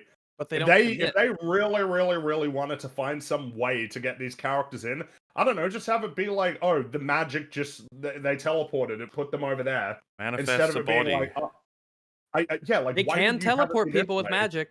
That's how Rio got He fucking here. created they're the like, whole "Oh, road no, subconsciously. the person we're gonna get Tommy. Ah, he's a loser. Nobody likes him. He's all alone. Nobody will care if he disappears. You know, it's like what are yeah. you doing?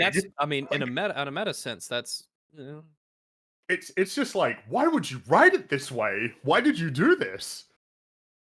it's not even like it's so easy for them too. It's so essentially effortless for this to happen. This is just a ritual that you could do that Agatha knows that they can do, as if this is magic that you just know how to do, which implies that it should be happening all the time for people to save their loved ones or whatever. Oh, let's find a new body, which is not like an unheard of thing for witches to do. The idea of a witch like transferring themselves into a newer body or sucking the youth out of someone, like it's a witch thing. It's in the common culture for it, but I think, by the way, it's just done so casually. that line about the no one to love him feeling really feels like one of the best examples in this season of just how shit the writing still is in the MCU. Yeah. Oh my god! It reminds me of the Snyder thing of, oh my god, they fell in that place that no one is in because it's fine that they're fighting there. No one is over there. Like, why did you sound so insecure with that line? What the fuck? It's like, oh well, because everyone made fun of me when I had them fight in populated places, so now I've got to have everyone announce that it's definitely not populated every time. And yeah, this feels the same way. It's like, oh my god, it's crazy. Nobody likes this kid. Nobody at all. No family, no people, no friends. No one to love this person. Oh my god, it's so sad. In a way, we're helping. You know what I mean? It's Yeah, like, shut up. This is what this show is unhinged. It's unhinged. Like what? This is bizarre and strange, and I don't know why you would write this. I don't know why you would do this. Like conceptually, it can be done as mentioned, and it could be a very interesting story. The execution is what makes it terrible, because this is a very tragic tale of a little kid that dies that has nobody, right? But instead of it being delivered in a way that it actually is, which is tragic and just very, very sad, the show expects us to be celebratory about this whole thing. Like, yeah, Tommy, Tommy's like back, the fake, boys, the yeah. fake It's so wonder, fucked imagined, up. like entity gets to live. Woohoo! It's very effed up. I don't know why And they I can't. push. Why do they not understand that? Like, they're not real, and everybody like that's. You know what I mean? They're not real. That's like kind of the whole They don't. point, is that they aren't real. But then they But it's decided, still oh, like, actually, they they're are very actually real. real. They're very real now, yeah. real. They're so real. They're so like, real. come They have on. Well, remember, we're personalities and lives getting, and souls. They've started filming the Vision show. We're getting that. And it's like, Vision is the memories of Vision being put into Vision Bot. Remember this? Like, it's like Yeah, bizarre. that's right. But it's He's one white vision. He's a pale creation white of- vision. It was Yeah, it's Wanda's it was creation of Vision, Wanda's not the memory of original one. The original Vision, one's dead. putting his memories, presumably everything. I don't even know. What did he do? He touched his little gem, didn't He he? touched his head, and then he's like, "Oh shit! Oh, that's crazy." But again, it's like it can't be the original one. It has to be Wanda's imagined version of Vision, which is gonna be different. So annoying that the only person who's stayed dead apparently is going to be Black Widow, Pretty much because and that's She only doesn't wanna because come back. she doesn't want to come back to the MCU. yeah, she don't want to do it anymore. The true death. Can I just say, by the way, the one person who is not coming back is the one who got her solo movie post her death. Like, Yeah, the it's- solo movie that dealt retroactive damage to her character as well, which was It's really fun. God, that ruined her, that film. It was horrible. It did. It was Endgame was, aside from all of the the issues that affect all the characters, Yeah, she's the the one general who came rank out stupidity. unscathed Yeah. broadly, and then they ruined her. Thanks, guys. Appreciate it. Yeah, there is an Mhm. They element can't of write. just- They can't write. They don't know how to write. well, you say that now, but wait till we get to the ending, and then you'll understand why everything is happening. This all gets This is all tied gonna up make really sense, yeah. neatly at the end. Yeah, this is all going to make sense. It just, you don't think it's good now because you don't have the full context. But once we get that context, you'll be like, oh shit, yeah, like 9.5 wasn't high enough. Mm-hmm. So yeah, they do the ritual. He finds a drowning boy. The ritual's complete.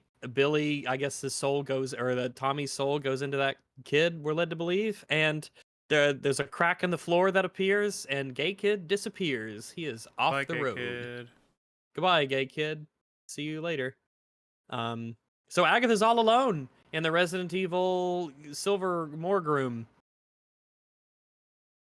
It's all, yep, just her. She says sometimes they do this thing where gay kid asks if he's killing the boys so his brother can live, but Agatha's like, oh no, well, sometimes boys just die. Okay, because remember she had a Yay, son. I She had a son guess. who died. So yeah, you know who else dies? All the people you murdered. They died. A lot of deaths, So actually. yeah, a lot of deaths. She finds a little seed in her brooch. It's a good thing she looked in there. Because Yeah. Mhm. she's got, yeah, it's a good thing she looked at her brooch because there's a little bitty seed there. A little dandelion seed, as many of you will be familiar with. She rubs a tear on it. She puts it in the crack on the floor where there's dirt, and it grows into a little dandelion. This All is right. this is symbolic That makes so much of sense. The fact that she's a weed. well, the MCU is a weed. She might seem somewhat pretty, but she's actually a destructive entity to everything around her and must be pulled up quickly and disposed I mean, of. the exiting of the road for any given person is to get what they came for, right? Agatha wanted powers back. How does this work? How does this make sense? Well, you see, when the dandelion grows, the trial is over now, and it starts to cave in, but she leaves the room through the staircase, and then Okay. she's back at Westview on her lawn, on her backyard. She comes out of the basement, the little doors, and she's out. She's out back in Westview. Hooray! We have left the Witch's Road. It is behind us. The sky, unfortunately for her, is stormy and it's spooky green, and Rio is laughing on the roof. Oh my god, it's Death, and Death is laughing. Because Agatha didn't get Gay Kid to surrender himself, like the deal that they made, it means that Rio doesn't have to honor the deal for you living a long time and me not bugging you. So Rio shoots a bunch of glass at Agatha to cut her up, and Agatha sees that the moon is in the fire phase, and she tries to do a ritual, but Rio blows it away. And then Rio calls her a coward, and then she's like, oh, wait, that's the thing that Lilia told me. When she calls me a coward, I should duck. And so she ducks, Yeah. and then the kitchen sink like flies out of the house and over where she was standing. Yeah, which And So is Lilia there? this is such a No. like no, the joke being that she flashing back and forth. This to me is so bizarre. So if Lilia hadn't said what she said, Death would have just killed Agatha by throwing that at her, and that would have been it. Yeah. I guess Okay. so.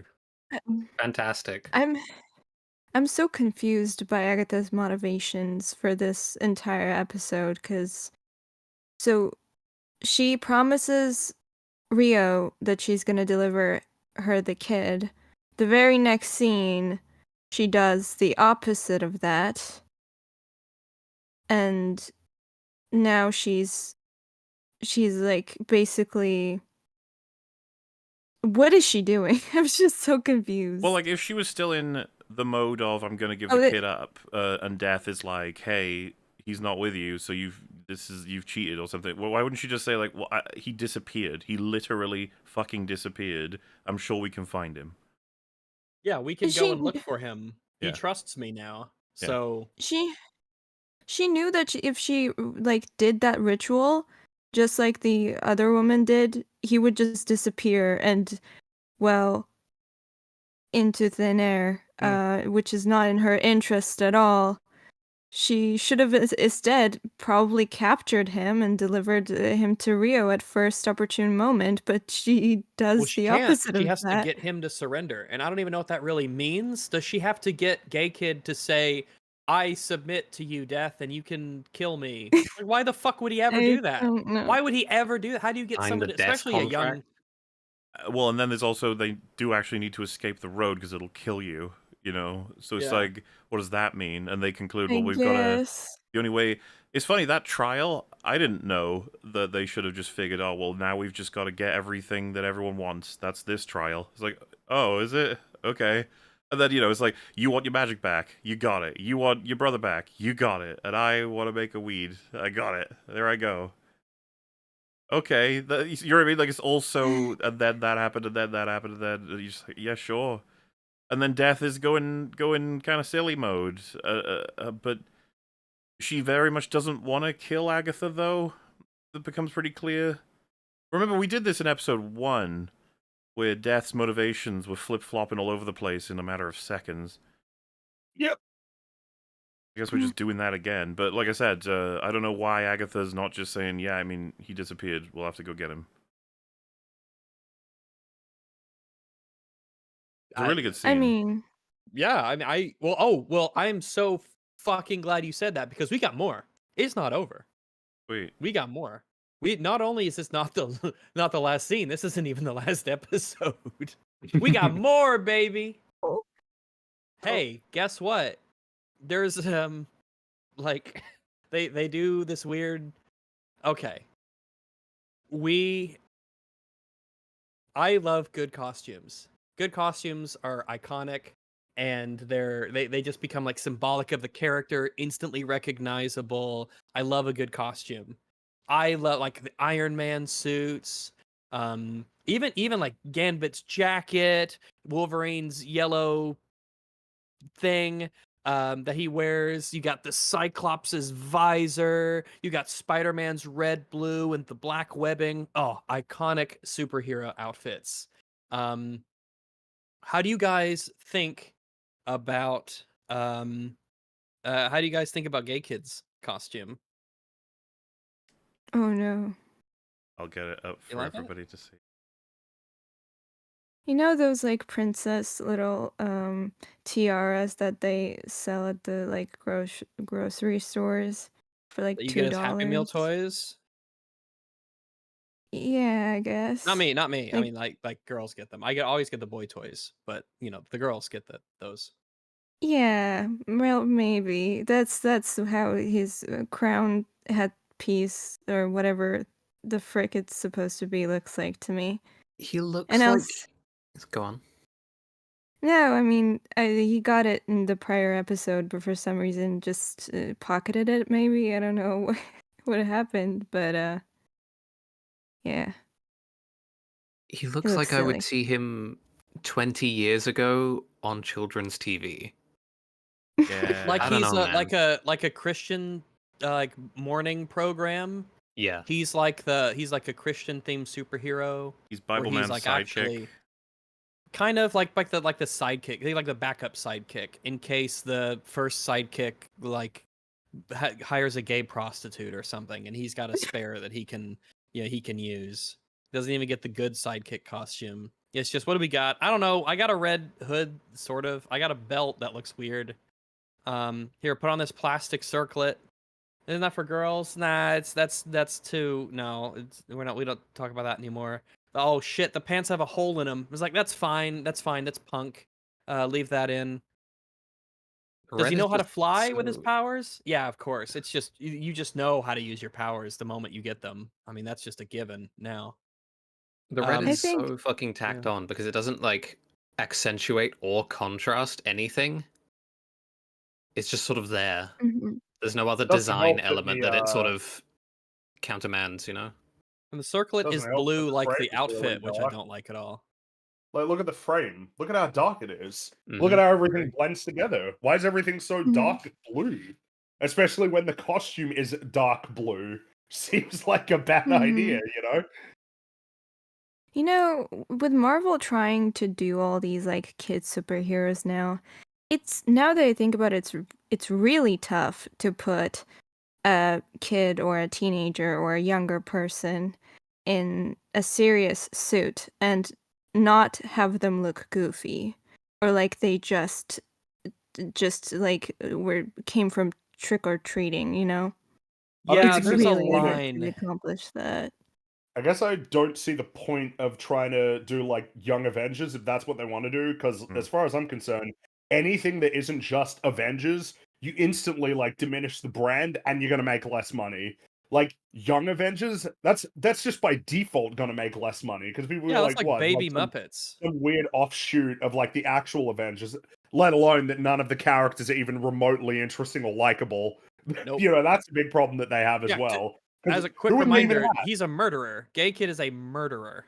He tried to murder 2 women, 2 innocent Oh, well, women. I mean, the thing is that even if you move past the actual story of what actually happens, just like, oh yeah, Cassie from Ant-Man. Oh wow, how exciting! Who else do they have? Who else would they put in this movie?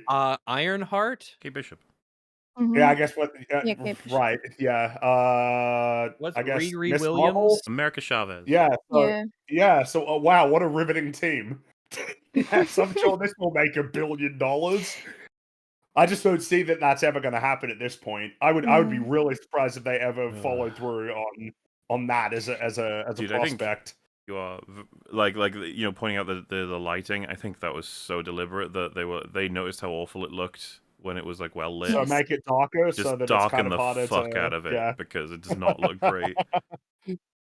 Yeah. He should have just It just showed up looks in whatever goofy. clothes he was wearing.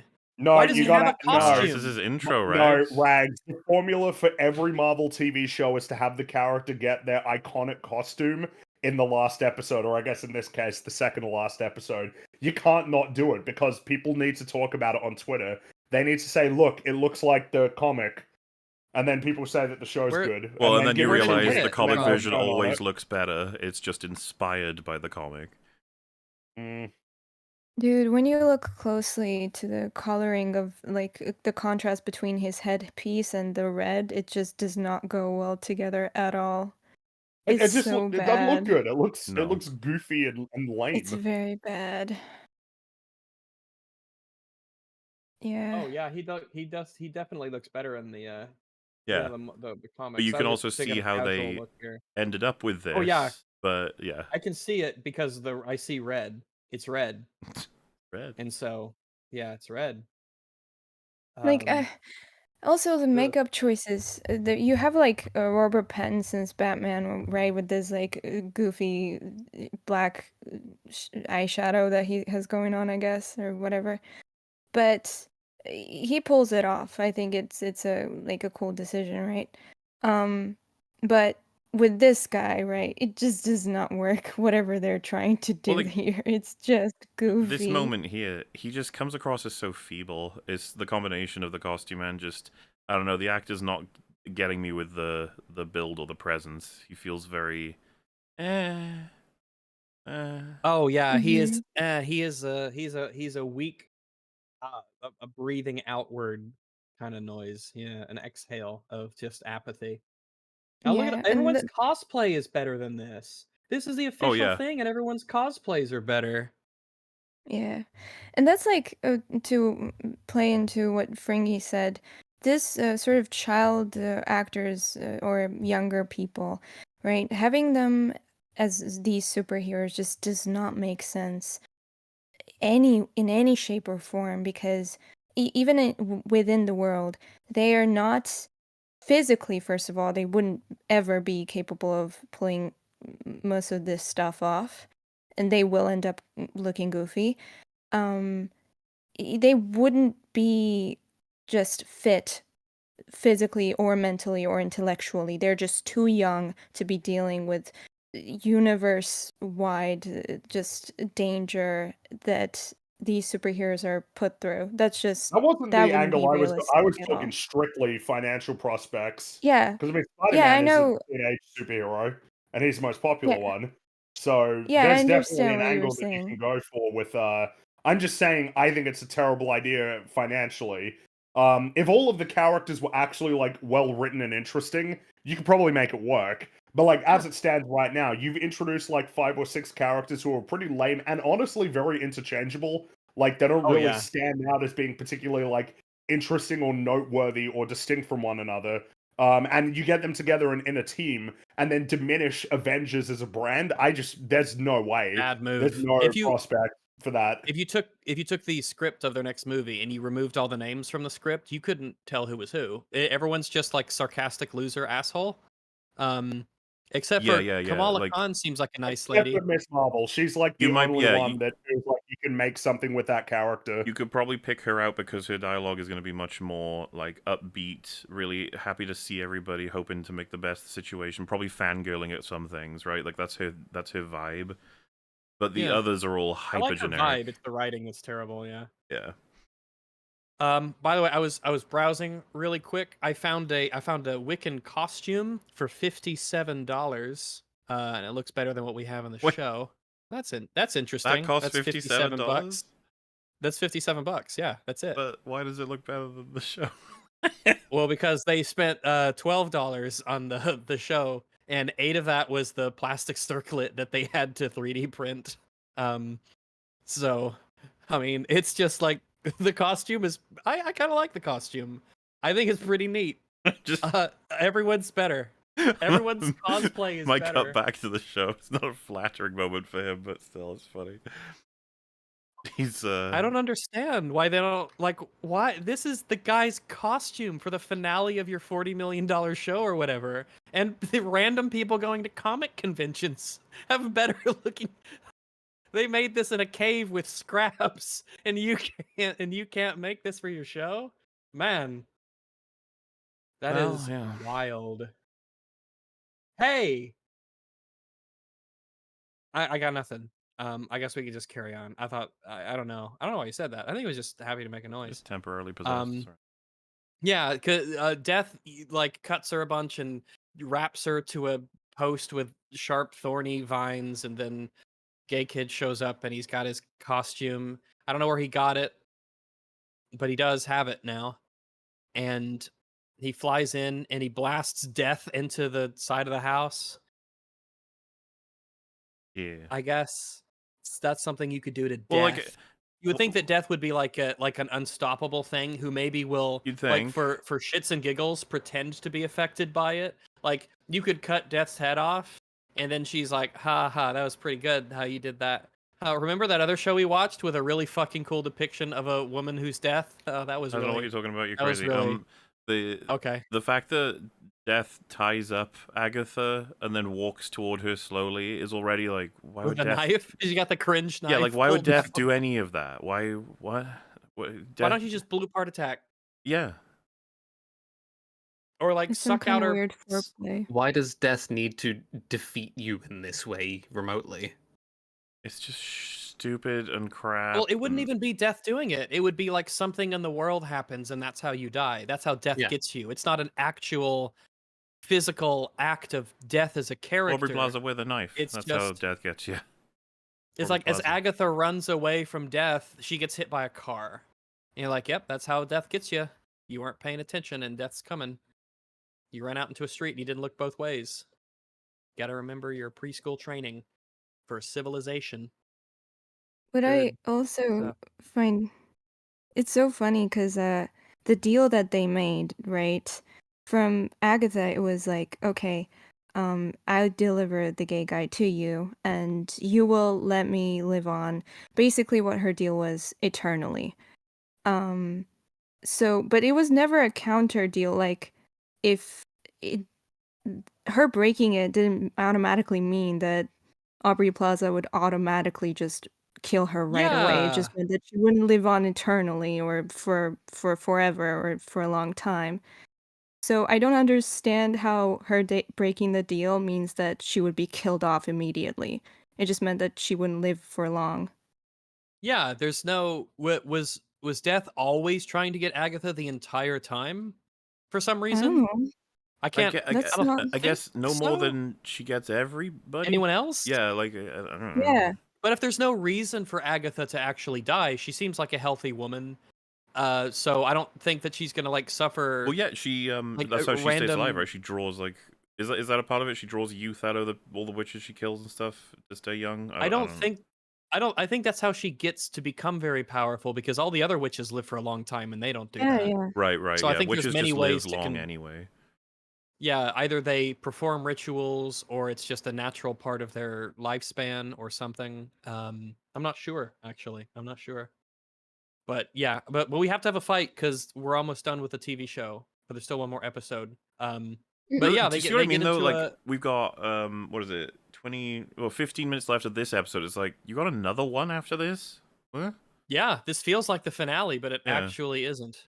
So yeah, Gay Kid shows up and he blasts Death through the side of the house, and that gives him enough time to have Agatha say, or no, he juices up Agatha. He shoots her with his blue beams of magic, and he's like, "Don't take it all," because he's here to save Agatha. For some You know, reason. Yeah. For some reason, he's here. He showed up to fight Death to save Agatha. That's how much he Yeah. really likes her. So he's gonna blast her with the blue beams, and he says, "Don't take all my power and kill me like you did all those other people, especially Wu, who tried to save you, and Yeah, you did that to her. You the- literally did this like today to another woman who, by all accounts, was a good person And trying that to there save was you." you didn't just help my brother. You were motivated to do that because you felt that if you did that, you could then get your power back. You know, like she hasn't done anything selfless for him. And then you just add on top, like, not only how she is personally, like, she was the one who was trying to kill Wanda. Now, bear in mind, Wanda was the actual villain of WandaVision. Mm-hmm. So there's that. True. But I mean, she did all the evil things there, and then it's just all of the evil things she's done throughout her many, many years. She's killed a lot of people. Oh, I'm And sure yet they won't he's showing elaborate up on that, to- Fringy. Oh yeah, that Oh, would keep be it nice it would and be vague. weird. Yeah, It leave would that be vague. weird Yeah. if they That showed would be it. completely damning, would the final be- damning indictment to her character. But they wouldn't do would that. be They wouldn't. really They bad to wouldn't be show it. stupid. They wouldn't be that. Yeah, the Salem stupid. 7. We wouldn't need to see how like what maybe brought them to be, right? That would be bad. That would be a bad. This move. is like showing Hitler pulling the levers of the gas chambers personally. So we've got Agatha juices her up. Or sorry, Agatha is juiced up by Gay Kid. He blasts her with the blue beams. And she's like, "Ah ha ha ha, I'm getting stronger and stronger. Ah." So yeah. So Agatha gets her powers back, or at least she gets a lot of her power back from Gay Kid. And Gay Kid gets blasted back, and he starts to look a little bit like gray and desiccated like the other people are, but he gets better. He's okay. Agatha didn't take all of his magic away, which I actually don't even know why she didn't. She likes him. Remember, he reminds her of his son. Nicholas, yeah. There you go. Agatha says that he's not bad, and Gay Kid says neither are you. So yeah, they have that. Anyway, Agatha is, even if she's powered up, she says we can't fight Death, and that she should be the one to go with Death so that Gay Kid can live, even though Gay Kid is not in any harm from Death. But I guess he doesn't know that. Maybe she's tricking him. But also, just because it happens a little bit before, Death uses her green magic to throw a ball of stuff at Agatha, and Agatha blocks the ball with magic stuff. Oh yeah, they throw back magic balls. Like at each other I don't know. I want to. Fuck is wrong with you that's people? The extent, why do you do of the this? creativity with witchcraft. The most creative and interesting thing feels they like a could think of child. is just they just throw colored balls at each other. And then Death uses her death magic to throw a ball of energy, and Agatha blocks the ball of energy with her counter magic. What the fuck are you talking about? Into a bad anime. Yeah. Like, God. So when Agatha says that, no, we can't fight Death, I'll be the one to go with her. Gay Kid actually says to Death, no, I'll go.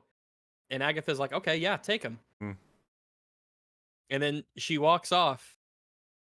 And I'm like, yeah, I guess this is in character for Agatha, yeah. But then telepathically, Gay Kid asks Agatha if this is how Nikki died. Okay. Agatha then kisses Rio, and she floats up in the air, and then Agatha floats back down, and she dies. She turns into a skeleton, and she goes into the lawn, and then flowers and mushrooms sprout. Agatha is dead. And then dramatic music plays like I'm supposed to give a shit. I know, right? It's like, okay. It's sad. multi-layered. I'm sitting here like, Agatha's not dead. Like, and of course, not. the funny thing is, it's like, the writers will be like, actually, she is. And I'm like, shut the fuck up. No, she's not. Yeah, dramatic, sad music plays. Everyone is sad. All of the flowers and mushrooms pop up where she has died and gone back into the earth. This is good. Agatha is a terrible... Well, the sun comes out, so I assume that's symbolic that evil has been yeah. defeated. Evil dies tonight. I don't know, it seems like they want you to feel sad about this. They do. And, They and really for want her you it to was feel nice sad and about that. peaceful, not like for the lady that she sucked all the powers out, where she withered away into a skeleton. No, You we know? don't care about anyone else. Agatha is the main. It's sad that she's She's dead. I a- She's gone. genuinely don't get. I don't get it. Like, do they not realize they keep writing her, explaining all of her evil deeds? But Even like, even if you didn't know about her past, only the things that she does in this show means she Mhm. deserves to die. She morally deserves death. She's a killer. She It's is so a s- She's betrayer and a blight backstabber. on humanity. She constantly murders everybody. She should It's so- die. It's so strange in that they seem to think it's like endearing. Like, yeah, she's an anti-hero Oh, good there- guy. there she No, goes. she's Not just even bad. fucking close. Yeah, no, there she's she just goes evil. killing again. That's Yeah. it's just like, oh, she's there she goes doing evil.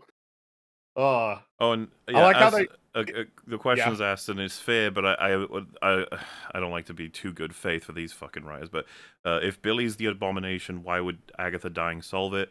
I guess you could argue there's some kind of retarded death math. It's like he's not supposed to exist, and she was supposed to, so killing her has balanced Why the would sheet she? or some bullshit. Should she God. even exist? Isn't she been alive for like 300 years by just? Also, this sucking just opens up all the life out of- and they're not going to try and answer this shit. They're like, leave us alone. We don't know how death works. Go away. I mean, you wrote it, so you didn't have You to write wrote it this it. way, but you wrote it, yeah. You didn't have to make this show. You didn't have to do the story So about it said, Agatha. but I- Abomination Yeah. is a different character. You're That's right. right, he is. But he's okay. He's chill. He's lame. Yeah, wait, the Hulk's son? Didn't I call him? No, No, Abomination is different. Abomination. That's... Yeah, Tim Roth. Okay, Imagine I having think I Tim called Roth back and they Hulk's used son- him for that. It's so unfair. Tim Roth's an actual actor. Yeah. Yeah. Yeah, he was Cal Lightman. course. So, yeah, Agatha's dead. Thank God. There was much rejoicing. But Gay Kid is sad for some reason. Gay Kid notices the little brooch on the ground with the Mother Maiden Crone thingy on it. It's like her little thing, and he grabs it. And he walks down the street in All his the- outfit and his costume, All the and fucking everyone's like looking at him, like all the neighbors are traumatized there, being residents like, "What the here of we fuck?" go Westview again. being like, good Here God, we go did we again. just avoid being We apocalypsed should again? seriously move. But yeah, Yes. he's in his goofy outfit. He walks past him. He gets in his Subaru and he drives away. It feels a bit awkward, doesn't it? Yeah. Just, It's like it's actually dressed up kind Dude. of funny. superhero, It is like, kinda witch, funny. and then you didn't get in you get in just an average boring car and drive It is little away. like crappy superhero cosplay fail. Like it just Is he old enough to drive? is he 'Cause human enough? how old to was he? drive? I think so. Does he have a? Yeah, I assume he got a license in the last 3 years. Yeah, But how old was he when he possessed the boy? Oh, 10? Oh, how when does a bar mitzvah happen? Because we can use it's a bar mitzvah. When? How old are you for bar mitzvah? So you have a bar mitzvah at 12 or 13. So let's say that you're 13. Sure. He's He was 16. definitely 13 at the bar mitzvah. So Yeah. now he's 16, Okay. which I mean, means you maybe can get a learning physically. permit. You can get a learning. I was you can about get a to learning say permit because at But- 16. in, Yeah. in Australia you need supervision. You can't just like drive on your Well- own. well, You got to be supervised for. If we're going to be some time. nice to the Or, show, yeah, which is only in rare, school. we'll simply say he may very well be learning, and that was enough for him to use it, and it probably was illegal, but it's fine, he's home. Ah, I see. Okay. Driving the car is the easy part. Learning all the rules so that you don't die or kill other people, that's the complicated part. Yeah. Well, I was more so worried about his like mind because he was pretty young when he possessed the boy, and They don't yeah, even he want They might- don't even begin want to to, deal no, with yeah. that. No. Yeah, They don't want no. to address that in a million years. Yeah. Chat makes a good point. He is okay with killing other people when it's not their fault. So yeah. fuck it. Yeah.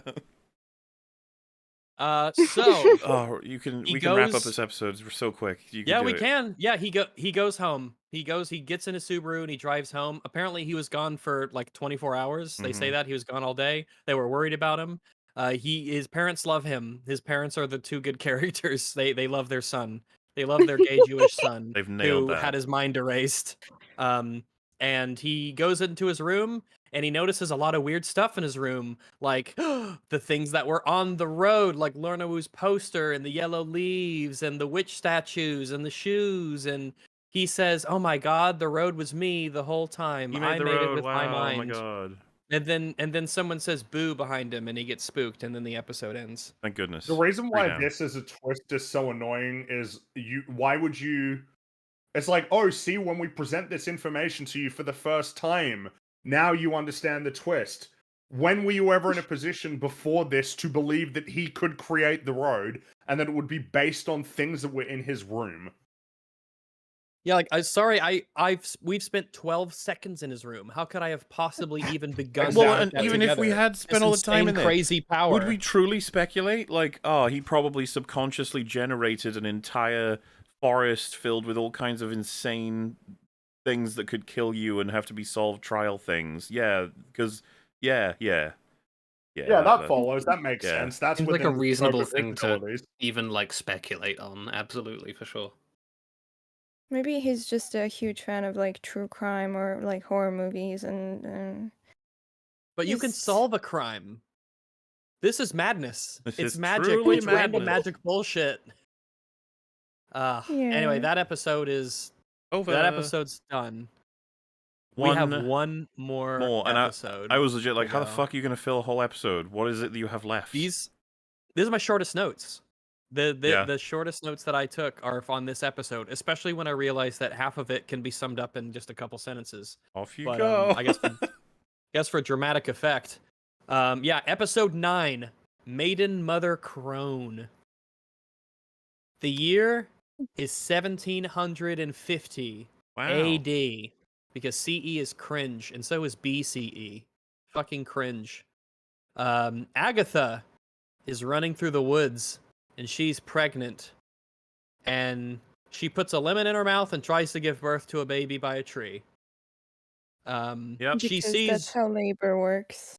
I mean, I'm sure there's a reason for it. I'm legitimately sure I there's a reason assume for it. It's just kind Nuts of was silly. talking yeah. about the fact that it seems pretty easy in total. The baby just sort of comes out, Yeah. and then she's like, "Well, there it is," and it's like, "Oh."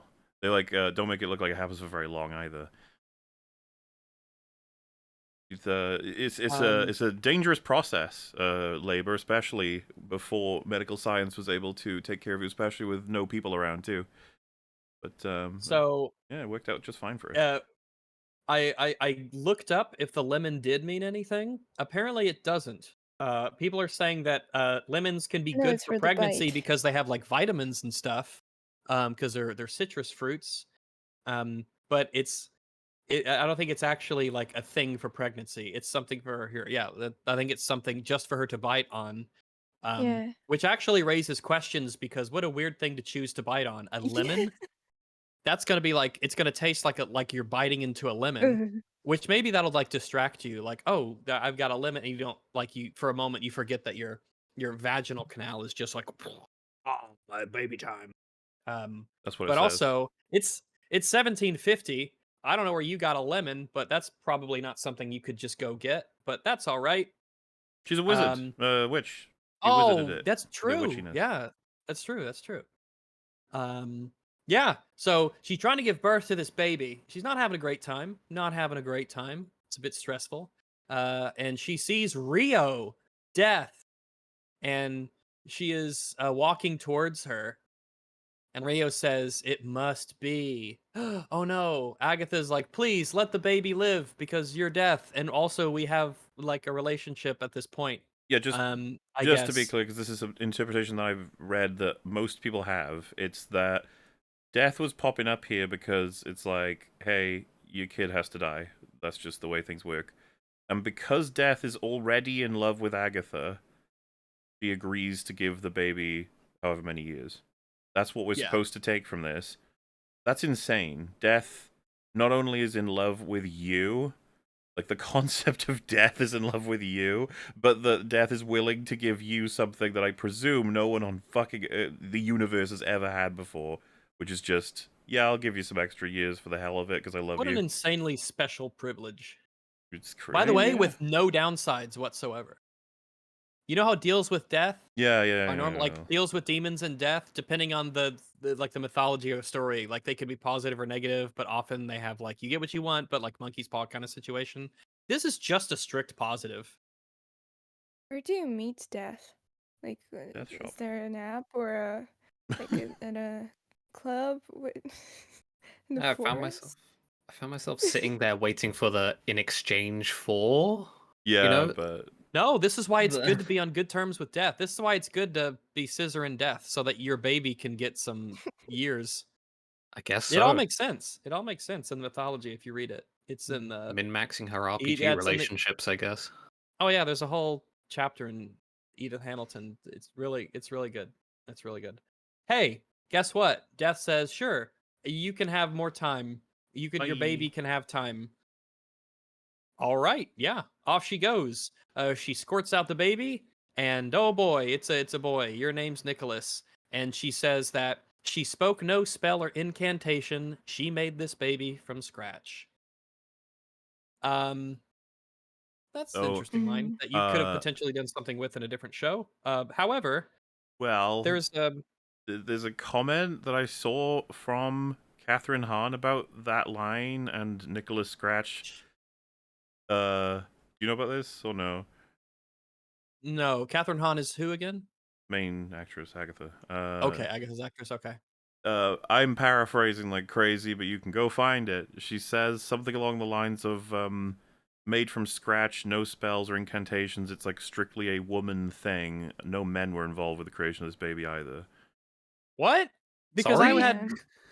And the, Oh my god, it's it's like the acolyte again. apparently Men it's can't part even make of- babies anymore. It was something like I saw people speculating like it's part of the show thematically. It's a women's show. It's for women. It's by women. And it's supposed to mean like the power of women when not like involved with men. And I was just sitting there like, wait, I thought like I thought We don't even get credit for the easy part. Jesus I, Christ! didn't even- I was just God confused. I was damn. like, I thought by scratch she meant very much like physical, natural human mechanics that had nothing to do with mystical. Well, yeah, I thought it.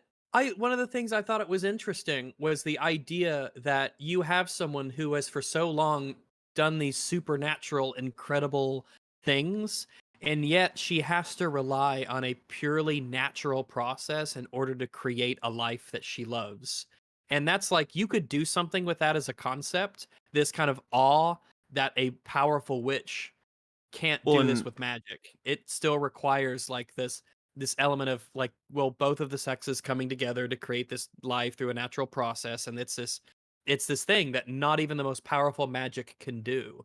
I saw a bunch of speculation that it might have been Death's baby with her, and I was like, what the fuck? That's not how it Huh. works. Well, then I saw the people say like they deliberately didn't mention the father because there is no father, and I was like, why would... Well, that was my other But this- question. It would imply that she loves somebody at some point who is a guy, or she just wanted a baby, so she went out and got pregnant by somebody, or like there's a whole implied story behind how this happened. That I guess they're just going, nah, don't worry about it. It's just she's just pregnant. Don't even think about the fact that how that happens. It's just that straight men are not allowed into this show. Or any I mean, of you the get that shows, feeling. Well, we and got the It's kinda parents. They had fucking 5 weird. minutes. Yeah. Oh, sorry, I over Yeah, I was exaggerated. They thinking had about 4 that. minutes. Maybe I'm 3. very surprised that the dad was not killed off in some like gruesome. Yeah, or he wasn't like an alcoholic Or deadbeat if- loser dad. Or if when he came out to them, the Yeah. dad's like, I'm pretty gay too. I'm proud of you, son. I divorced your mother when I learned you were gay. Boyf is with me now. Yeah. So yeah, I don't know what the fuck they were doing with that.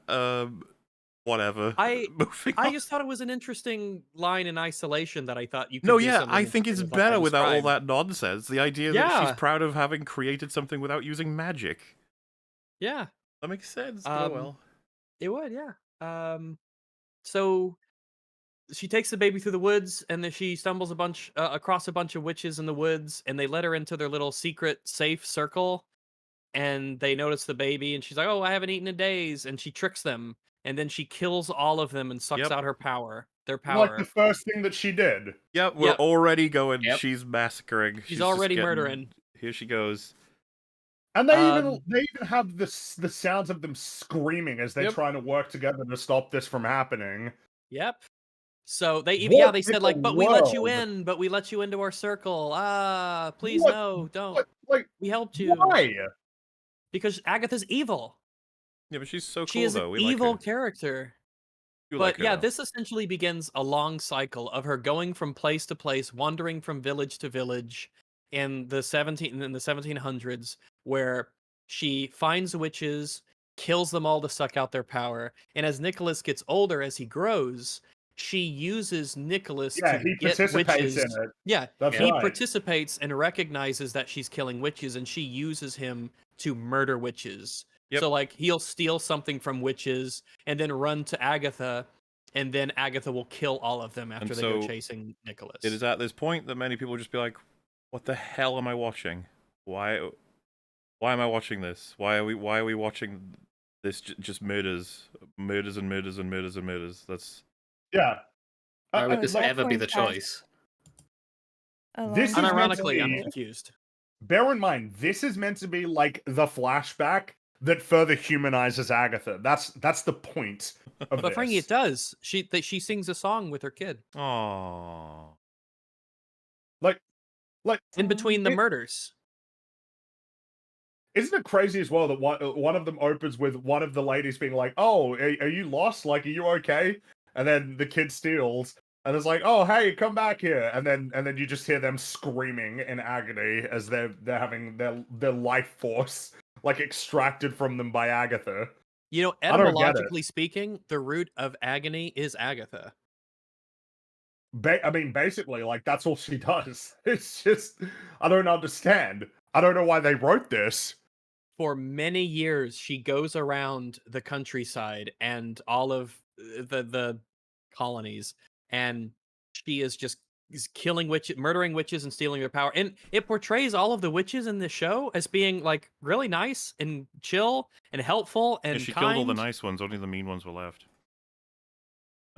If you open that up, you'll see. It just I don't know what the fuck is wrong with people. How does this have? It says 48,000 likes, but 5,000 reposts. Or is that? Oh, Yes. that's quote. Oh, Well, shit. in any case, just She in just case goes people around murdering random witches who want to help her. Yeah, in case people can't see, the tweet says all Wanda and Agatha wanted was to live in peace with their kids, and it shows them both crying at their certain parts of their stories in MOM and in Agatha, and They- Like, just for whoever's 50K left who likes. needs to hear this, Wanda's children aren't real. They're not. They're not She real. made them up, and then They she aren't killed real. people And- to and get the them scene- back. Yeah, and the scene in this one was her trying to take them from the real mother.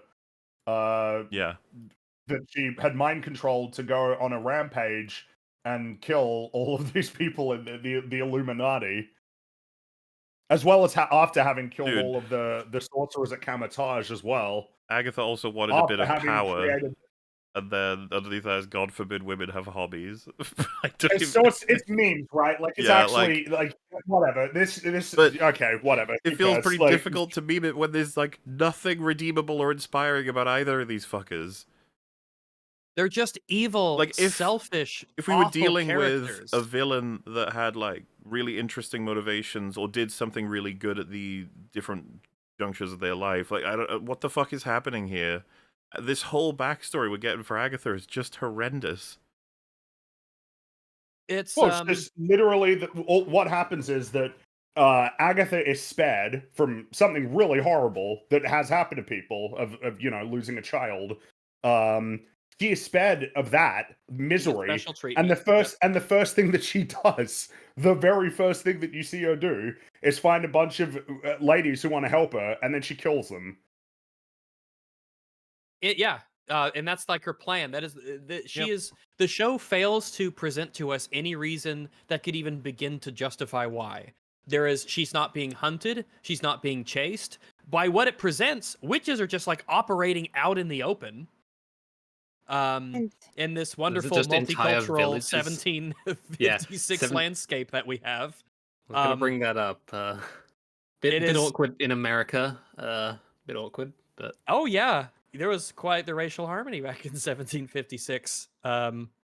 But that is That's the least of Hey this man, show's, she's an equal issues with opportunity the kills depiction. everyone witch, okay? Doesn't matter who or what you are. Boom, boom, boom. And In that's this what show makes her about so lovable. femininity and Well, yeah, there's a lot she, of like- women power happening in this episode. oh and yeah, this show. is like I think about Saving Private Ryan and Band of Brothers and all of the like the stories of men and brotherhood and the bonds and the da da da. And then I think about, well, let's check out this woman show, Agatha All Along, and you're like, Jesus Christ, she's killing so many women. Oh my God. Oh, very Leave strange. some alive, please. I'm gonna say the line. Imagine yeah. if it was a man doing this. To women? The thing, Oh, I geez. can't even like envision them making a Yeah. show. It's like, what would it even look like? Doctor Strange, just his grandfather was killing everybody. Or Something I was grandfather. wondering if this was happening. What I was wondering is like, is the idea that she's trying to accrue as much power as possible so that when death returns, that she can like defeat her or something? That was my first thought, but the Still answer is a actually justification. no. That's what I mean. I was like, that's terrible. Is that what you're going for though? You're just like, no, she's just doing I'm it. killing just everybody because. else because I don't want to die is not an excuse. But That's what I there's mean. no, Like, they're not being. my first thing was like, oh, that's still terrible. But then it's But like, they'll oh, try. it's actually for no reason other than to advance her own, to just accrue more power. That's Yes. it. That's the only reason she does it. Multiple times in the show, she says like, witches have to kill to survive, but they never say why. Being a witch seems to be a really chill thing. The only people who seem to persecute witches are mostly Agatha. Seems to Yeah, be pretty the much, witch yeah. scourge.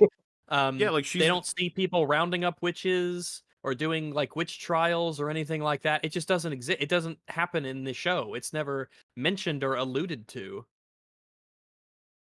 I don't know. Like, they never show her being oppressed or people chasing after her or finding out like, oh, how come wherever this woman goes, a wake of dead woman is left behind? Like, This is nothing. This is not at the stage of history where this sort of thing would be difficult to track.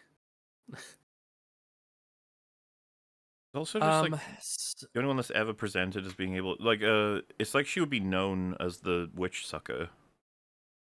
Mm-hmm. You know, like specifically the power.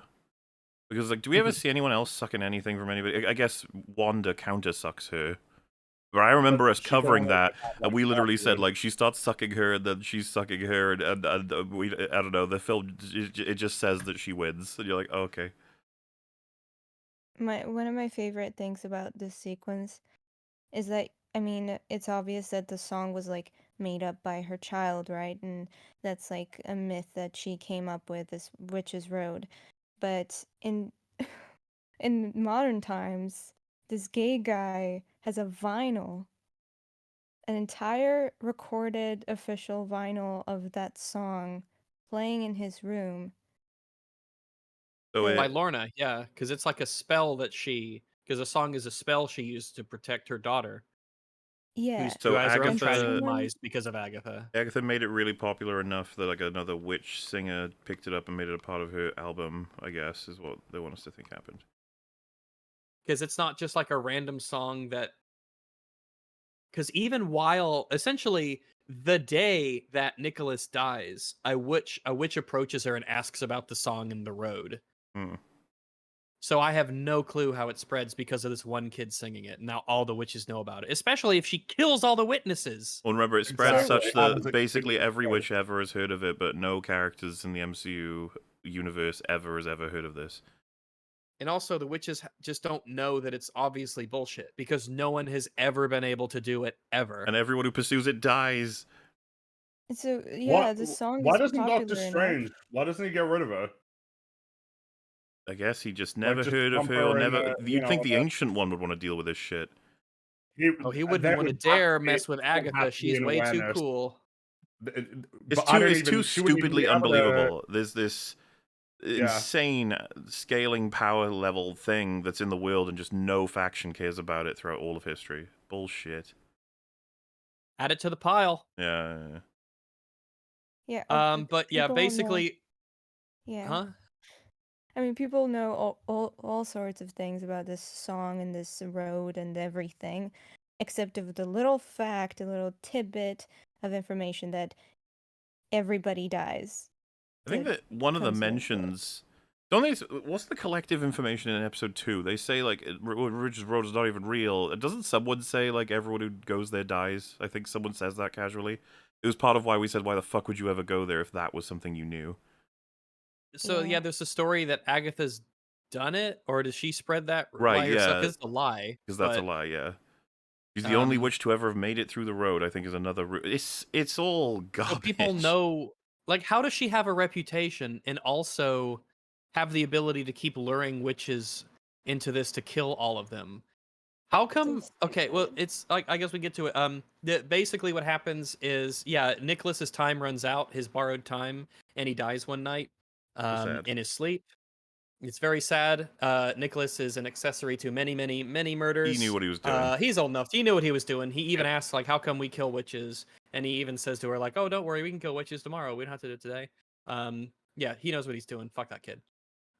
So they show a montage of Agatha building covens, saying she needs a coven to go down the road so that all the witches can get what they can desire. But it's just a trick to lure them all into the woods so that she can murder them all and steal their power. And she does this through the centuries. For hundreds of years. She does this. And at no point does one of the witches is a witch strapped with a gat while they were walking through Compton and just blasts her with a Glock or stabs her with a knife. Every single time she says, you're all stinky and you suck, and they use their power and attack her, and then she sucks it all up and kills them. Which you'd think that if you do this over centuries, and these are all women, you'd think that one of them would just pull out a gun and shoot her instead of use their magic. But I guess every single time, every single witch that she uses attacks her with their fluke powers, and she sucks them up and kills them. And I guess it's like peeing, where you can't just like stop midstream or something. You just have to keep on. I don't know. Anyway, yeah. I mean, she is really lucky that one of them didn't like tackle her and stab her. Well, yeah, she's legitimately super lucky that they show us every time. All of them do the exact same thing every single time. It's great. It's great. They never use any. They never use any secular means of self-defense. Hey, no pepper spray, taser, gun, knife. And how many families? Well, what if one of them destroyed? How many? What if one of them didn't attack? Yeah. What if they said, "Nah, all right, I guess you're not they for real." Run off, or they walk. Yeah. Every or time say, what if you try again? And they all attack at the same time. They don't wait and see that one attacks and then watch and go like, "Oh shit, better not do that." But also like, what are you supposed to think as a viewer while watching this? Like, yeah, go Agatha. Like, really? What? Like, this show is unhinged. It is. I don't understand. I don't get it. The hinges are off.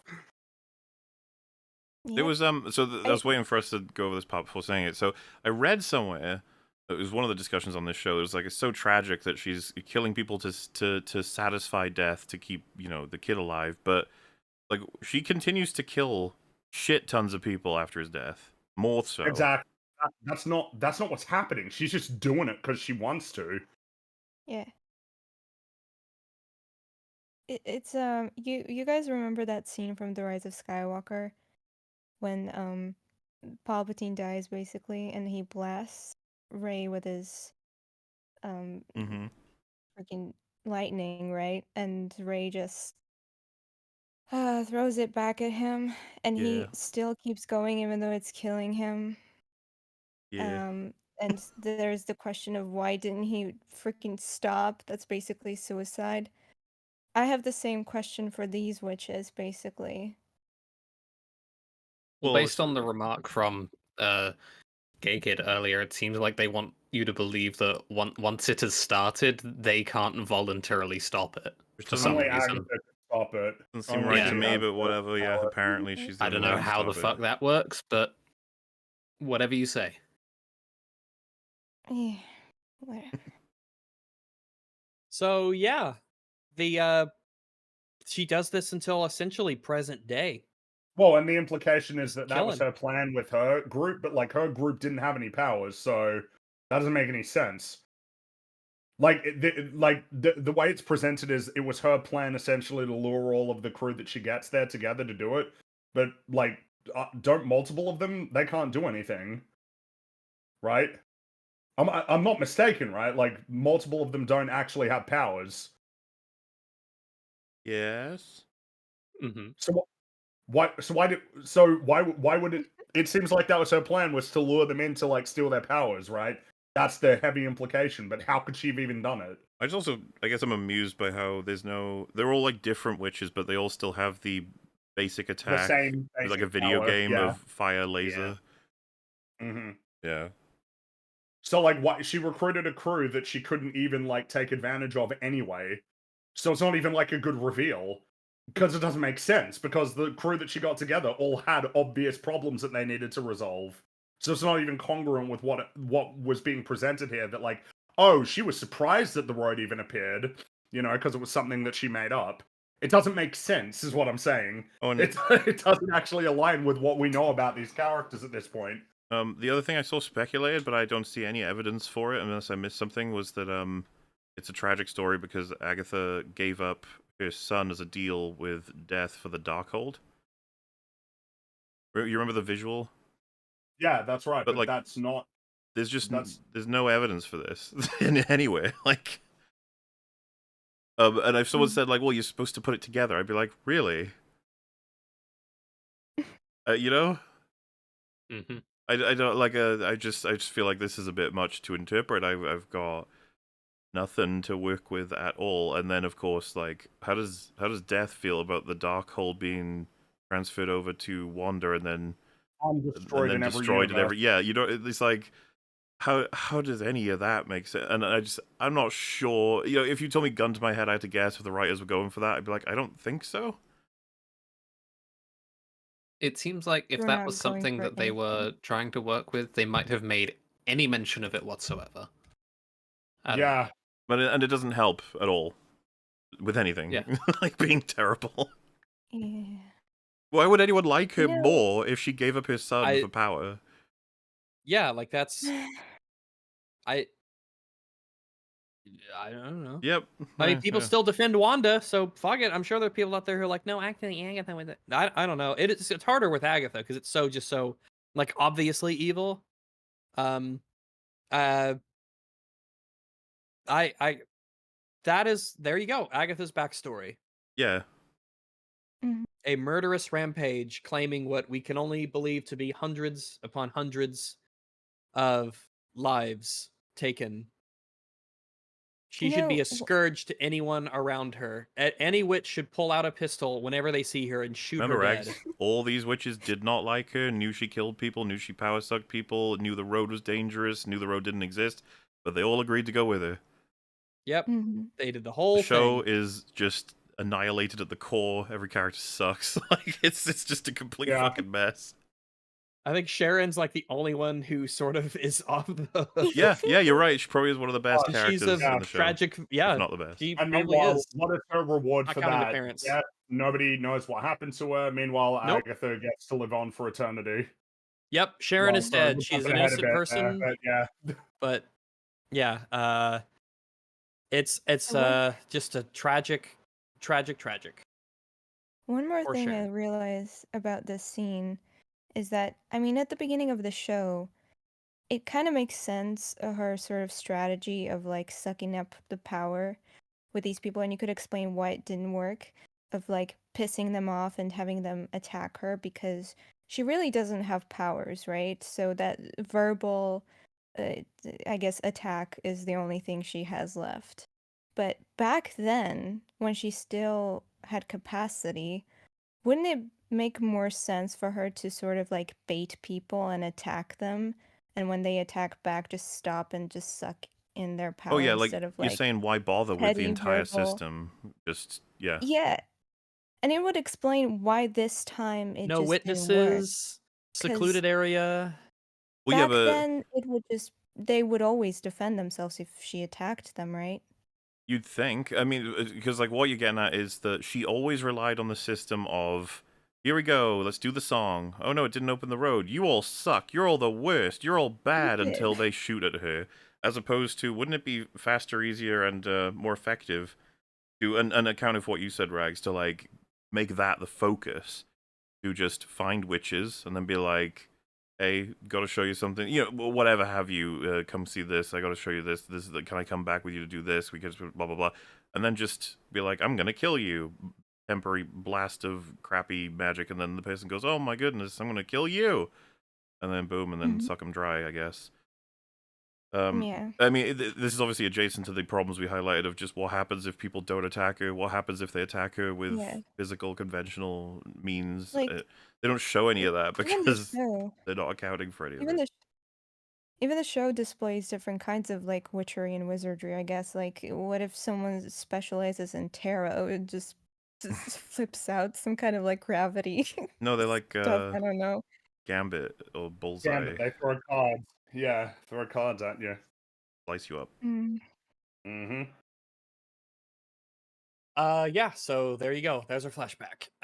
Agatha, it cuts to the first episode where the door appears for the first time in the basement of her house as she tries to bait all of the characters of this show to attack her.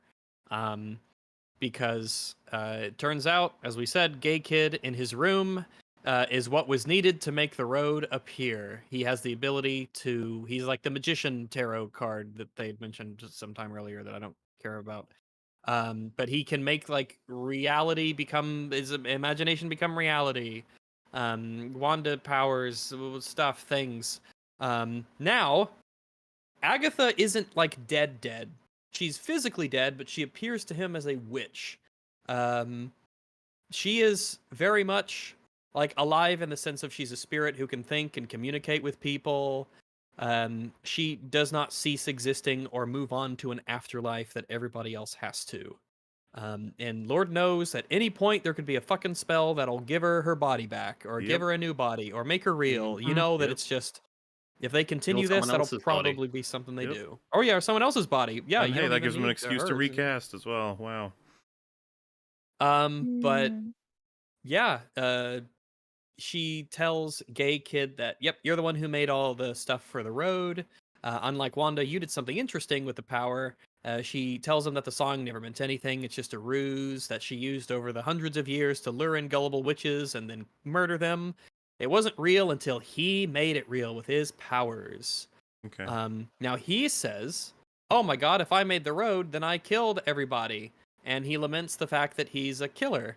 But he doesn't lament the fact that he specifically tried to murder 2 of them. But he's sad that his subconscious power created a scenario that led to the deaths of people. And Agatha said, no, actually, you ended up saving a life because the plan was I was just going to kill all of those witches there in the basement on day 1. Such a funny way to make him feel better that he has not thought that through at all. What she just says there, like, it's amazing. It's like, yeah, you kind of saved them because I was going to kill them. Oh, yeah, okay. Jen got out. Yeah, Jen escaped and she got her powers back and she floated away. The rest are dead, but I was gonna kill them all anyway. So really, through a crazy ersatz, bizarre, convoluted Ruth Goldberg magical contraption of a show, you actually saved Jen's life. Stupid. Really stupid. Good stuff. No, it's great. Jen crawls out of the ground outside of Westview. We mentioned this earlier. Jen is free. She survived. She floats away. Good for her. She'll probably never come back. Probably not. Probably not. No. You're a side character in a side character's side story. So best of luck, lady. So Agatha goes and she tells Gay Kid that, yeah, you might feel bad about all the death and everything, but if you want to be a witch and survive, you need to get used to this feeling, which is something she told Nicholas hundreds of years ago. The accessory to her murders. So Gay Kid goes down to the basement, Agatha's basement, where the door of the road is still there. Mm-hmm. Okay. It's sealed up behind them in the first episode when they went, but I guess it didn't actually. It's still there. So, you can open it up and go in again if you want, which is strange. Fully functional, then the Salem 7 should have had their trials. Yeah. True. Yeah. That would have been fun to watch them. Well, that's what I mean. Is like, how is it fair that they not only did get trials, but they come in at the tail end of someone else's trial and get killed by that trial's ending? You know what I mean? It's like, what the fuck? Yeah, it doesn't. While trying to get justice for Agatha's murders of their parents. They didn't think about fucking stupid. It's all stupid. So, yeah, down in the basement, Gay Kid makes a magic ritual circle with candles and chalk over the door of the Witch's Road, and he uses his magic book to cast a spell and the brooch as an item to banish her spirit. Which is like, yeah, I mean, like, good, Sure, because yeah. she's evil. Yeah, she's like an pretty evil ghost now. That's probably something you should do. And Agatha's like, oh, no, don't do that. It's kind of funny. It's just like, I'm just gonna do a spell on you that Pima kills you because you're like a spooky ghost. And she's like, wow, that's mean. It's like, you're kind of a horrible monster.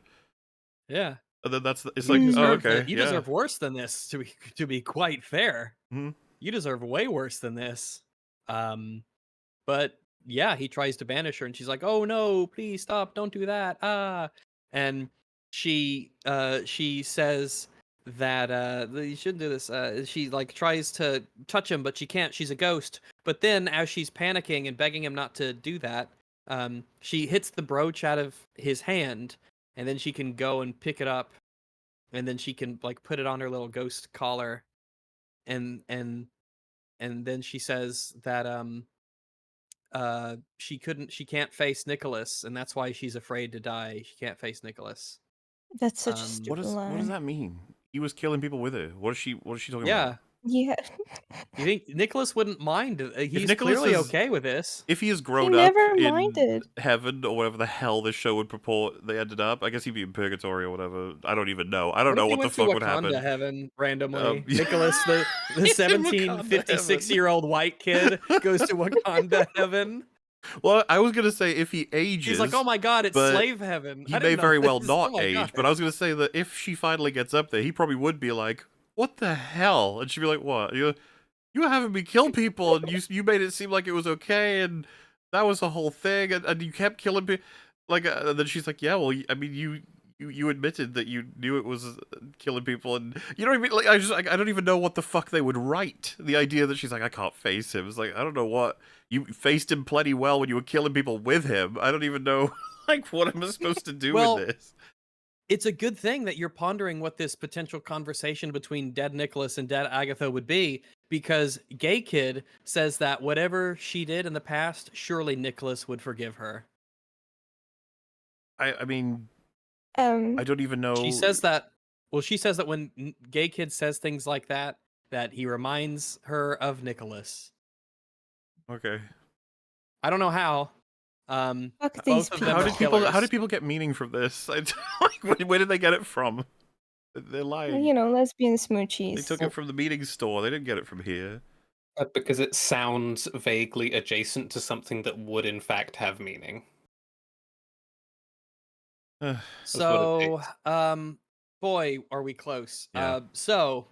The two killers, Gay Kid and Agatha, the two murderers, they decide to team up. She will be his spirit guide, and he uses his magic to put the three names of the dead women on the floor that they killed: Sharon Davis, Alice Wu Gulliver, and Lilia Calderu. Incredible they remembered Aaron. Yeah, it is. I'm surprised they had the respect to not call her Mrs. Hart. Mr. Shot. They're gonna make any effort to contact their family members to let them know what happened. Absolutely not. Because I wonder Agatha if we're says ever going to one- see the real parents again, either, if they'll ever show up ever again, if Billy ever shows up in a any couple other times for subsequent comedic projects. relief for a few Yeah, minutes. Oh, I do think that's actually I think they're just optimistic, gone. Rags. I think we will never see them again. And They're so not they will part be of left his for the rest wacky of their adventures. lives to wonder what happened to their son Great, because they son don't died know again. the truth. Also, I think Fringy mentioned this earlier, but they don't want to acknowledge the difficulty that would arise from Wanda being Billy's mother, like, kind of, I guess, maybe, and also this kid being theirs. You know what I mean? No way. They don't even want, because it's, I mean, Billy lived with them for, several years. Yeah, they won't go Meanwhile, anywhere near as that. mentioned previously, he only knew Wanda for what, like 5 days or something? But no, it'll just be moved past completely. Because this is kind of the nature of how these shows work, is that the repercussions, like the natural repercussions that would flow from what happened in the story, are forgotten as soon as the credits roll. It's like, oh, we're done. We're moving on. Next thing. Before now. that, even. I mean, between it's true scenes. before that.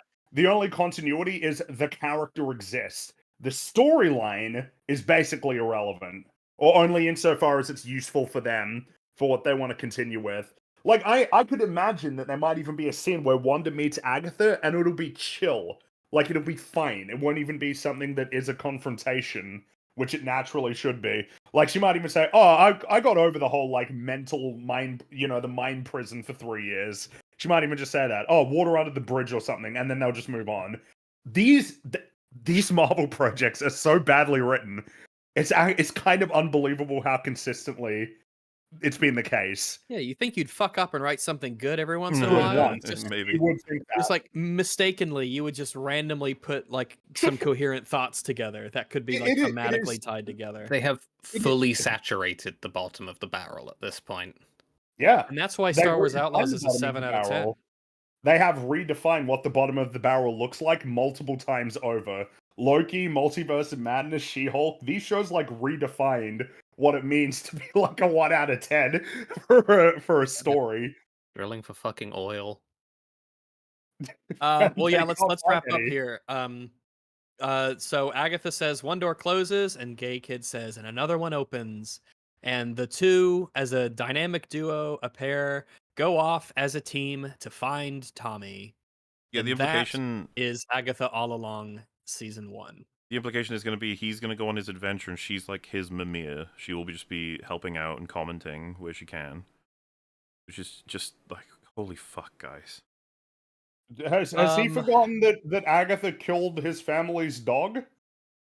I mean, along with all of the other misdeeds she has perpetrated. She's killed Well, a he's lot forgotten his own of murders. people. Yeah, and he's killed They're people both too. murderers. They're That's both true. killers. They're both Yeah, of that's them true. performed actions that they knew would lead to the deaths of innocent people. Yeah, Agatha All Along. That's what It's happened so in the bad. show that none of you It's watched. so bad. I'll never think about it again, thankfully. I won't either. It'll pop up in my mind every once in a while. It's just like, oh, a bad thing to compare something to. Oh, it probably won't for me. I'll flush it. This one's getting flushed out of my brain. I don't. By the way, I feel like the only meaningful thing to do is segue into. I don't know that there should be any reason why anybody should be particularly excited for the next few years of Marvel. I don't know that there's any reason to believe that, like, after 3 years, like a dozen TV shows, about a dozen films. It actually has been that many, hasn't it? It's been like a ridiculous number of projects. That there is any reason to think that things will improve dramatically. To be as clear as possible, if the Marvel people were like, hey, EFAP, what do you guys want? A show about a guy who builds a suit in a cave with a box of scraps into a weapon that's going to do this, that, and the other thing. Lesbian witches, or, I don't know, a woman who, from grief, creates a spell that causes the blah, blah, blah. Basically, WandaVision. We would opt for the Iron Man choice, more than likely. But the reality would be, of course, that we've usually said this. We'd be like, even the lesbian witches one is like, yeah, sure. I mean, it could be good if it's written by the right people doing the right thing. That's like a broad assessment of it, blah, blah, blah. Now, flipping it around, if they say, you've had your fill of fucking lesbian witch shows and nonsense crap for the past few years, we're going to start bringing you cool shit like the Fantastic Four, Daredevil, and... fuck me, oh, we won't believe this. We've got Iron Man's coming back, but he's going to be Doctor Doom. It's like, why would any of that matter? You guys know how to write. Like, what? Yeah, if anything, it's just going to be really annoying. Like, if Daredevil comes... I'm not optimistic about Daredevil. I get the impression that's going to be not fun. I sure hope I'm wrong. I sure hope that the show ends up being good. But the precedent of Marvel television shows and films for the last 3 years means that the only reasonable conclusion to draw is it's probably going to be badly written, unfortunately. Same goes for any of these films that they got coming the idea out. that, like, we're correcting course by starting to make it about things that you care about. One, I mean, they're fucking bleeding money. Of course they would make these decisions eventually. But two, that was never necessarily the issue. Like, we need you to be able to write again, whether or not You you're need to making it about understand what it Agatha means. or Iron Man. You have to understand what it means to tell a story. Fundamentally, you need to understand what it means to tell a story. That the characters need to be consistent with how they're established and go on journeys that are meaningful thematically relevant. You need to have plots that are broadly coherent. Like, these are important things that need to be prioritized, and I don't know that there are.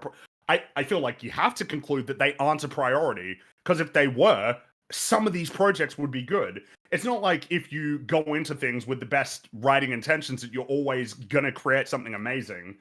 You know, it's like even the greatest filmmakers occasionally, you know, make errors, but you can't get this consistent a result if you're trying, you know? Like, you just not. I feel it was very well illustrated by all of this would be Star Wars. We've been doing all kinds of shows that the fans would theoretically just love, but they've been hating. And then the one show that fans are probably not going to be very interested in, bit off of a spit-off, essentially, was the only one that was well written. Like, it's you kind of need both at this point if your IP is in the fucking grave, which both of them are. You could have floated all that you wanted post TFA and post phase, well, the end of phase 3, right? Phase 4 and 5, phase 4 primarily. You could have gotten eyes on any project you put out, but those eyes are tired and septic. Like, there's a lot of problems, to say the least. And so, yeah, you're asking people to commit. Agatha All Along is just another one, but at least we have gone through it such that now we will know why certain things happen if they happen in future. Who knows if it leads anywhere, though? And hopefully we entertained you all somewhat. I don't know. Yeah, the survival of the show might depend on the fact that it has a relatively low budget compared to a lot of other stuff. I think it was just under 40 million for them to make the show, which is like, wow, $40 million made this. Holy shit. But even if it's successful, I don't see that it, like, making more of this doesn't mean that your Captain America film is going to make money. You know, I don't even know how much overlap there actually exists in the audience for this show that will show up for Thunderbolts or will show up for Fantastic Four. I'd say Captain Falcon is in trouble. I don't know what the fuck that's going to do box office wise. How big that budget seems to be, and well, and it's just it's an actual risk, but in the worst way, if you know what I mean. Like with how bad everything is, and then how unappealing the story seems to be, and then how it's been reshot a whole bunch of times. It's probably going to be a gobbled, edited to fuck movie. And then everyone's kind of annoyed and confused at the MCU. It's just, this was not... Which is why, like, Doctor Doom is more of a sure thing in an Avengers film played by Robert Downey Jr. There's a lot of ways they can market that. And Avengers as an IP hasn't yet seen the light of day beyond Endgame, so we don't know how that's going to play out exactly. But, yeah, I don't know, man. It's just... it's what we do at this point. We track the MCU's chapters here and there to see how they're doing, and then they're still doing awful. This, though, you may have seen, guys, through different sites here and there, that Agatha All Along has been considered one of the greatest things Marvel's put out in a long time, and I have no idea what the fuck they're talking about. It's awful. It's like we're speaking. It's like contacting a different civilization, and you just don't have any, like, an alien civilization. Like, how do you get through to someone that no one can tell you anything about this show. No one can tell you anything about this show and, like, connect the dots, and everything that they think is good is built off of lies and just nonsense and incoherence. It is a fucking tragedy to art and to human expression that people think that this is a good show and sing its praises. It is an actual tragedy. I mean, my consolation is I think it's meaningless because I don't think it's going to translate in any way, right? People say it's great, but, like, I don't think the show's going to have a legacy. Who's going to be talking about the show in a year? No. Probably nobody. So, like, a couple weeks and it'll just float away. In a sense, that's the consolation, is like, what's hollow. It's the same kind of stuff that people were trying to brute force that The Acolyte was, like, liked and good. That was something that was definitely trying to sort of get, you know, wedged in as the perspective. And it's just like, well, yeah, but at the end of the day, if it's good, it's going to endure. People are going to go back to certain scenes and want to talk about it, or that character and what that character meant to them, or how the story was meaningful thematically. And I just don't see that this show has any longevity in that regard. Now that it's done, I imagine it's just going to disappear very quickly. Who knows, though, you know? Star Wars seems to just have living evidence of this with Andor, again. And I was about to bring in that up. terms of word of mouth, and in terms of people's, like, long-term memories of Star Wars projects, I guess. The only other thing from the TV shows that could even consider boasting something like that is Mando Season 1, which people still have a high opinion of for some reason. I think that the opinion's gone down compared to post season 1 even. Just like weeks and months and now years, like I think it's gone down. Andor's has only gone up. It's just I kept think going it's up. the vibe of a promise that was Well, unfulfilled. yeah, it's a lot of people arguably feel. quite tainted by future seasons, but it's also just like who's going back? How many people are honestly going back? I don't know. I'm not going to say nobody is, of course. And the season 1, for the record, is the best of the Mando seasons. Just the It is. It's still bad, but it is the least So bad. yeah. It can enjoy its prize. Yeah, you know what? With that, that's the end of the EFAP Agatha Woohoo! All coverage. right. Done and done. Before we wrap up and talk about for a little bit what's to come, Theo, what have you been up to? What are you releasing? What's up? What's happening? Too early to talk about anything, I guess, in that capacity. I'm working away writing at a few different things. We'll see where it ends up going. All right. Well, what have you got most recently that people in chat might be interested in, especially Agatha fans? Well, Agatha fans might be fond of me doing a short little case study about variants in video games and player responses to that, featuring a clip from a Joseph Anderson review of a video game. That sounds like something that has a lot of crossover, I think. The probability hex, yes. Yeah, because of the RNG hex. Nice, good connection. I see. All right, good stuff. Yeah. Thanks for the layup on that one. Yeah, check that out if you want. I thought it was pretty cool, and so did the guy himself, apparently, which was pretty neat. Wow. Neat. Nutso, what about you? Have you got stuff out and stuff to come? Oh my god, maybe? I have gotten out Joker 2 video. I don't know how long ago. I have no perception of time. So people can check that out. Like Lillian. And yay! I'm just Don't fall on swords. yeah. Yeah, avoid I that. was I'm just right back from like my 5-year-old self's memories. It's been quite a ride this stream. Yeah, well, I'm working on a few projects, some Star Wars related, which people are excited for sometimes. So, yeah, look forward to that, I guess. And yeah, that's Woohoo. all I have to say. Beautiful. Links to both channels in descripciones, and thank you both for helping us through the latter half, not so for the full thing, and for us, of course, for our strength of character to be able to talk about something so hollow yet frustrating. Woo! All right. Wonderful combination. Don't know how you Yeah. pulled it off. We did it. It's Yeah.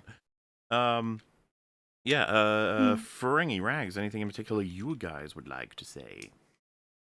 I suppose not too much. I don't have anything hard scheduled. Gonna be doing a Lord of Ring Gollum stream probably sometime this month, and hopefully a new video out not too long. I've decided what the next video subject will be. I think it'll be a fun one. It'll be a good variety, I think. So I'm not sure when that'll be out, but yeah, now that October is over. I'm not sure what the pace will be, but hopefully it'll be out soon. But yeah, so some streams and some videos, and of course our EFAP stuff and good things, lovely, joyful things, wonderful stuff. I'm just working. That's all at the moment. Just working away. Well, all right. So for us, next week, I think the plan is to pop out a War Arc movies. It would be the penultimate one, Ironclad. The following month, you'll get your final, which is Gladiator. And much like the recent Halloween arc finishing up, we'll be doing a ranking of all of the war movies. Remember that, Rags? Remember we did that? It took a while, and it was... I do remember it. Absolutely. And everyone How could I stayed for the forget whole ranking? thing, 100%. Yes, everyone did. Definitely. After the yes.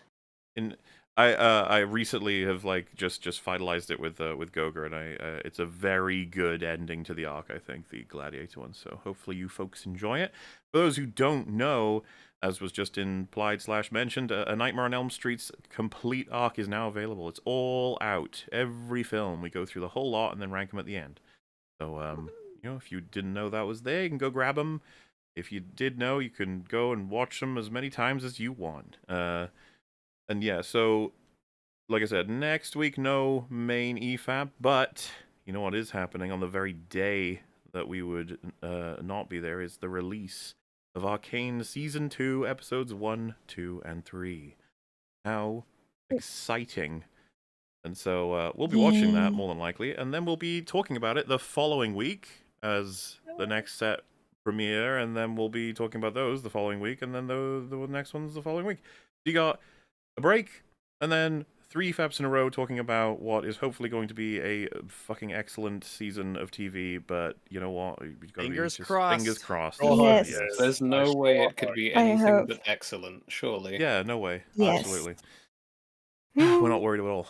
Also, I'm probably, by popular demand, going to be doing part 2 of Dragon Age: The Veil God tomorrow. All right, today. Oh, you're gonna technically. Wow. Part 2. That's as it Part 2, stands, the alright. absolute most I'm willing. We'll see how it goes. I already said to chat, they're the ones that keep me alive on that one. Children so- yearn for the golem. Like, I know, but there is no Children golem for yearn me. for the And I was golem. about to mention, I don't know what Wolf's plan is, but do you have any plans for him? Is it within the month, or do you know? Yeah, it will be this month, but I'm also gonna be taking advantage of, this break. Some time off. Oh yeah, to be absolutely clear, the reason why it's like slightly different than usual is I'm not going to be on the next Real BBC or Open Bar or technically EFAP because there won't be one. I'm trying not to stream. The irony, of course, is that fucking Veilguard is apparently going to drag me into at least a gaming stream or two. So, hey, fun. Yeah, I think that's all the updates that could possibly be needed. There's still more releases on the way. This end of the year, we've got Gladiator 2 is coming. We've got Squid Game Season 2 is coming. What else is there? A couple of other things, right? I think so. In any case, Nothing's jumping out at a the lot of moment. EFAB episodes are likely going to be covering and breaking down media. So fun is on the way. But that was a heavy Halloween Spooktober. Yes, it was. Yes, it So was. we're just looking to Yes, have it some was. time to chill out a little bit. Like I said, we've been nonstop since the anniversary, which we are already more than a fifth of the way toward the next one. Yes, we have multiple breaks already essentially stacked up. Yeah, we are because of well how many ahead. episodes there have been. So Um, no complaining, damn it. yeah, You and have received a lot of content we over the will last couple of months. we'll be trying to use the time to do a lot of the recordings for the catch-ups to catch up, and of course, as a final thing before we leave, thank you so very much for funding and supporting us with the plushie set. Thank you. Thank you. Appreciate Very, it. very grateful. And hope We you enjoy appreciate it them when they immensely. arrive. When they arrive. Yeah. Yeah. You put them next to all their friends. Yeah. Put them next to your other EFAP ones if you've got them. Whee! And on that note, we're going to head out. So, thank you all so much for joining us. We appreciate it. And Yeah. have yourselves a Bye, good bye, night. everybody. Night. Bye, Bye. Have a good everyone. one. See you everybody. later. Bye. Toodaloo. Bye. Bye. Bye.